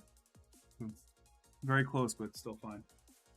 All right, I was worried about that. I didn't want to have like get all this shit done and then come to find out something's completely off at the end. So let's just undo this one and then get the cover in there.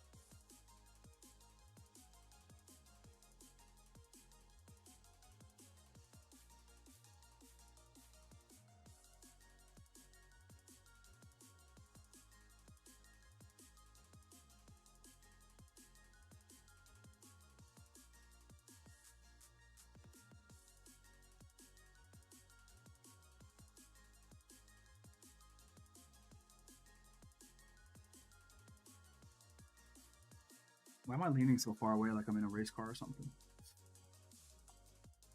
Okay. Good.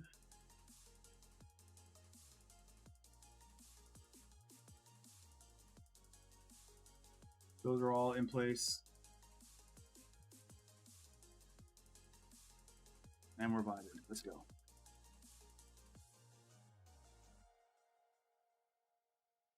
Got some extra ones of these. I don't think there's any more rotaries on this, so if anyone wants these blue and yellow, holler at me. Sell them to you for cost.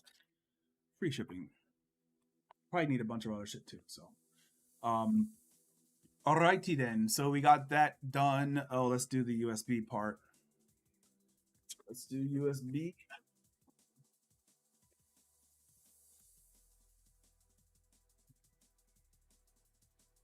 Ooh.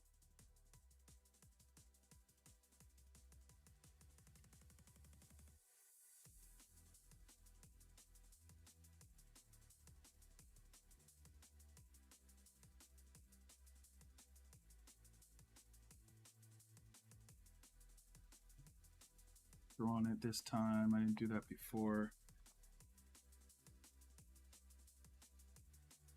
I need to eat some lunch, I think, today, yeah? Should I do that or should I just not do it?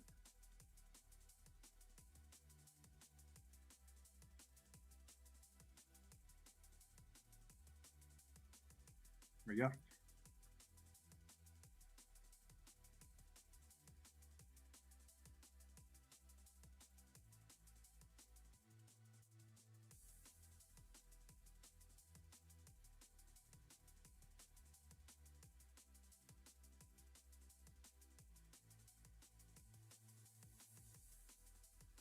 Okay, USB cable is plugged.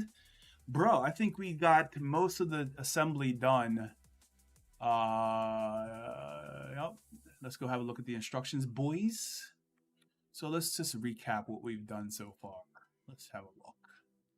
Make sure we didn't miss anything. Obviously, the board's ordered.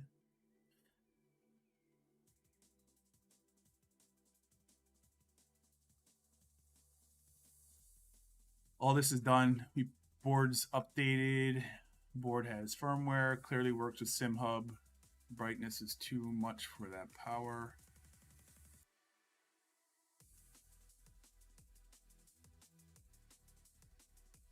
Okay, ST-Link is done.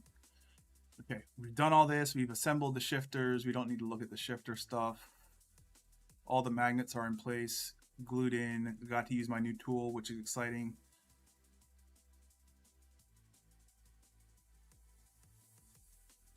Yeah, that's already done, assembled, that's done. The only thing I need to do is go back in and put some Loctite in and actually make good shifters, which are, let's see how far along they are. Shifters are 60% done. the pin style shifters. So we'll see what that looks like when they're done. We'll probably still be just finishing up, so that's good timing. All of the clutches, shifters in place. Now it's time to attach the PCB. Ooh.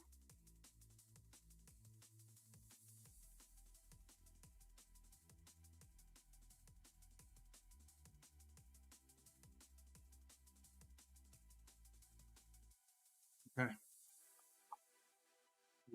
We are at the, oh, we have to glue the light glides in. Okay. We need to glue them? They snap in. Let's find out. So the first thing that we got to do is connect the G12 USB connector, side encoders, rear button, shifter. Everything needs to get connected to the PCB board. Ensure that the PCB is not lying on the wires, not touching the pins of the GX12 buttons. Okay, that's pretty hard considering they're all right here. It's all wires. Make sure the PCB doesn't touch the wires, yet simultaneously being a sea of liars, of wires. It's fruit and slip. Okay, so PCB board. Oh, this monitor is so disappointing now. I know it's gonna get a bunch of dust in there. Just from that debacle earlier. Live and learn, I guess. The first thing I'll connect is, let's get this organized left and right first. We're almost there, boys. It's almost time to fire this thing up and put it on the simulator.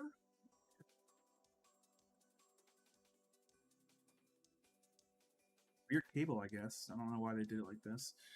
Okay. So these are. I want to start with the top.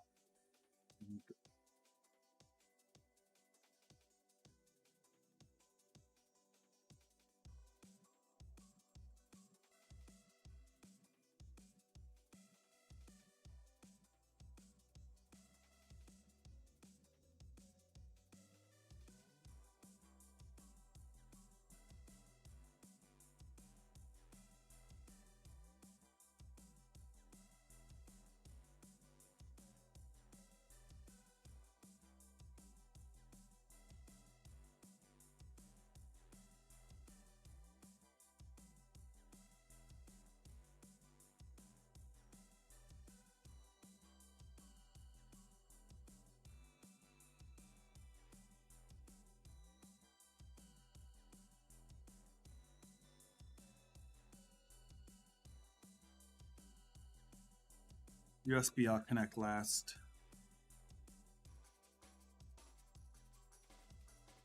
I can do it now, fuck it.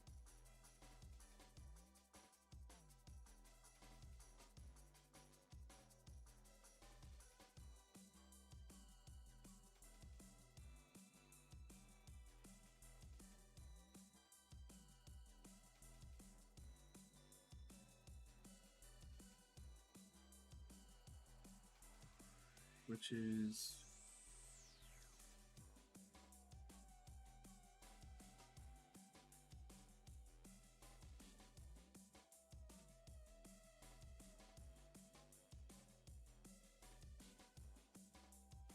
where's it go?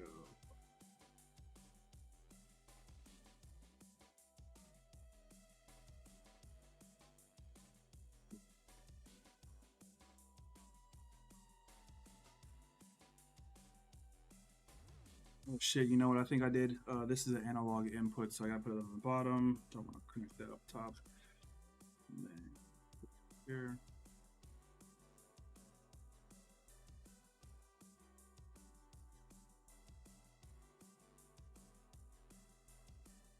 I'm missing an encoder. What am I missing? There shouldn't be any more encoders. Nope, we don't have any more inputs, so that's that.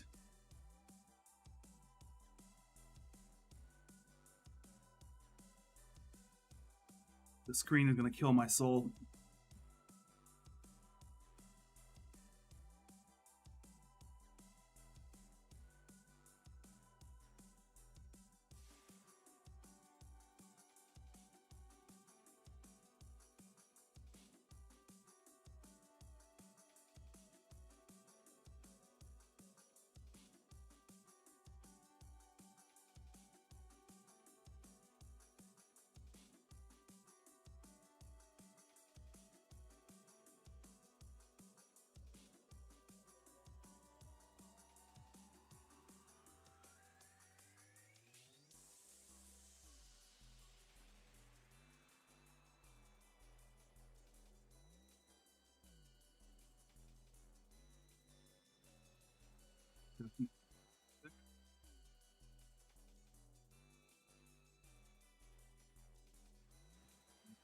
There.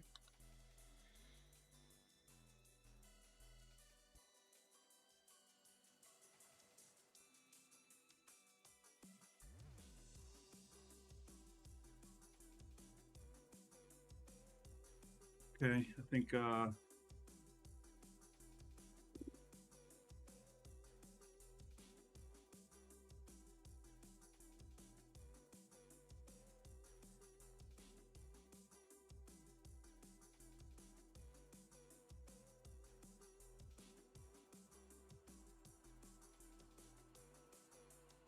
getting on then.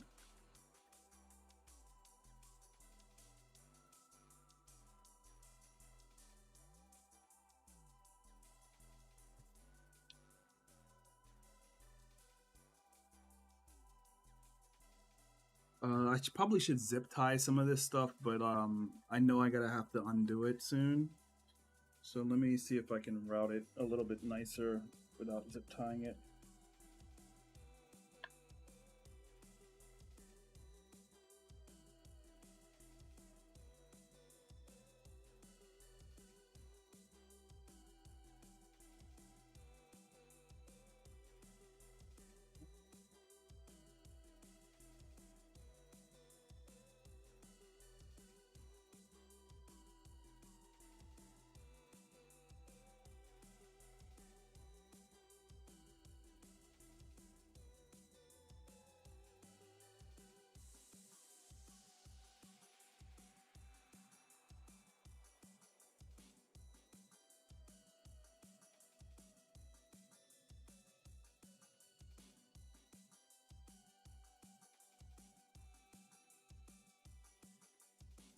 Okay.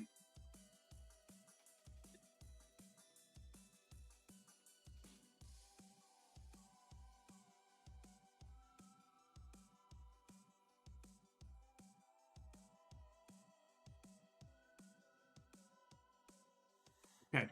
Light guides. Light guides.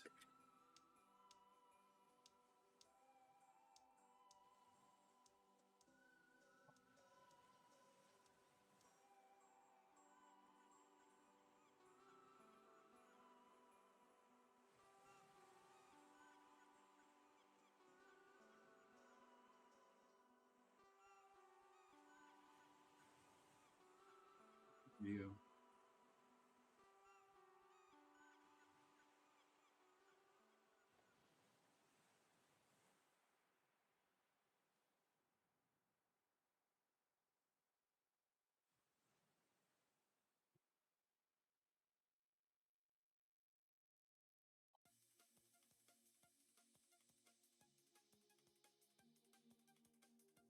View.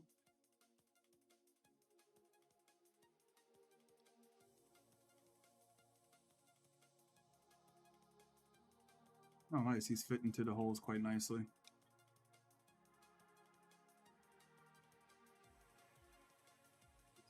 Key part. Is it you, brother? Is that you? It is. Single.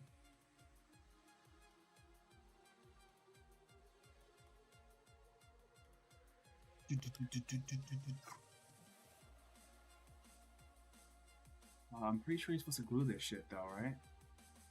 Why are they not saying to glue it?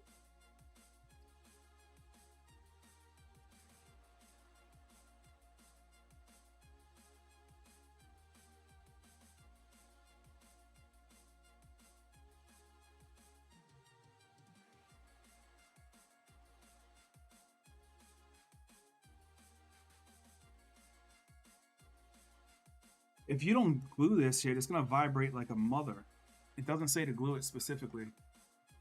Now I have a feeling you probably should, but like it should explicitly say to glue it. Like it did in the GT3, unless it doesn't, I'm just not reading, let me see. Place the light button guides on the PCB. Okay, mount the rotary light guide to back to the. This is for the bottom. I think I printed one of these out of carbon too, just out of the hell of it.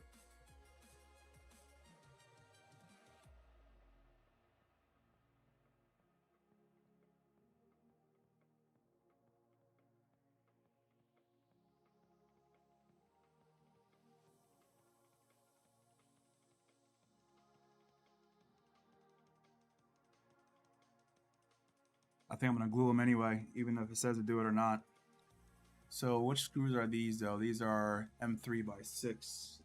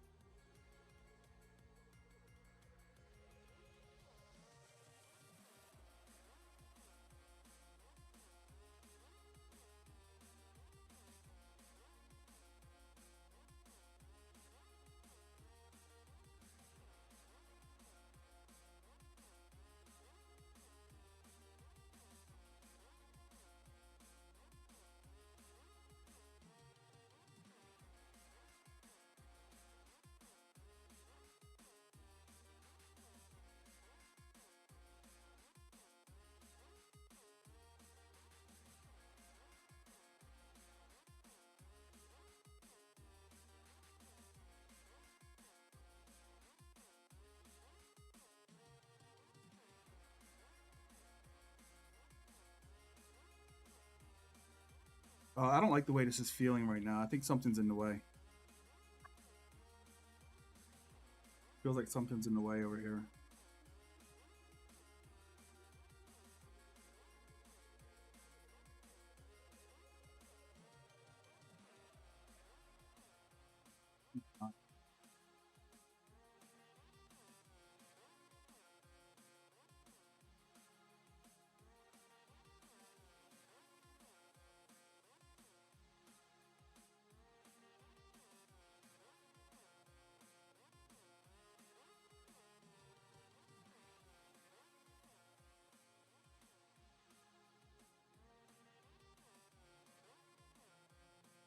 It doesn't feel like it's.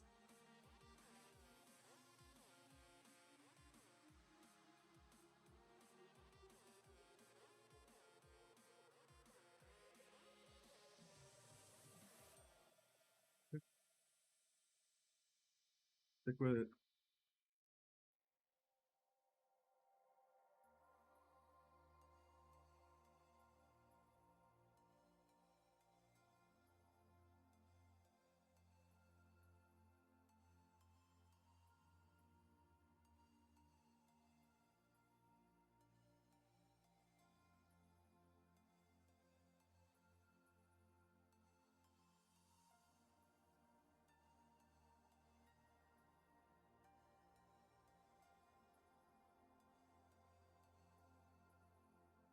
These are gonna vibrate. I know they are.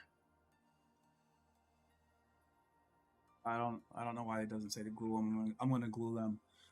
Um, and then it says secure the rest of the board.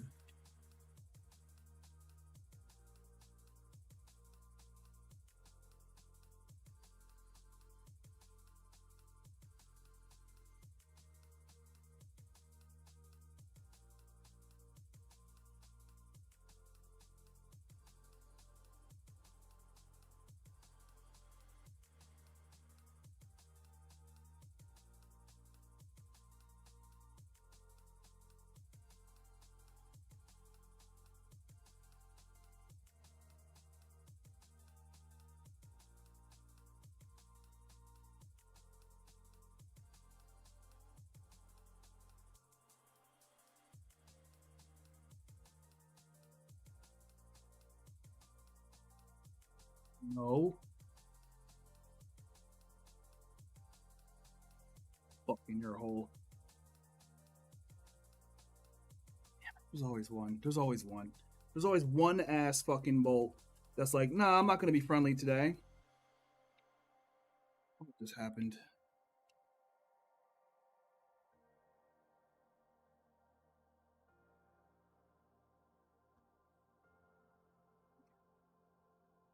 Always one. Look, it just fucking vibrated right off of the board. I think I'm gonna glue this immediately after I'm done with this board tightening.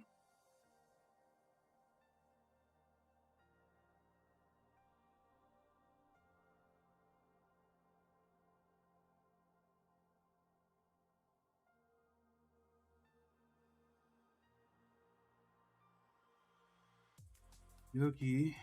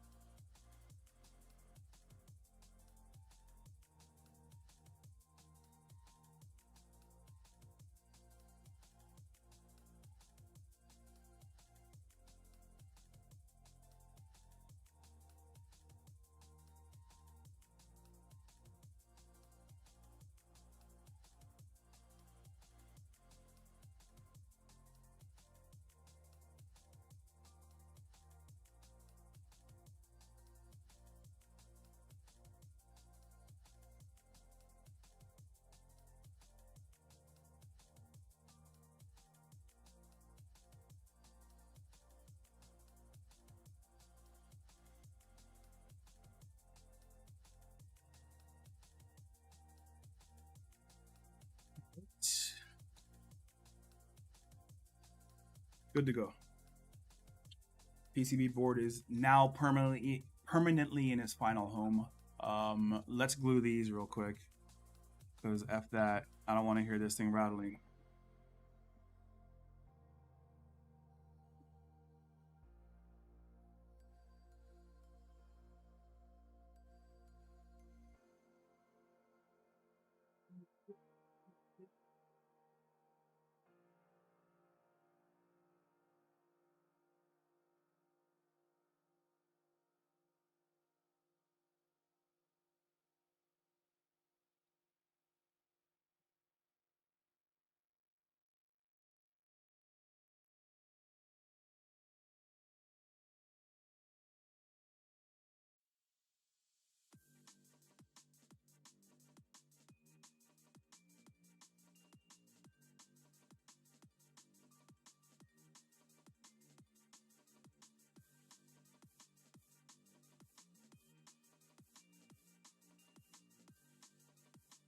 I'm trying to find my Gorilla Glue.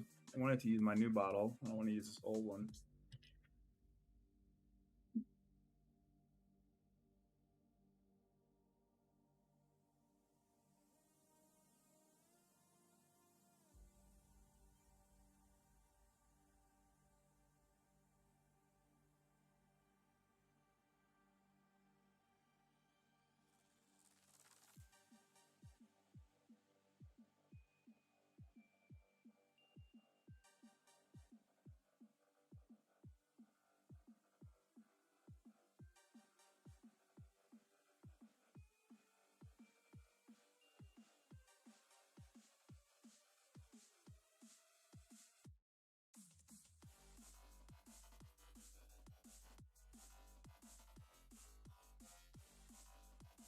Let's see if this one still works. It's been years since I've tried it. Never mind, doesn't really matter. Let me see. Greetings from the Bermuda. What's up, Norman? How are you, sir? Always a pleasure to have you here. I may have missed it, but why did you go with the black? I'm sorry, go with the black. What part? Oh, the black surround and not white from Pokornyi. You're confusing me, bro. You mean these things right here? Does he sell them? Let's see. Let's see.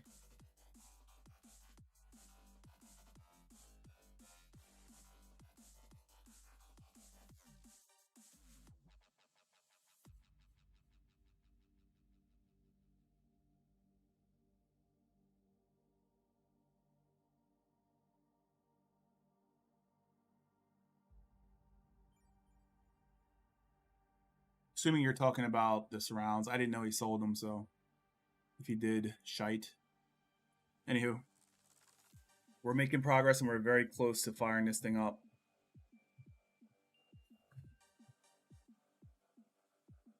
I just gotta glue these things in place because no me gusta.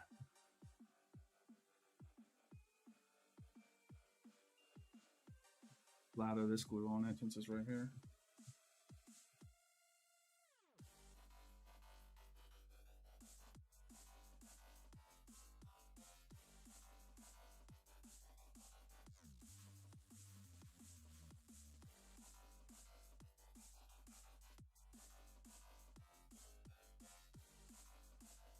It's hardening already.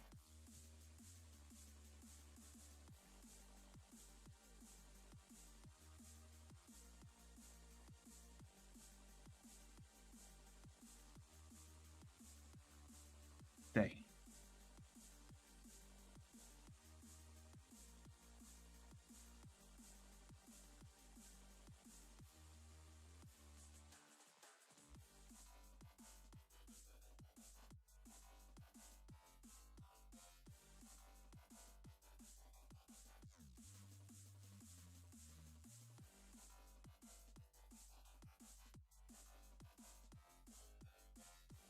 Okay. Fingers hard as nails right now.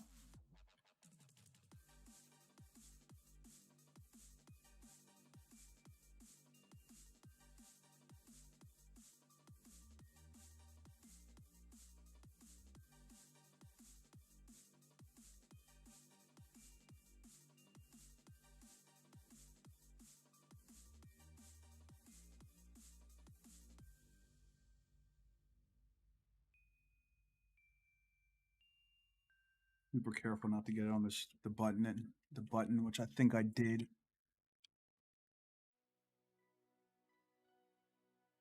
But they still work. So hopefully we don't screw that up too bad. Damn it. Sticking to my finger now. All right. That should be in place. That should be in place. We'll give it 5 minutes before we mess around with that too much more. Do I put the button caps on now or later? What do you guys think?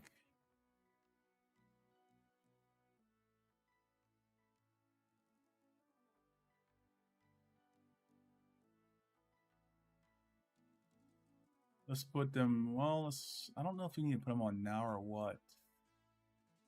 Let's go back to the PCB board portion. I didn't see, since I'm overconfident now in my abilities, I don't know if I'm actually reading the directions.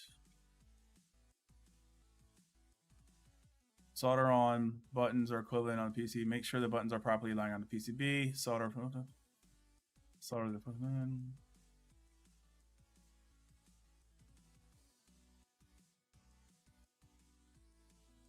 button caps. I think I'm going to put them on. I don't think I need to put them on though. Let's double check.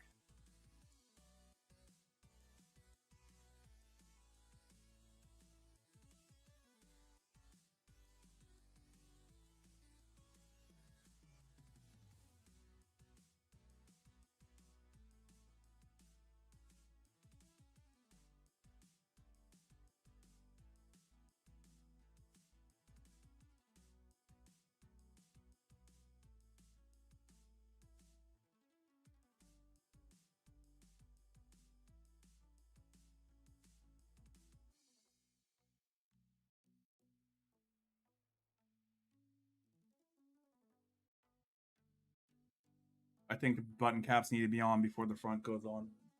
So let's get those.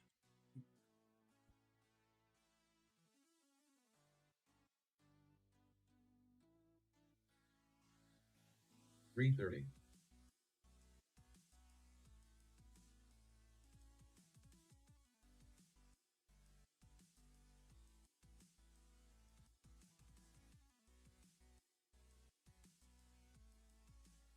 These are what I'm putting on.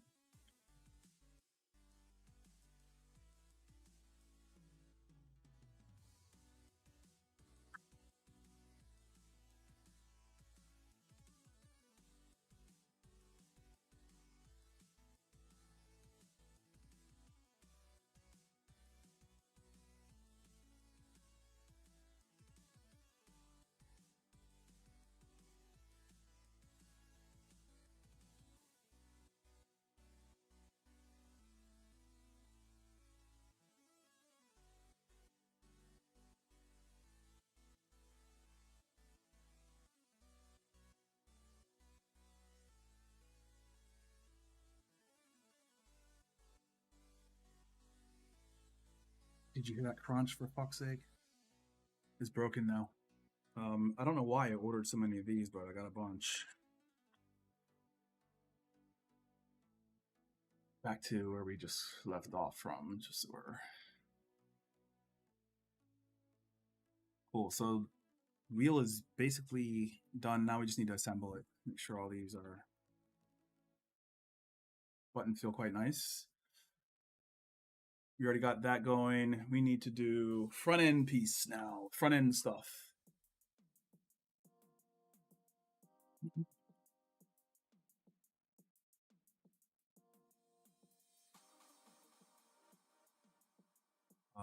Yeah. These fuckers from, let's go to the back side.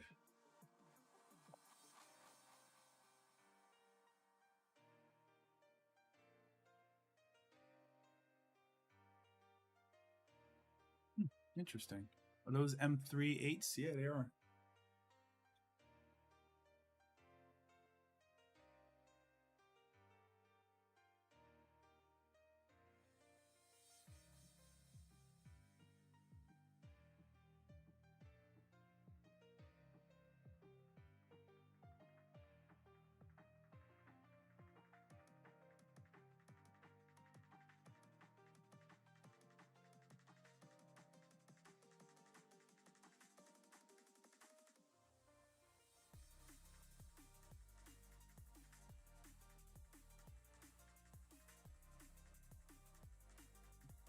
The 8th, correct?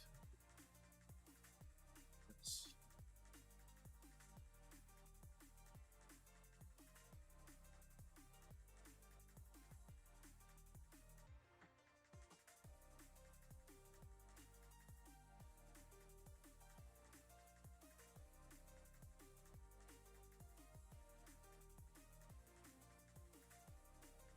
Truth be told, I think that I was using a couple of the wrong bolts before. What are these? M3 6s. Yeah, I used some overly long bolts. I'm going to change that before I close it up. But I used the wrong bolts on M3 8s. I used the wrong bolts here. Those are supposed to be 6s. So hopefully they didn't break anything. I don't think we did.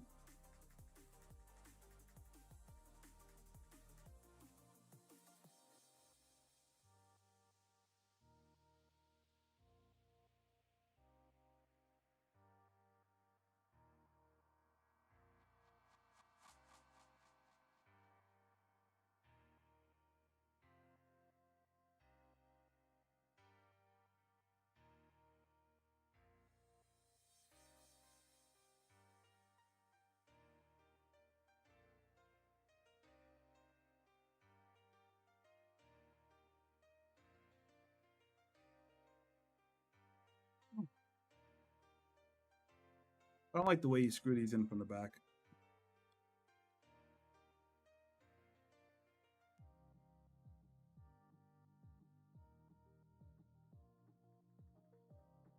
Not to mention they're not threaded and shit, so it's like infinite scroll.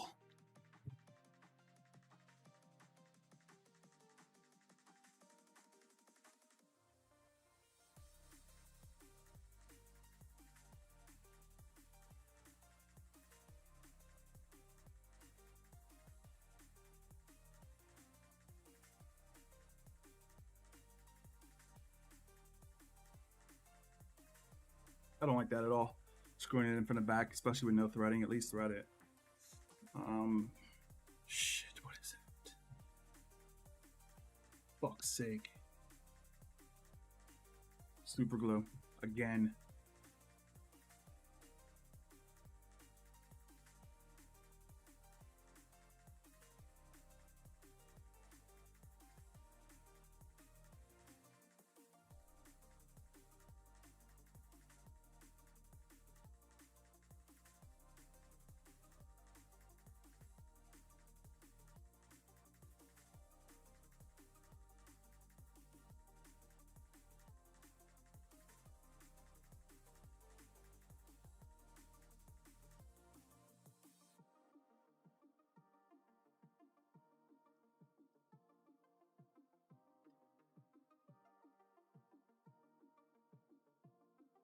Fuck, you screw it like screw it in from the fucking back, really? For what? For what?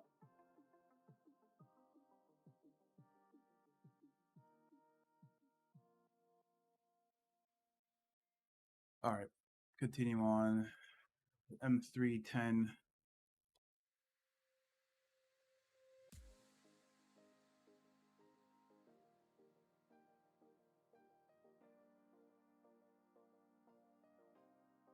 Nuts. Either. What?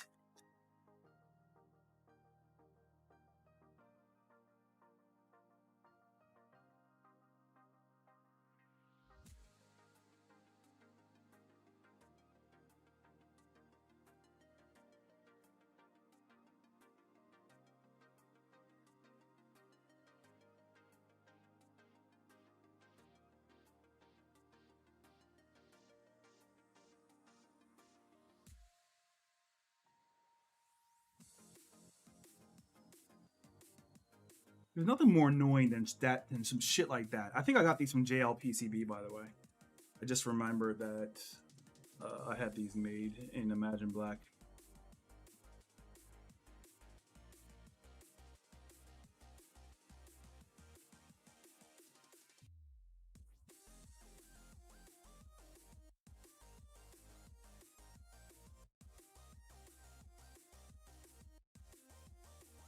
Shit, 4.5 hours have been here.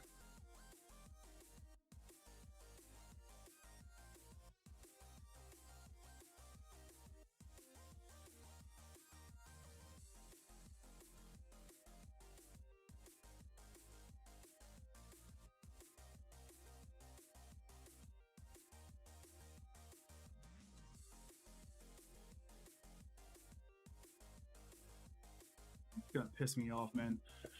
All right, moving on. What I'm whining about is this. See that little gray patch right there? It's super glue from being on my desk from when I flipped this up. This part. So this is gonna be M4 by 10.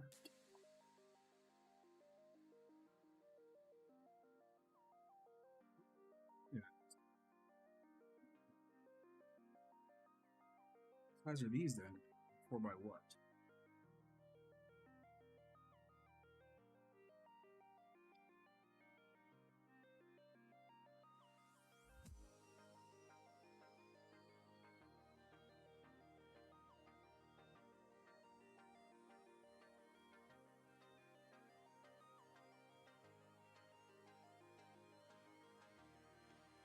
Cool. The good part is I found it. I found the this is where we use the standoff part. Standoff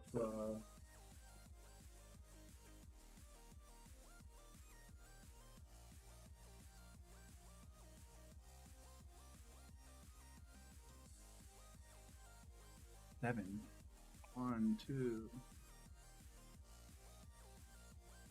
We're at this part where we're mounting the front plate.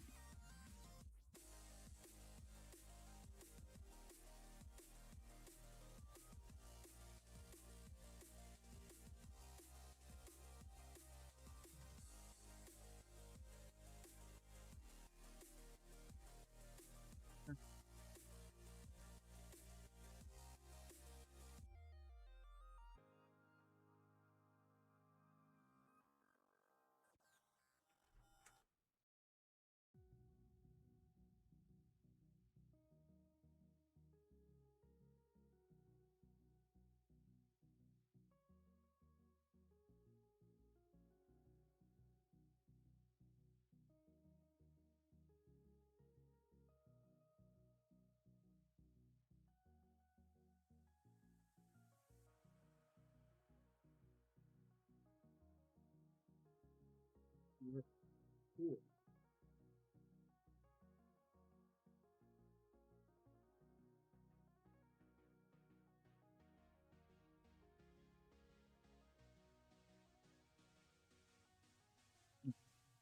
Let's do the thread locker, but let me make sure I got the right bit for my drill because I'm going to be using impact on this one. Fuck, of course not.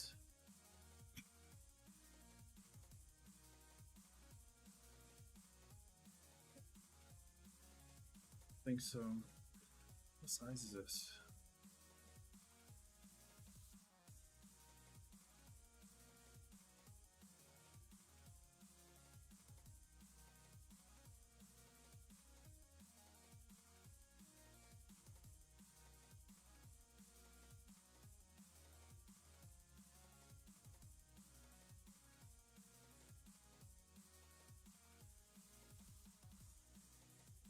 Okay, got to do this one by hand. Stone Age.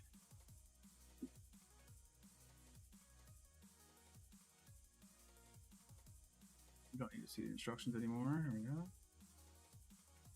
We're going to be securing the standoff screws to the front plate, and we're going to be using thread locker on each one of them too, because don't want that shit coming loose.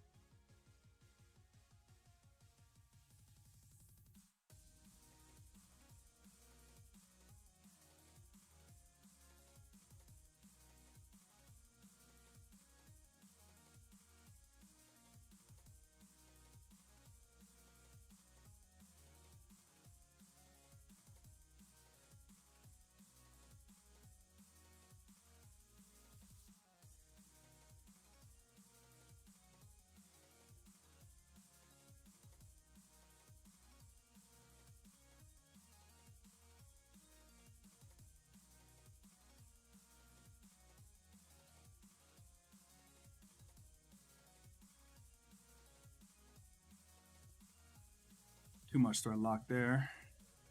1, 2, 3, 4, 5, 6, 7.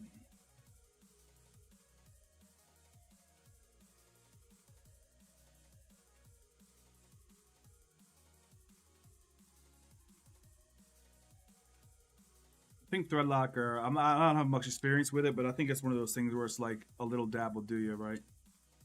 You don't need to overdo it too much. In some cases, I think I may have put a little bit too much thread locker on the AT3 wheel on the right hand side rotary that I was whining about last time. Okay, I'm gonna make this as tight as I can make it. Actually, I don't want this thing to ever loosen up because that would be a problem.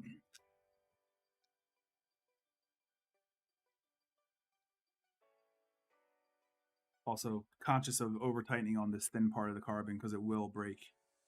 I've smushed carbon before.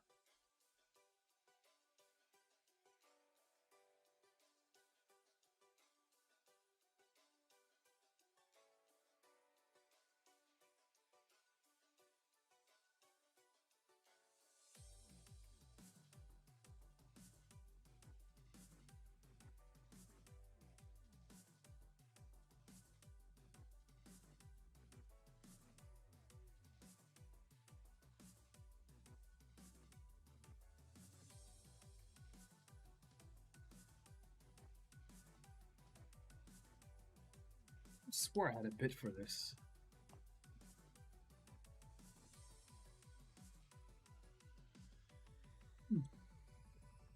This is like my normal steering wheel fucking thing. All right.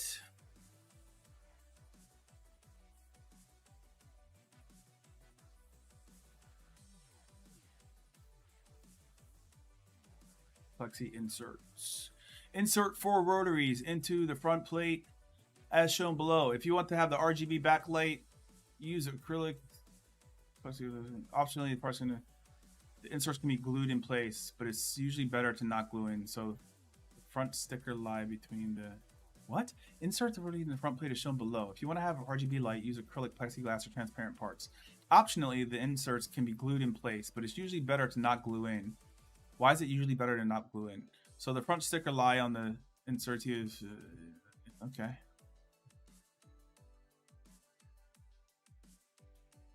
It's better to not glue them in?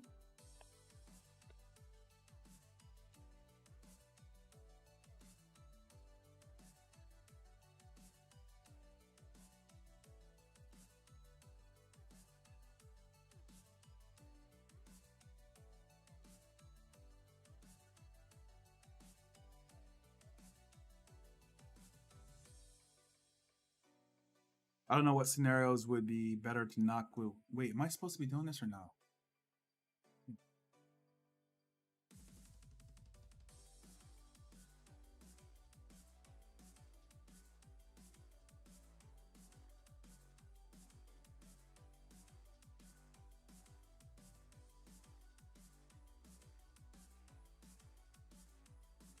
Frosted sides should be facing up.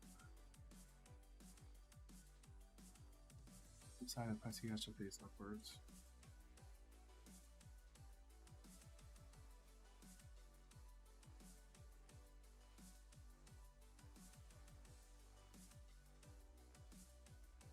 I guess they just sitting there. It's usually better to not glue in. Okay. An explanation would be nice on like why is it not better to glue it in. But I trust you, bro. It's your project.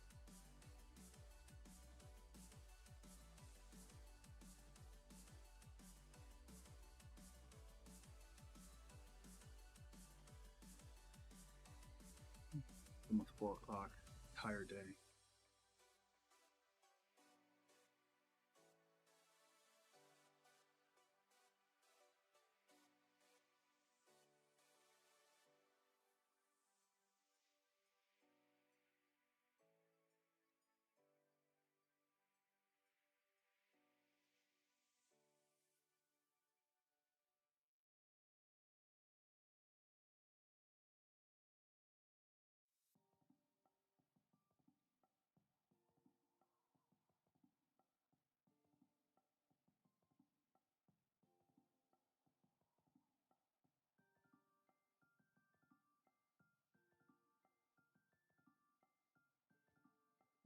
Shit.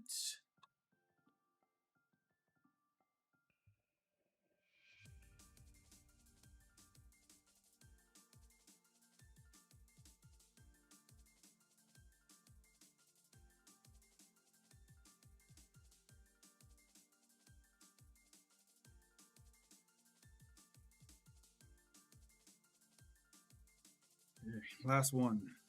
Boom. Okay, so front face up. Got it. Attach the front plate sticker as shown below. Do I have to?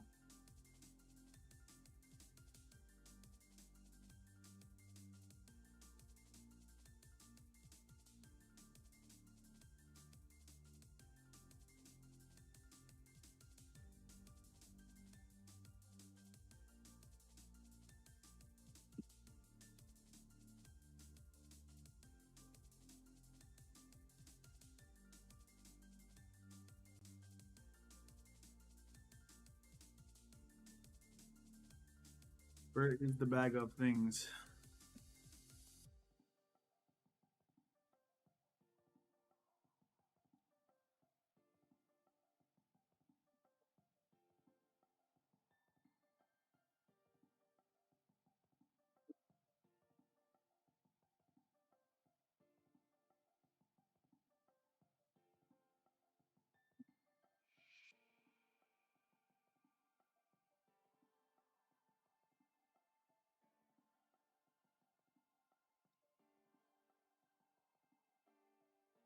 Oh shit, I missed a bunch.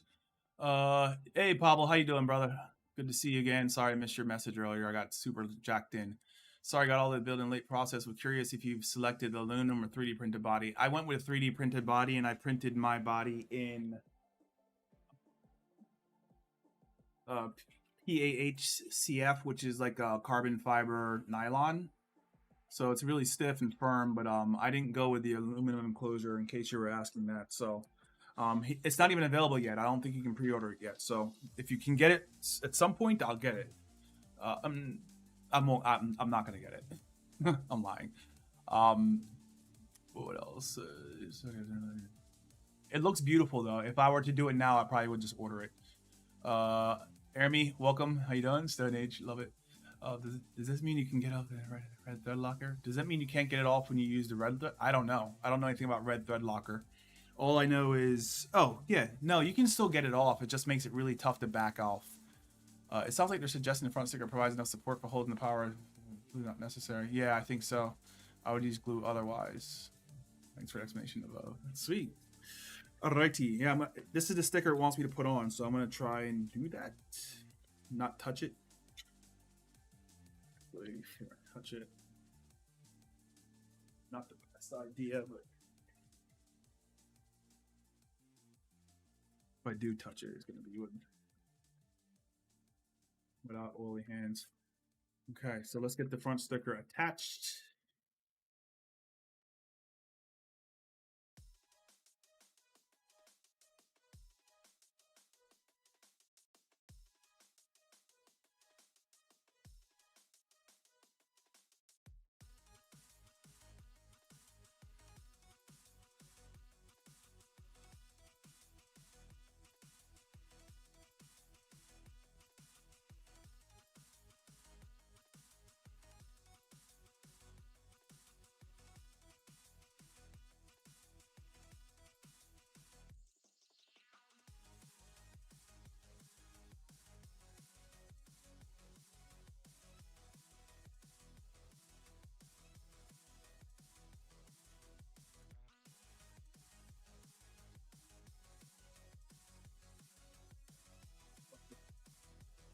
This is a tough one because if you get one in perfectly and the rest aren't, you're chalked. And I'm chalked.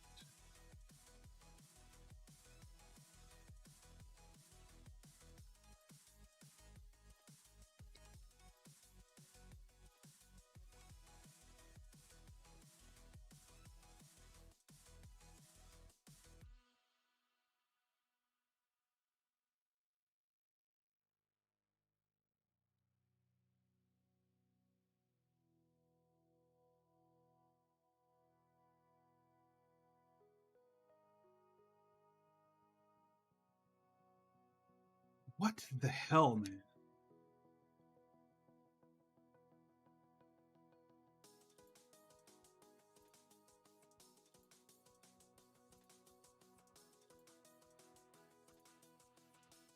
What? Oh, it worked. Let's go.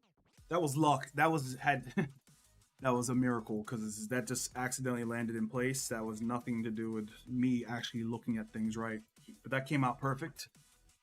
Okay. The sim racing gods are on our side.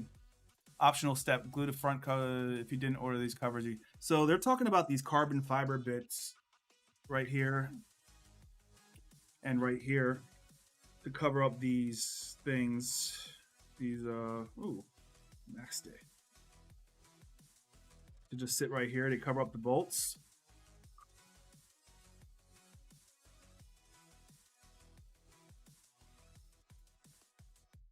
These cover up the bolts. So yeah, glue them or not glue them. How about I'm gonna skip that part. I don't mind seeing the bolts right now, and I don't know if I'm gonna have to take this thing apart again, so let's skip that for now. Okay, glass part. I think I'll put that in a safe space.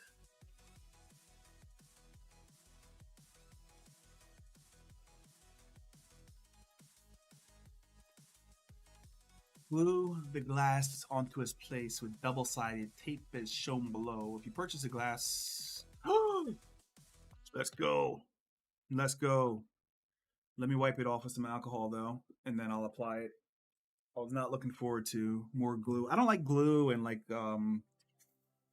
adhesives and stuff like that. It's kind of annoying to work with. They get on your fucking wheel, and next thing you know, you have a bum-ass looking wheel. So this one has the tape on it already because this is purchased from Pokornyi Engineering. And before I do that, I've been touching it quite a bit.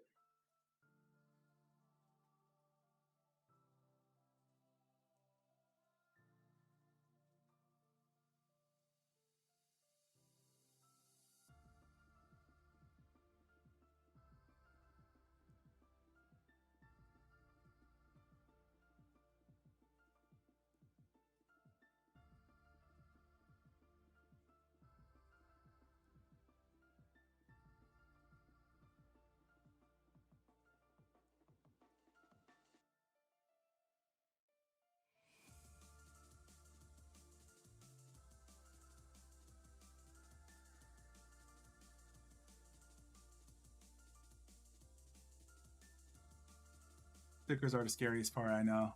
Yeah, I don't like stickers. All of my wheels stickers are still in the box that it was shipped with.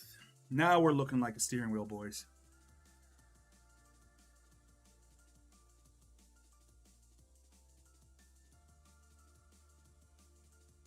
Now we're looking like a steering wheel. She pretty. What's next?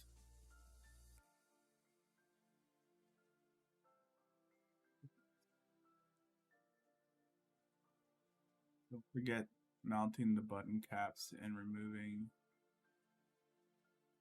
washers on the encoder before mounting. Okay.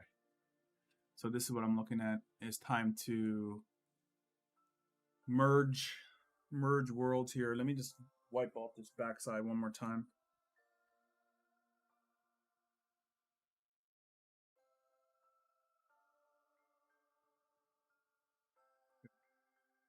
And I'm going to peel the wrapper back on this LCD screen that I completely screwed up. That was but we tried. So I think that it was good overall.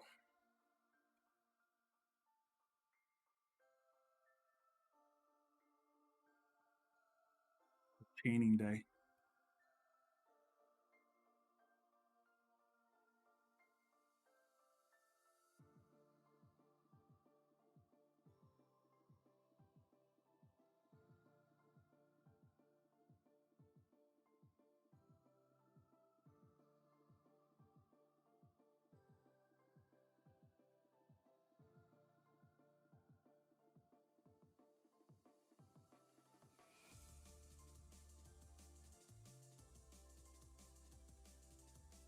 A lot of popping and cracking. I'm not sure what I'm rubbed up against, but I guess we'll find out shortly.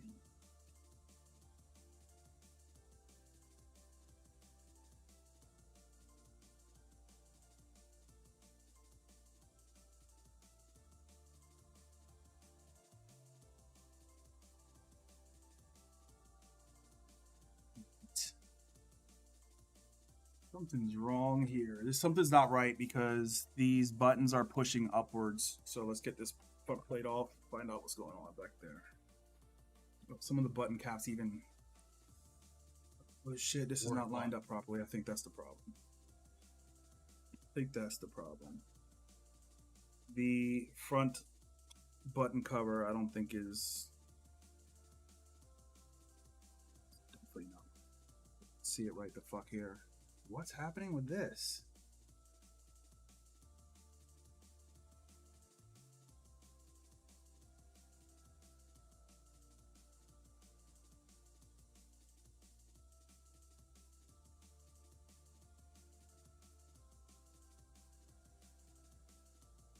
This is, remember when I told you this stupid ass shit that you're fucking screwing in from the back, dude? I'm telling you, it's gonna be the problem.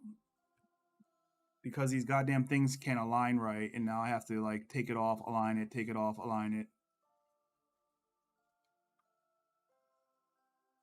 I just don't understand that.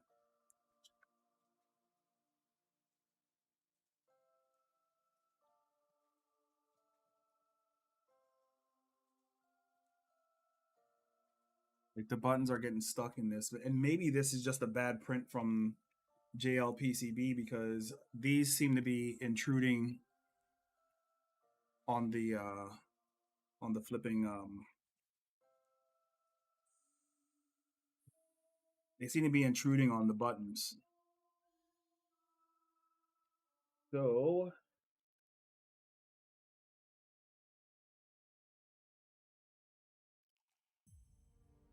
try to work through this. Of course, we have the protective film off the front of our display now, and we're gonna get dust in there, which is awesome.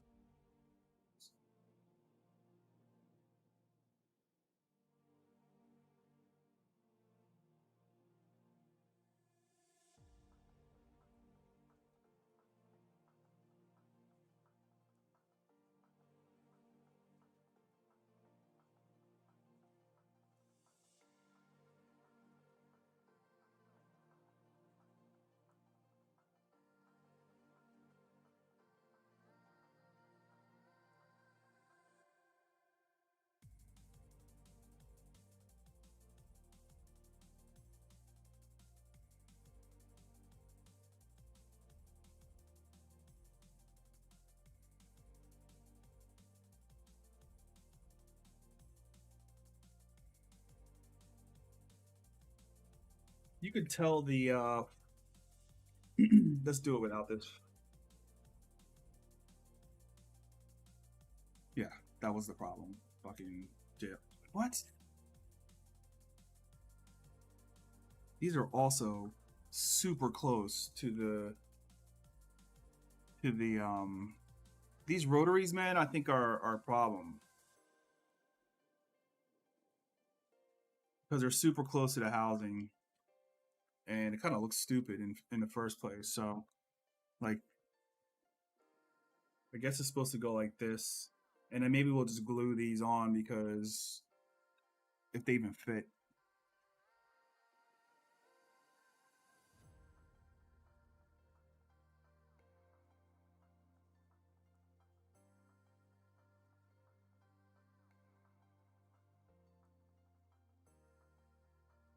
No, these are wrong. So these were ordered from JLPCB, the 3D print and that MJF stuff I was telling you about.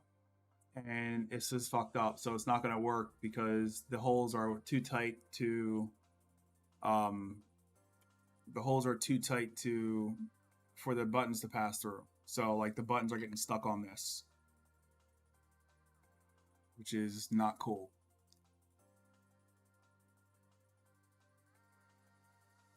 Yeah. So this is ass. This is garbage. Even though it looks amazing, this came out beautiful, but it like maybe there should have been a bigger diameter hole in the build file to account for some shrinkage. The problem with this is, like, the reason why I'm going to get irritated now is because when you build something like this on your 3D printer, it doesn't look good. It comes out like shit. So I'm hoping potentially there's some aluminum ones that come out down the road, because like if I put this on the 3D printer, which has finished the other files, by the way, let's have a look. Then it's going to look like dick. I'll show you what it looks like. It'll probably take like 10 minutes to do.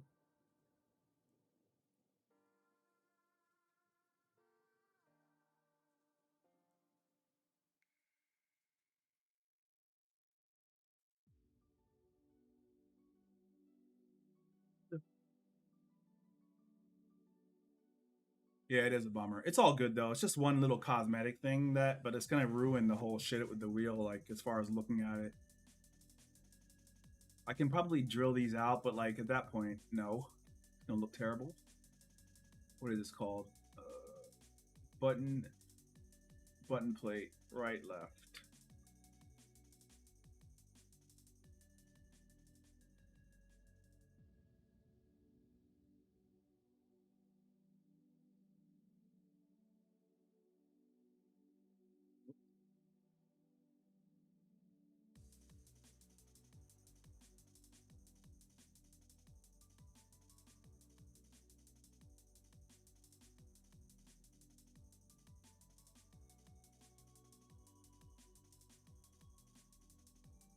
Like you can already visualize what the front's gonna look like, but let's slice it anyway and still do it. 30 minutes.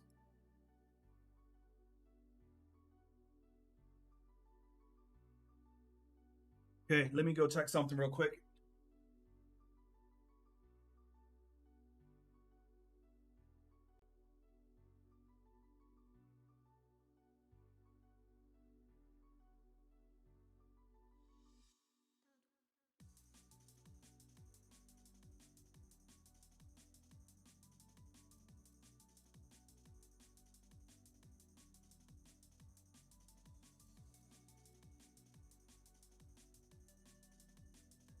Shifters are ready out of the oven.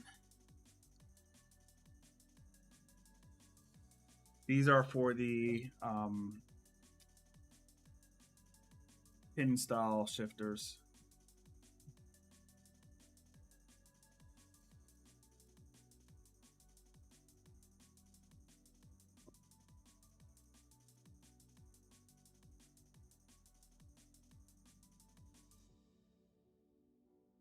Another benefit of the bamboo is like in the ender, this would have taken a full day. So now like within an hour or 2 hours, I had it done.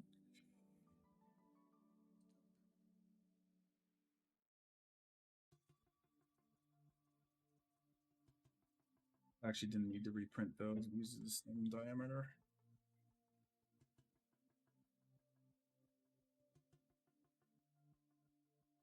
Going just so you guys can see.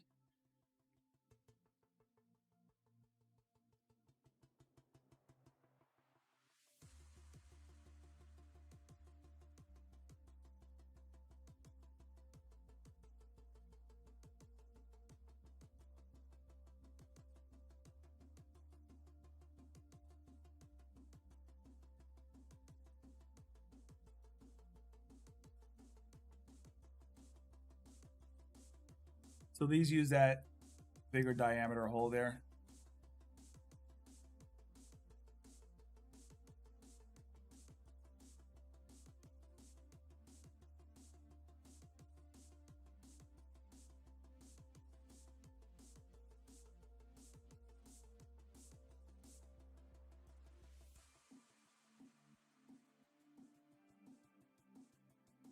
We can probably try those again some other time. We're good for now. I just want to be done actually. And we're not going to fix this for another 35 minutes, as you guys can probably see in this here. So yeah, what do we do? What can we do in the meantime? I'll probably come back and get to that. Let's just secure it. Look how dirty this place is. Ugh. I'm probably just gonna secure. I really don't like this. There's something's got to be off with these rotaries. Like, why are they so close to? Look how close that is to the side. Not hitting, but it's very, very close. Something feels off with this section right here.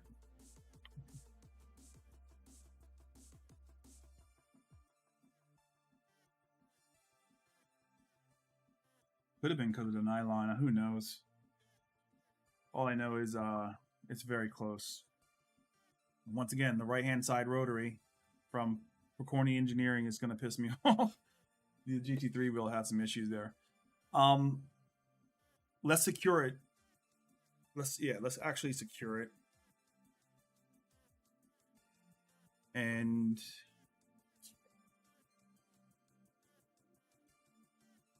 let's secure it.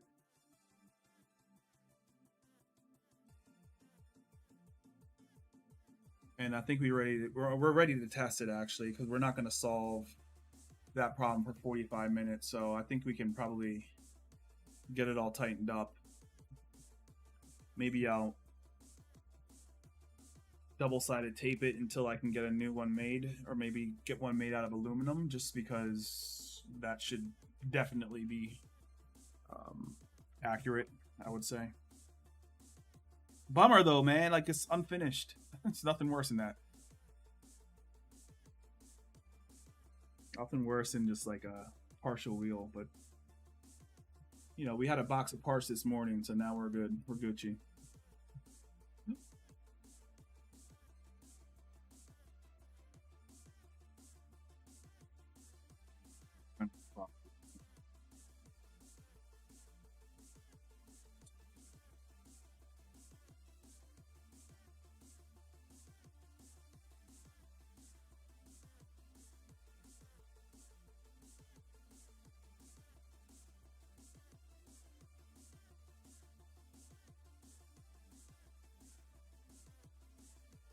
Fucking wire got right in the way for some reason of this standoff mount.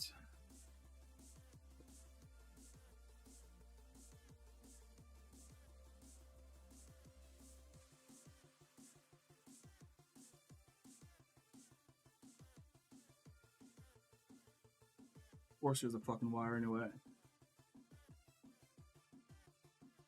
Why wouldn't there be?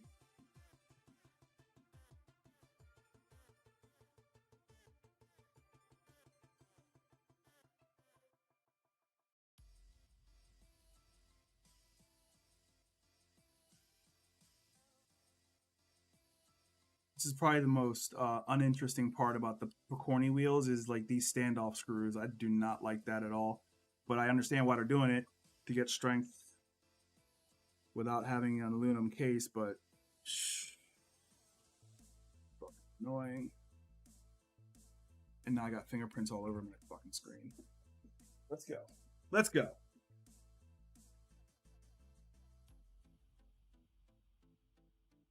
Certainly microfibers there now.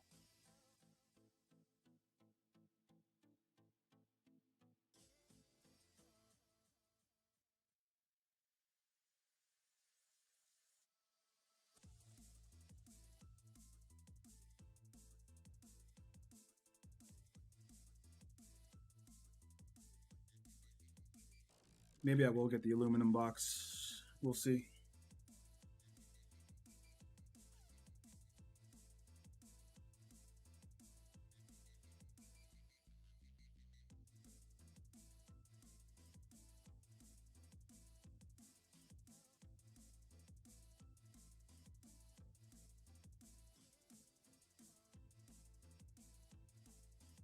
Any day now.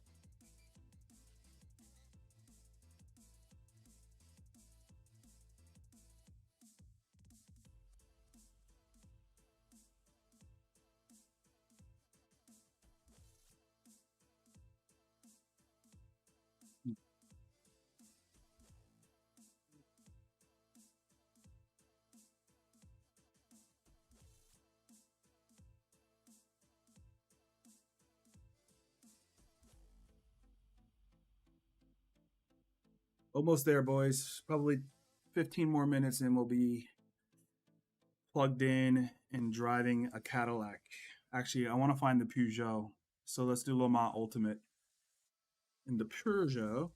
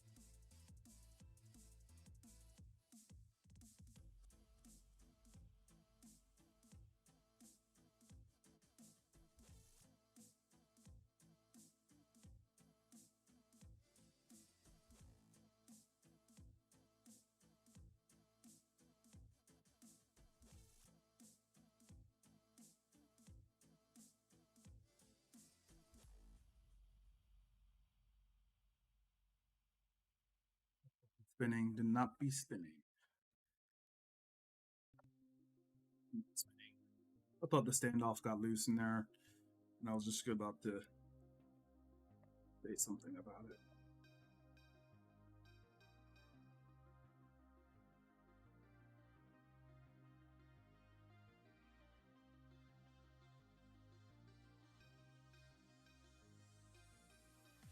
Yay! Well, not the best effort, but it is a effort. Oh, look at the fingerprints back there.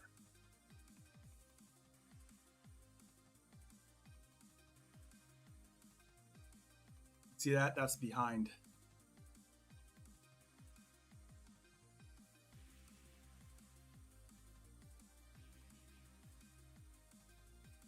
Just staying like that for now. I have to take it apart anyway.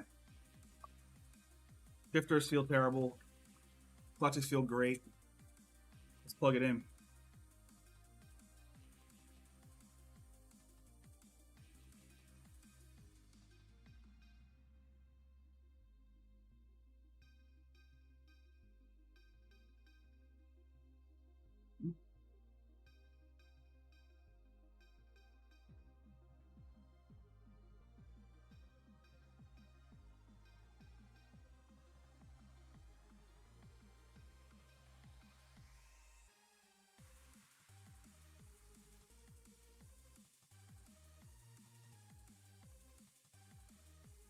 Screen looks horrible. I'm not sure if that's because I fucked it up, but look at that light bleed.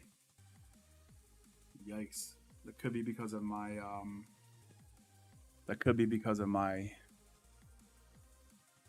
fight with it, but there's a ton of light bleed coming from right there. All right, let's go have a look at some things. Let's get SimHub up. Wheels there.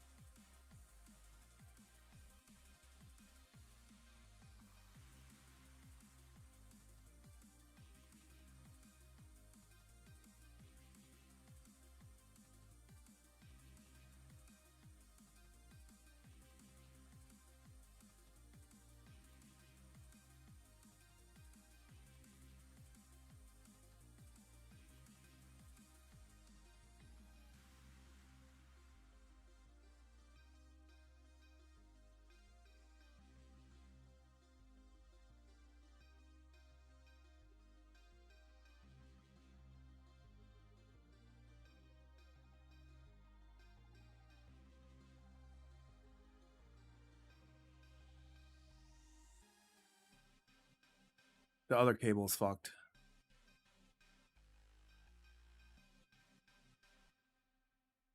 Something's up with it.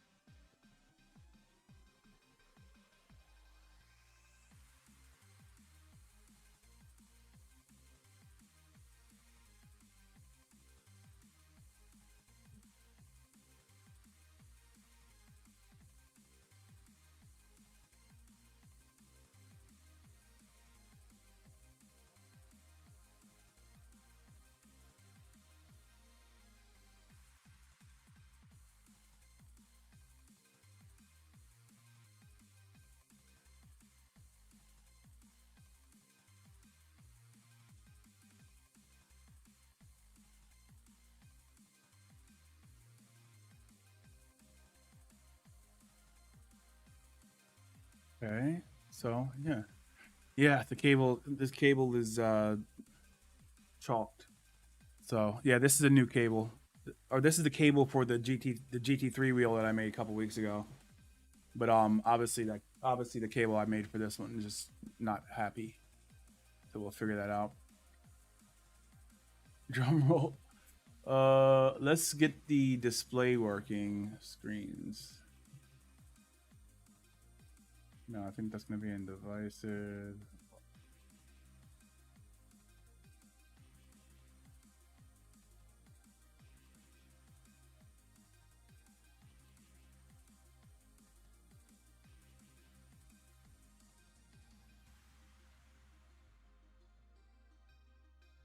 If I could change the orientation.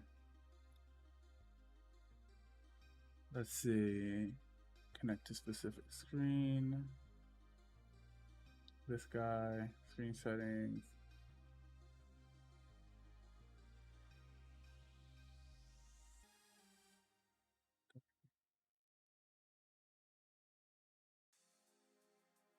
Okay, now we're Gucci. Let's put a screen on that is not hideous in all things.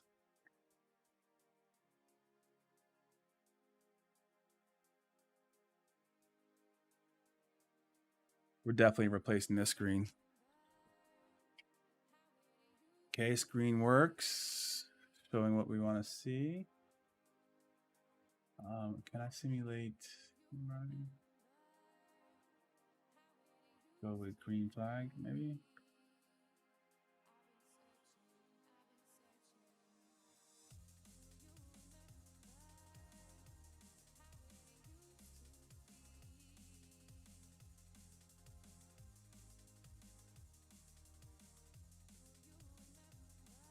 Okay. So that's fine. Oh shit, you can get your computer stats on there for GT. Yeah, we're good to go. So the monitor is nice. It's just I think I really screwed that screen up and it doesn't look that good. So it is what it is, but the point is I think you can call this a complete mixed wheel, don't have an LMDH car. I'm wondering if they're gonna come out with one soon. I hope they do. It look that man, GTP field is correct right now. That Lambo just came out with a beautiful rear end. I mean, rear ends don't get better than that. Like, I'm not a big hypercar fan or a prototype fan. The further you get away from like what a real car looks like, the less I like the racing. So for me, like GT4, GT3 is at the absolute top of my care list, and then Formula One, Formula Two, LMP is like at the bottom. But these GTP cars kind of they got me this year. They got me. Anywho, let's what else do we need to do here? Let's go back to the instructions, have a quick look, let these things finish off printing. 20 more minutes for those. Looking for the HYPERCAR thing. There we go. Like that. So I'm hesitant to put anything on the front yet. I'll put them on just for the sake of, testing things out, but they're not going to last that long because of this whole situation there.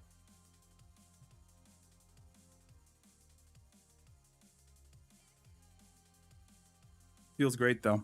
Feels like a good a well-built wheel. I'm wondering what's happening over here. I'm wondering if this is some deformation from the carbon fiber nylon. I'm not digging that at all. And the shaft for the encoder sticks out way too much. There's not enough depth in these things. These rotary, these guys right here, whatever the fuck you want to call those. They may be for a different wheel. I don't know. I have some black ones printed also that I'm thinking about switching to because I really hate that a lot.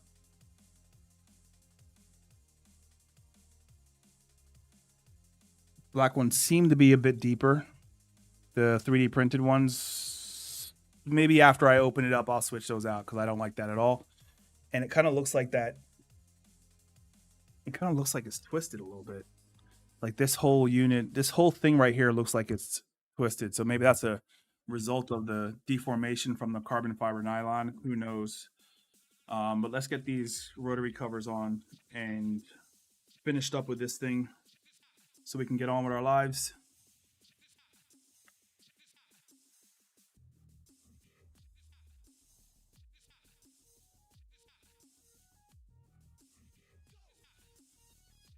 Why does government base go to dubstep all the time?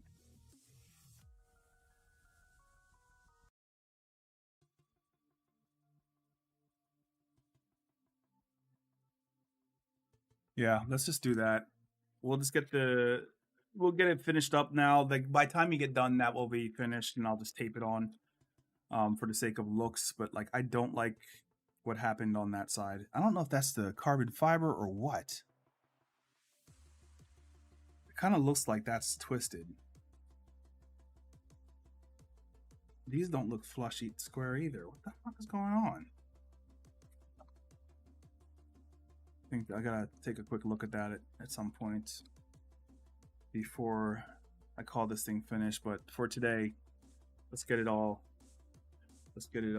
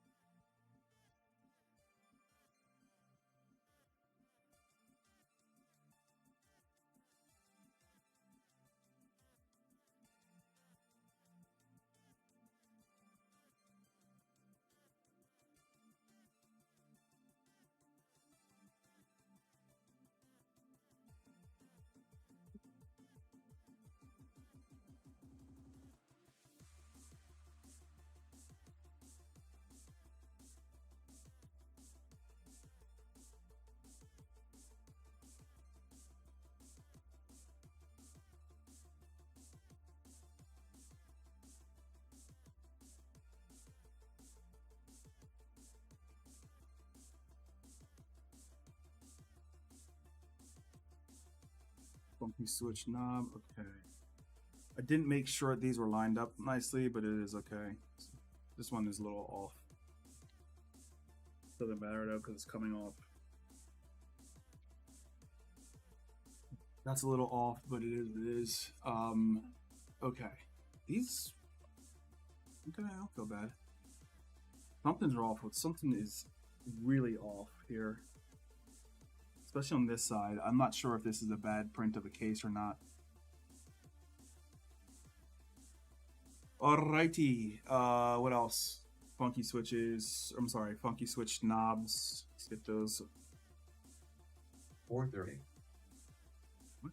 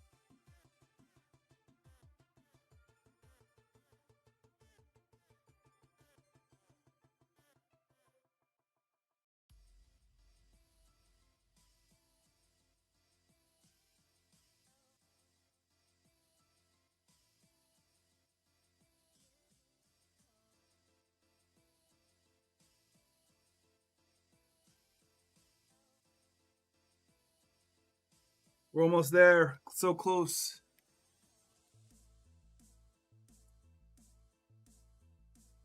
We'll stream our hours.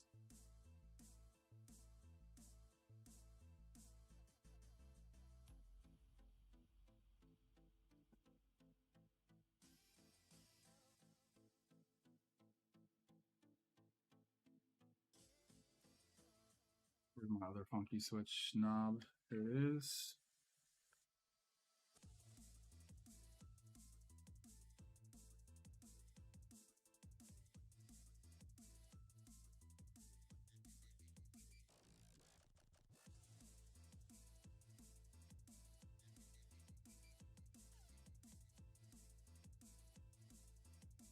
Yikes. That sucked.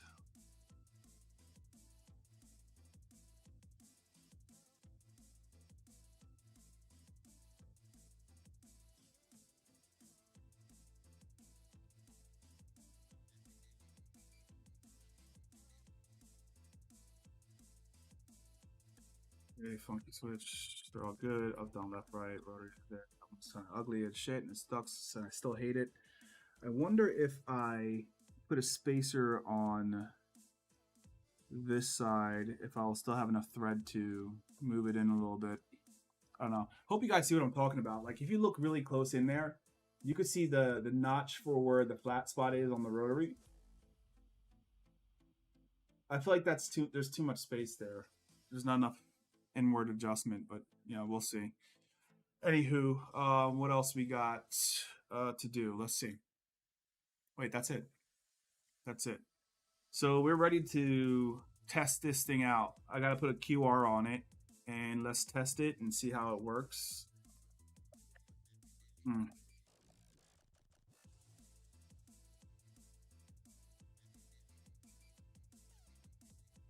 Let's test it and see how it works out.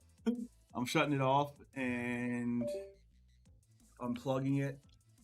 And I gotta find a QR, which I know I don't have, so I gotta pull it off another wheel, which is unfortunate.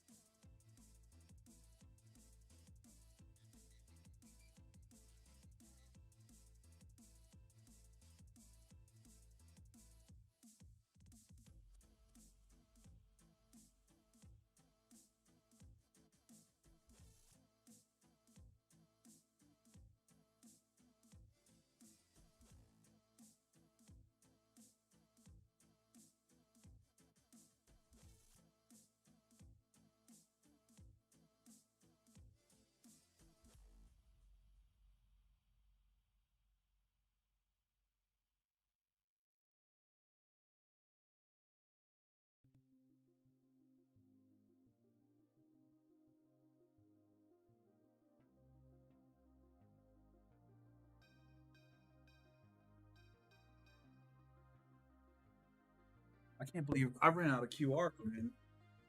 That's a problem.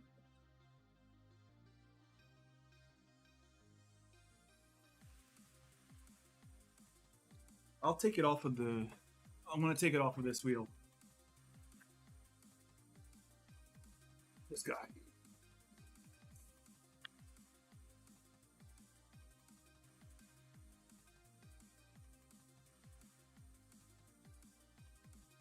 With this one, in case you ask, which wheel do I like better? This one. This is like one of my all-time favorite wheels. Period.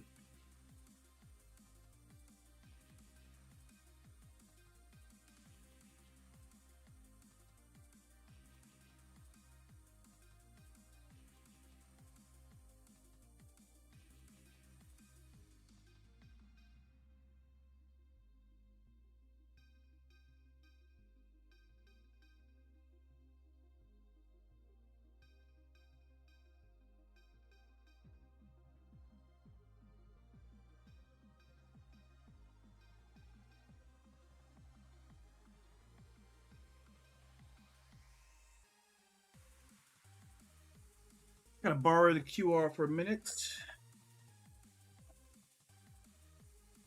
No, don't do this. I think we're gonna have a little bit of clearance issues. Maybe.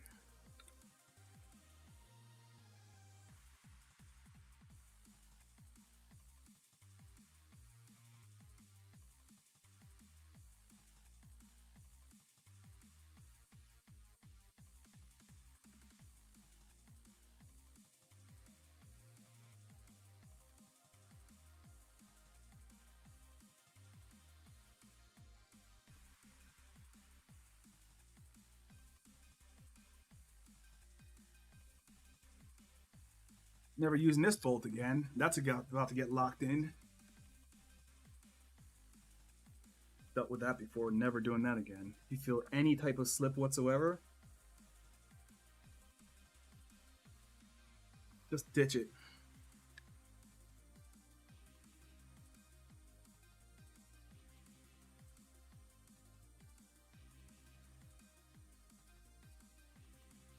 Sorry, wheel. I will get back to you.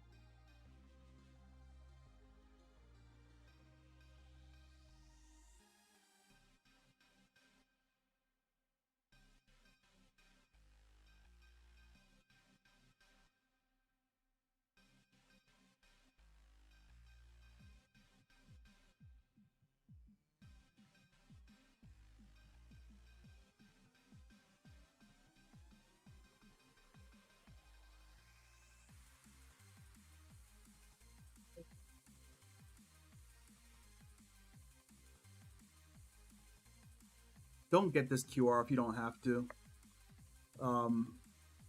Get one with screws on both sides, with like threading on both sides.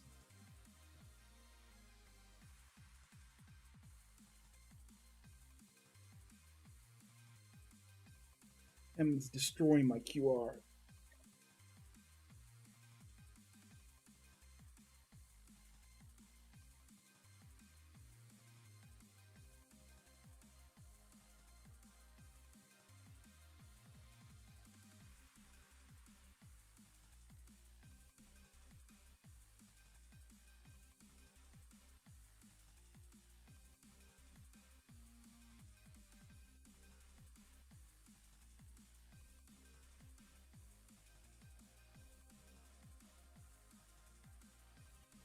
Well, I'm surprised those magnets were even strong enough to get my to catch my my wrench.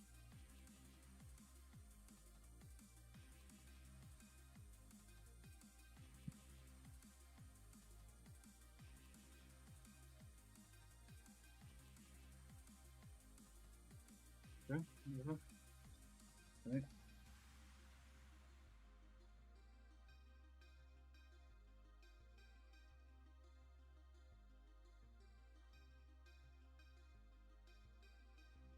Good enough. Let's mount her up. Give me a second. I am going to relocate to my other rig, and I don't know if I set that up. Let's see.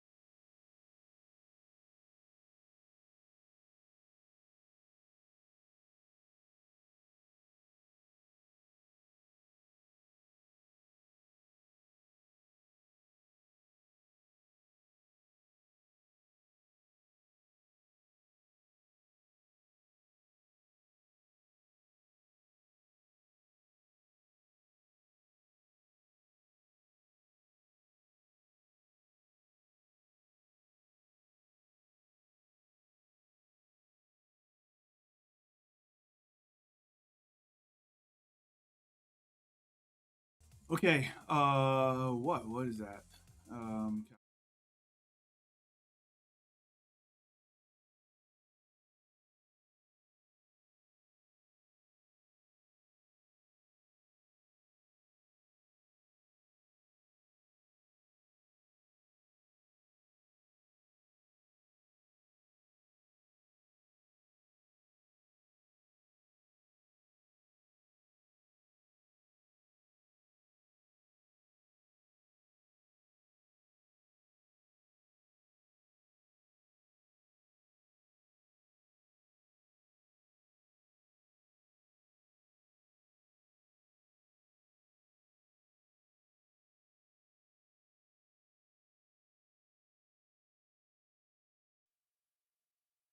okay.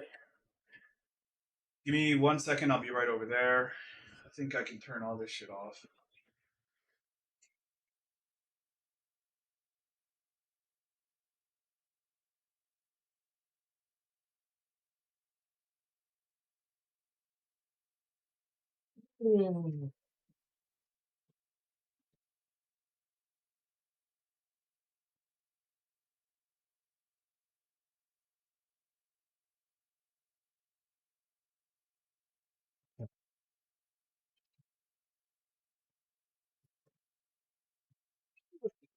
There's so much shit on the floor.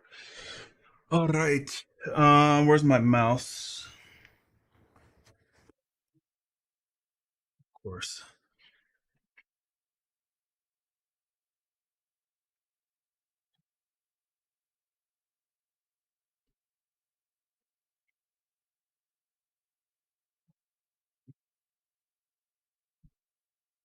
Wait to clean this place.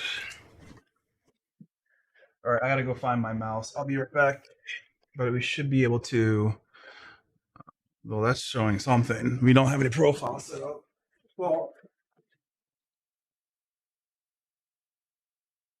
profile we need to set up, and yeah, this room is destroyed. Okie dokie, let's have a look. 1 second, boys. Them hub, we need to go. Yeah, we need to go here. And that's way too bright. My face.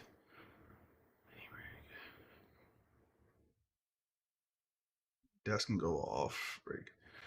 That can go on. Hopefully you guys can see that nicely. I'll pull up the stream in a second.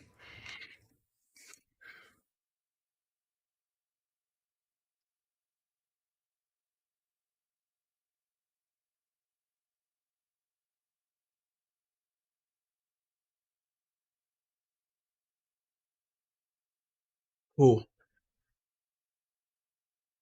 All right. I need some audio here.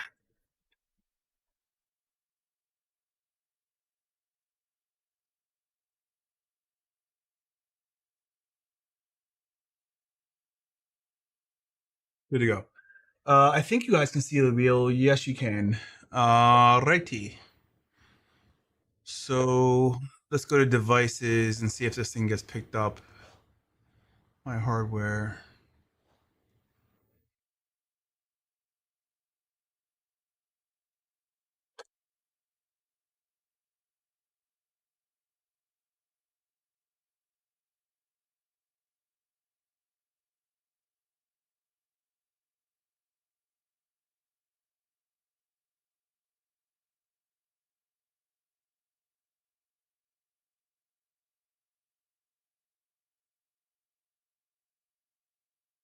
Okay. Gotta find a new device. It's gotta find this wheel. Is it? Yeah, it's turned on. What changes? Come on.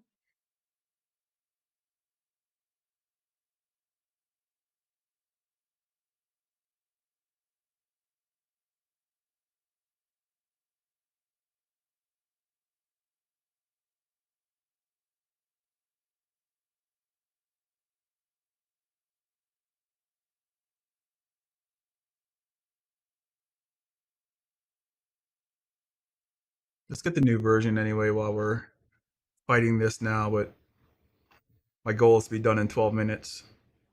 Ugh, that's unfortunate. But the 3D print is done, so I'll show you what that looks like and how bad it's gonna look.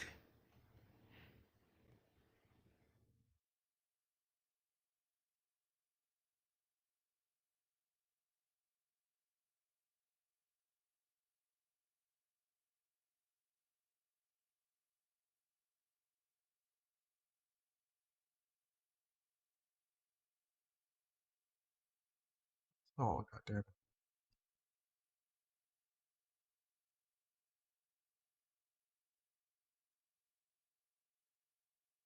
Oh, home stretch. A couple more minutes, we'll be finished up here. Thank you all for going through this with me. Much easier this time than the PEGT wheel, but still a lot of things to learn. Um, Yeah, just a lot of weird stuff to learn, but it's all good. It's all good.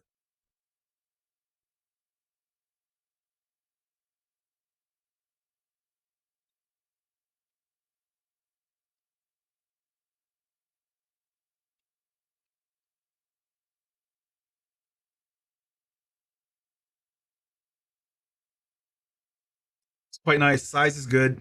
I think it's 295 mils, just about 300. Here it is compared to. Here's the sizing compared to the RSR wheel.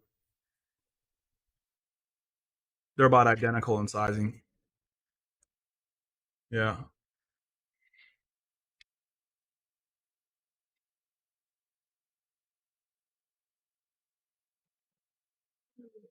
Launch Sim Hub. Let's do that.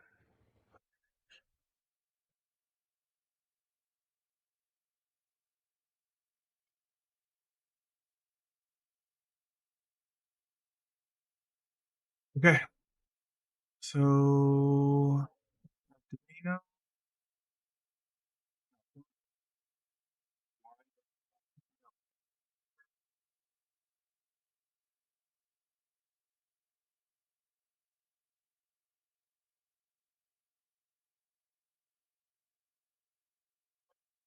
there's always something, right?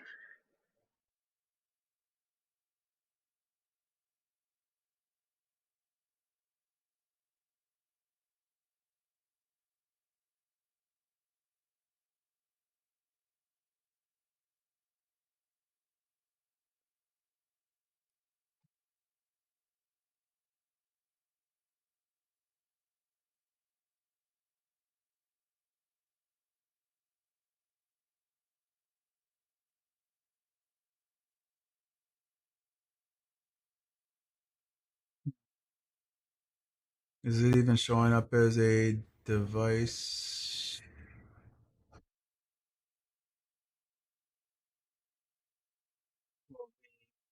The good part is the LCD shows up.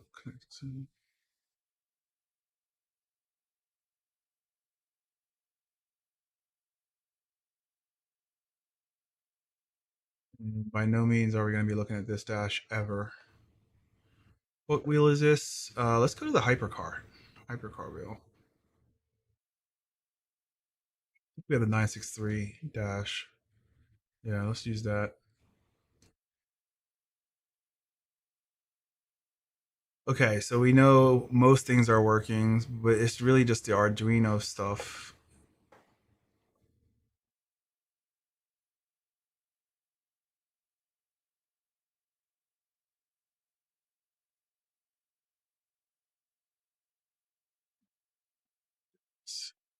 It should scan it. It's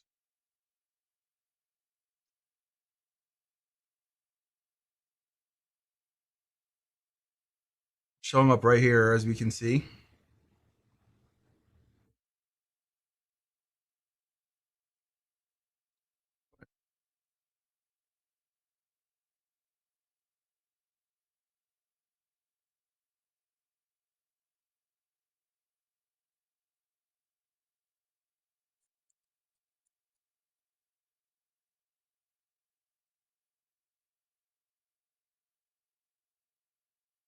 Okay, we gotta get it detected in hardware.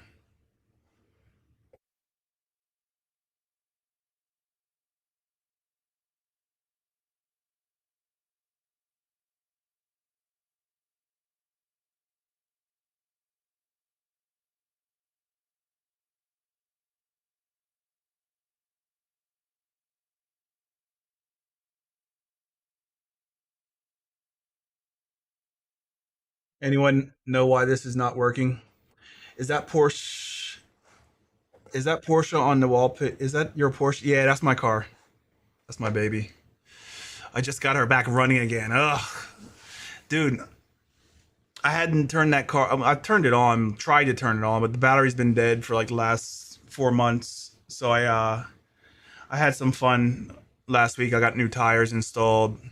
Um, I got a new diffuser coming in for it this week, and just all the fluids change and just driving it again. I'm so excited. The weather's been shit. I was hoping to get it out today, but yeah, that's my car, man. This is my car. Me encanta. But right now, I'd rather figure out how to get this thing to detect my goddamn wheel. That's the important thing for Greg right now.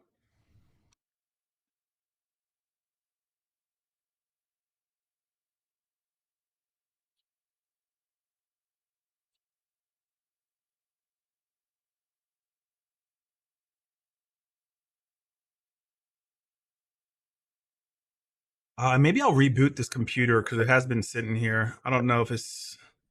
I don't know what's going on right now. It's seeing the wheel, right? And if we go into game controllers and shit, um,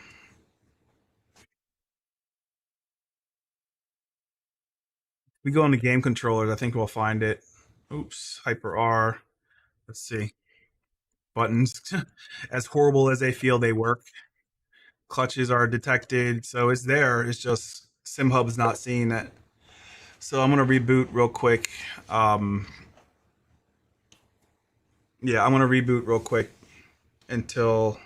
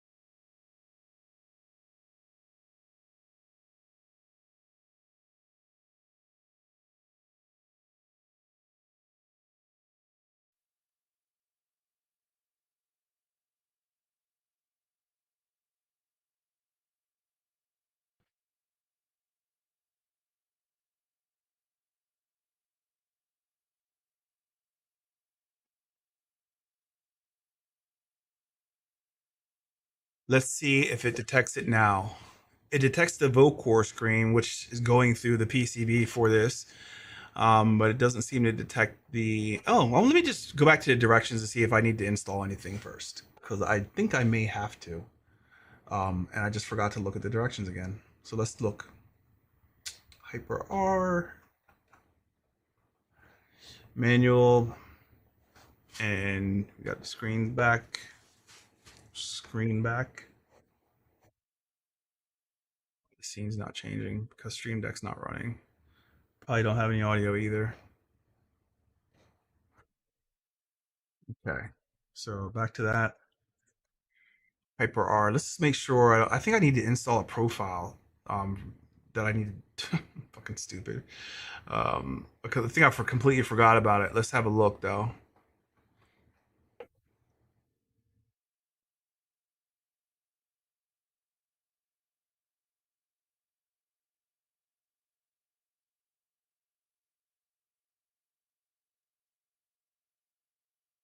I think I should have found it anyway though. Arduino, my hardware. Scan for new devices. It sees you right there, but it won't show up in this list, which is weird.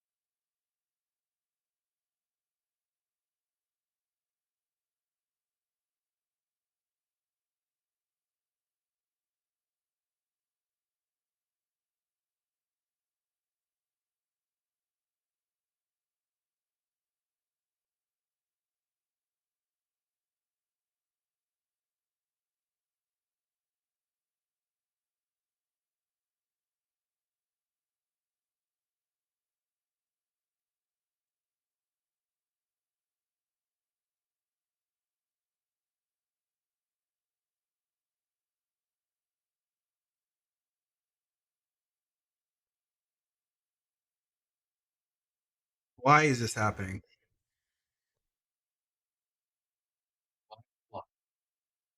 Why is this happening?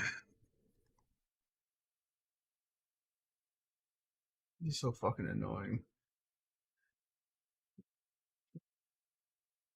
Okay, I think I'm gonna just stop because I'm not doing this for another 2 hours, man. It's already been like what 6 hours we've been working on this fucking thing for, which is like professional streamer time. So like I don't put those hours in. I'm more about the 15 to 20 minutes, maybe even an hour. Freaking gorgeous. What year? Dude, you gotta stream more often. Oh, thanks, man. It's a 2013 Carrera, so it's just like a basic bitch 911, but I love it. Here, I'll show it to you since we're talking and I'm already out of mental energy. Googles.com. I don't know why it won't detect the goddamn steering wheel.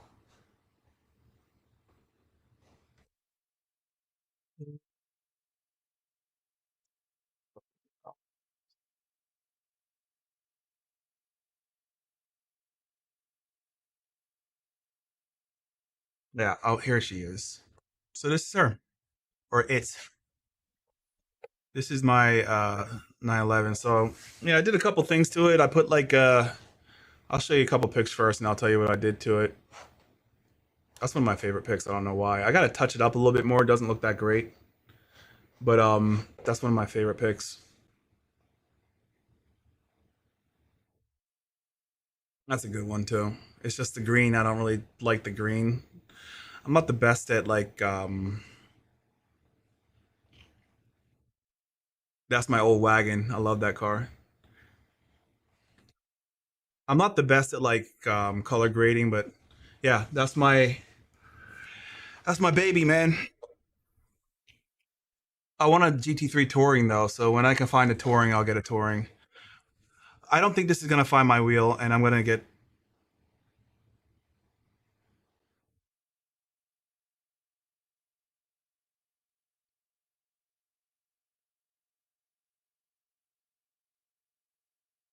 I'm gonna get pissed off. So I don't want that, or for you to have to deal with that. Could be USB and not enough power. This one definitely has enough power. It can run. It can run my VPG wheels no problem, and the other PE wheel. So that's the same problem I had earlier. Was not enough power from the ship, but like it's fine. If it can run if it has enough power to run the display, it can certainly run some LEDs. I just don't know what the problem is, and this is too annoying for me to have to deal with. I hope I don't have the same issues with mine. Uh, they're not just issues; they're just opportunities to learn a little bit. No, I don't know. I don't know what it is, but you can make the assumption that yours will work probably pretty nicely. It's just I don't know what's going on here. This is very frustrating for me, especially considering like if you go into game controllers, right? I can see the wheel. I can see it's being picked up as a game device, right? So the firmware worked. I can see all the inputs work. My right clutch is working. My left clutch is working. The buttons all working. Rotaries are perfect. Good. These don't work. I don't know what the point is of them. Whatever the fuck. I may have broken it. I don't know. I don't know. I'm just out of patience now. Um, no device configure. Okay, so scan the ports and figure it out. Maybe I'll kill the task and then try to start over. Hopefully it'll just.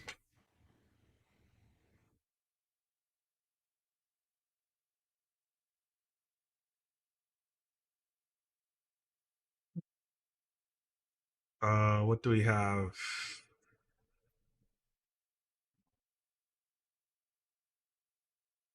I don't know what's going on. It's weird though because like I had a lot of these issues, Jeff, with the other wheel that I just showed you, and like immediately after I got through the issues, never had a problem again. In fact, I use it regularly. It's like my favorite wheel to use. But getting there is like the torture. This is where I start to get like pissed off and toxic. Arduino, my hardware. Single Arduino. Let's go back to.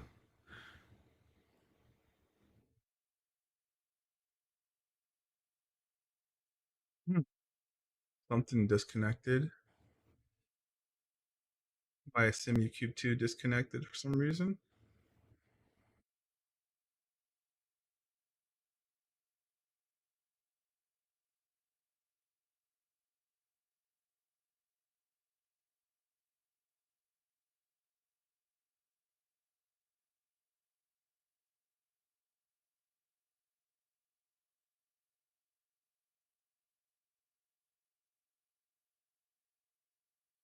What's happening here? Let's try a different port.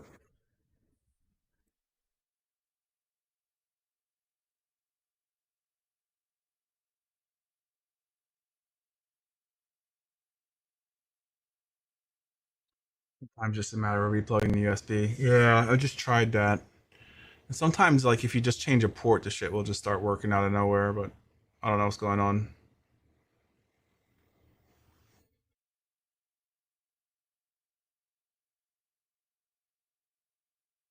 Why won't this fucking thing scan and pull up my devices? Now nothing's working.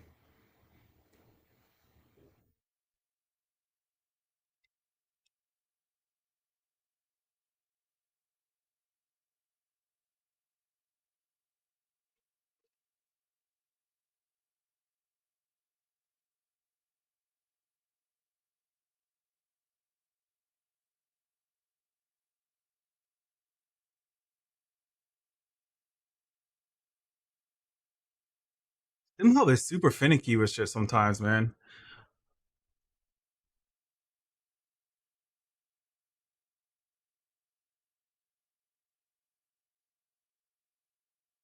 Okay, just connected to the display. Why won't it pick this up as the Arduino device?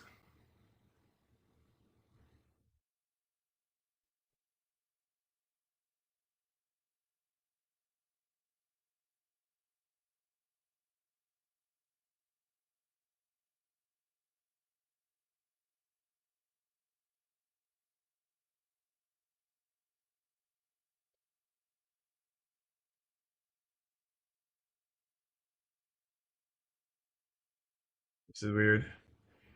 Yeah, I just rebooted, man. I just rebooted just now. Like maybe 5 minutes ago. I don't understand this. I'll reboot again for sure, maybe like but like it's weird because everything is saying that this should work fine except for SimHub.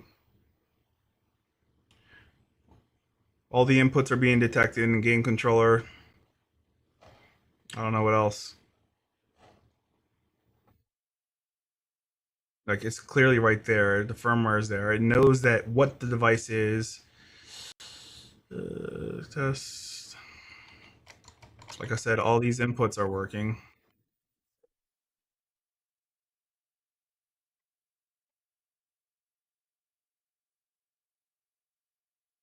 Except for these rotaries. I don't know what's going on with that, but different story altogether. It's just unusual. Well, I think that's where I stop. I'm done. This is not fun anymore, and I'm not doing this debug shit for more hours. So, um, I think we're gonna finish up.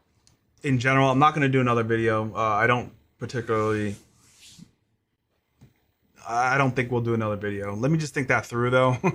Should I do another video? I don't feel like it, but I should. I don't know. We'll see. We did it. We built it. It kind of works. There's just some weird shit going on all the time with US fucking B, and I'm tired of it. And I'm not going to start debugging USB tonight after doing 7 hours of fighting through this thing. So, yeah, this is the wheel. Hope you guys liked the look of it or something. It's nice. I wish I could have tried it, but yeah, I don't know why it won't be detected as a Arduino device. So either way, I hope you guys have a great rest of your weekend. Thank you all for hanging out and giving me tips again. Try to get through it in one take. It didn't work, but good enough. It's mostly assembled. I'm going to order some new surrounds, and maybe after I get some new shit and this wheel kind of finished up, then, you know, we'll do like a final one. I don't know. I'm kind of over it already, if you haven't noticed. So I think it's a great wheel. If you have the patience and you feel like doing all this shit, knock yourself out. But for me, I think this is going to be the extent of my journey with the HYPER-R. I think it's a great wheel. It's beautiful. It feels great. When it works, it's going to be probably awesome. But maybe wait a little bit for the case that he just released, the aluminum case, and then it'll be like just a assemble it type of build. You don't have to do any of this soldering and shit like that. So anyway, I hope you guys enjoy the rest of your weekend. I will see you some other time. I don't know what I'm going to do next. I may just disappear for months again. Who knows? But thank you guys for hanging out, and I really appreciate it. And we'll talk to you some other time, I guess.